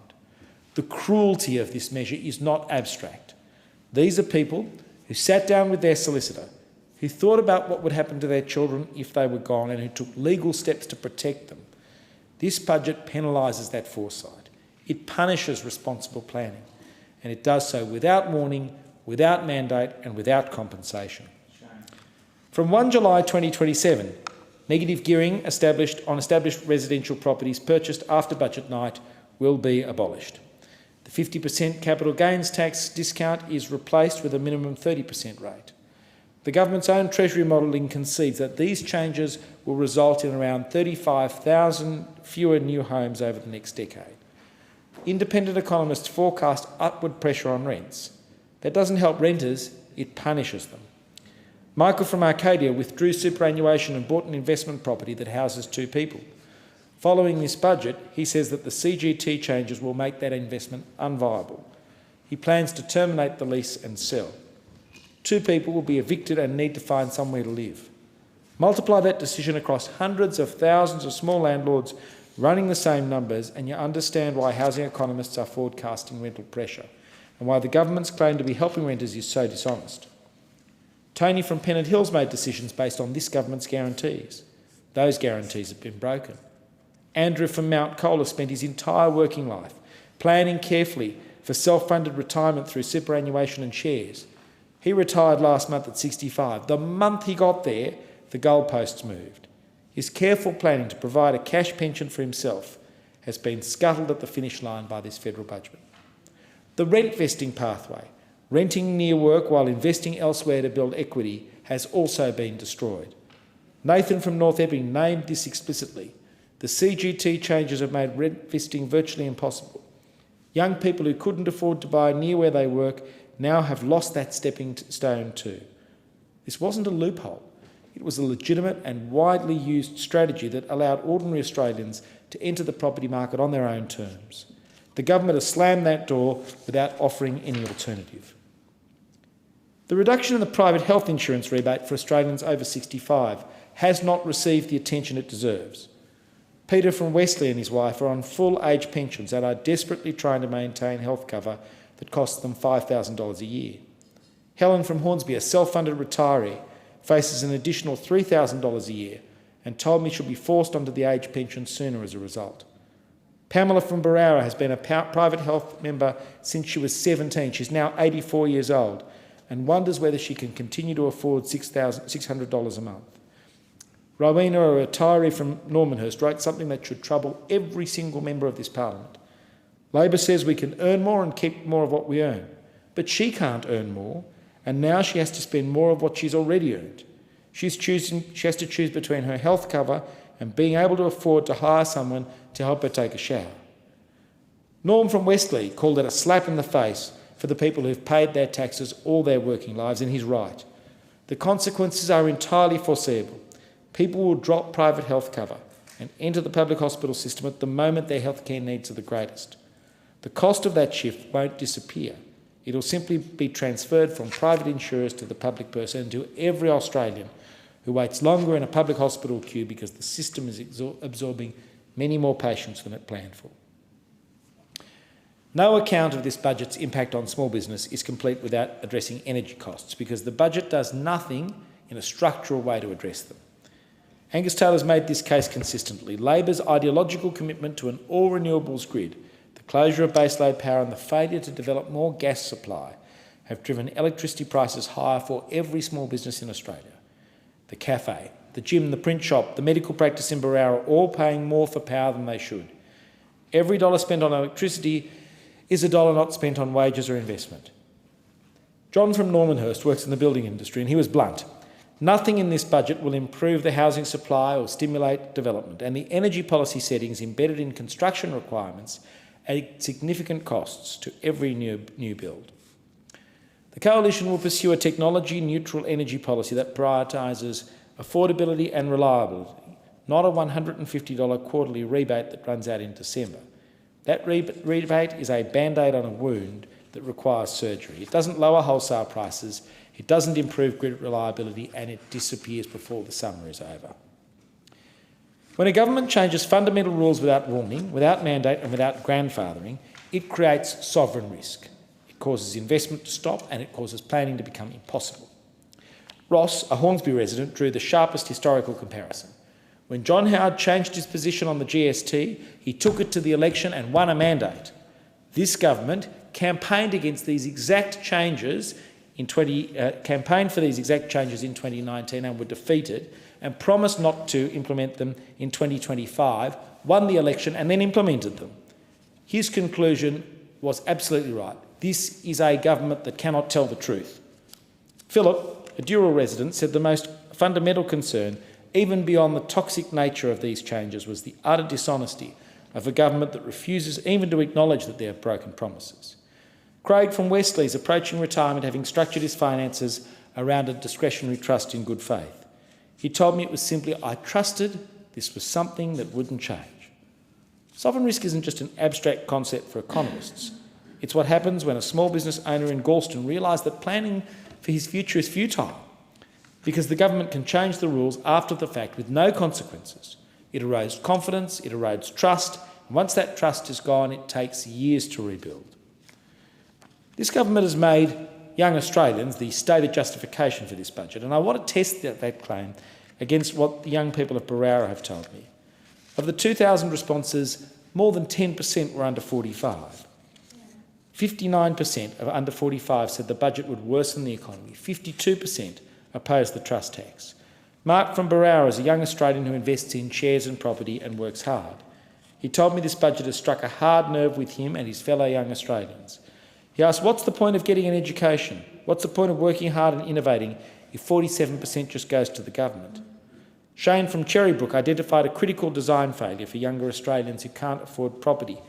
Non-property investment, shares, EFTs, managed funds, being one of the few remaining ways to build wealth needed to eventually buy a home.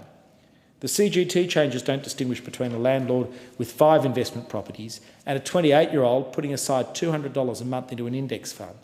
They are hit the same. Nicholas from Beecroft made the point with precision. The minimum 30% tax on capital gains literally punishes the lowest of low-income earners, including young people who need to sell shares to produce a home deposit. The government tells young Australians it's opening the door to home ownership, yet it's blocked that door with a tax collector. Anton from West Pennant Hills invests in small ASX-listed biotech companies, those that do research and development, exactly the kind of productive investment that creates jobs of the future.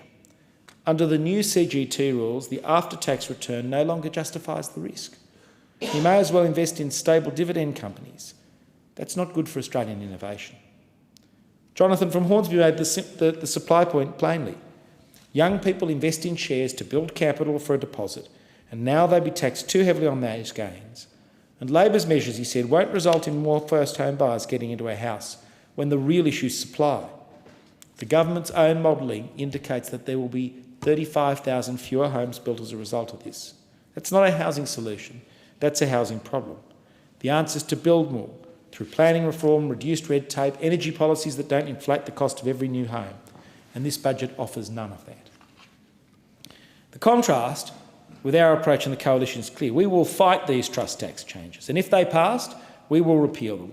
We will not destroy the negative gearing and CGT settings that mum and dad investors and first-time rent investors depend on, and we will work on supply, on planning reform, on construction capacity and energy affordability, because that is what actually helps young people buy a home. Let me discuss the tax that this budget ignores entirely, and that is bracket creep. When wages rise just to keep up with inflation, workers are no longer better off in real terms. But if that rise pushes them into the next bracket, the government takes more. It's a stealth raid, and it happens every year. And this budget does nothing about it. Think about what this means for the workers of Barara.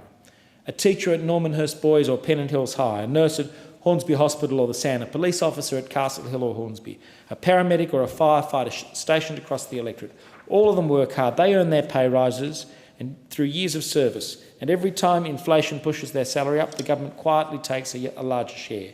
They're not richer, the government is just extracting more from the wages they've worked for. Darren from Mount Colin named it directly.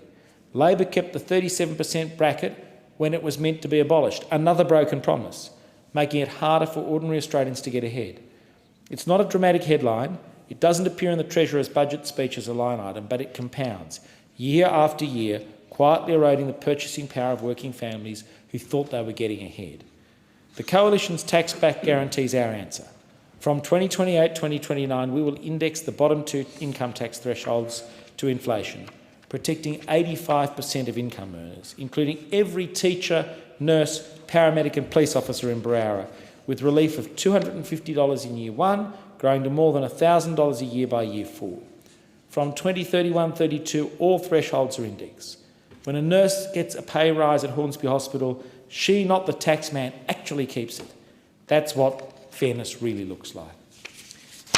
Deputy Speaker, we oppose this budget and its tax increases. I can't support a budget that taxes and disadvantages my community as much as this budget does. This is a bad Labor budget. It deserves to be opposed, and we will fight these toxic taxes every step of the way, and if they get through, we will repeal them. And I thank the member for Barara. It being virtually 7:30, I'll invite the member for Brisbane to move the adjournment. I move that the debate be adjourned and resumption of debate be made the order of the day for the next sitting. I thank the member for Brisbane. So the question now is that debate be adjourned and the resumption of the debate made in order of the day for the next sitting. All those of that opinion say aye. Aye. Against say no. I think the ayes have it. I give the call to the member for Brisbane. Thank you, Deputy Speaker. I move that the Federation Chamber do now adjourn. Is the motion seconded? Motion is seconded by the member for Wright. And I thank the member for Wright. The question now is that the motion be agreed to. All those of that opinion say aye. Aye. On the contrary, no.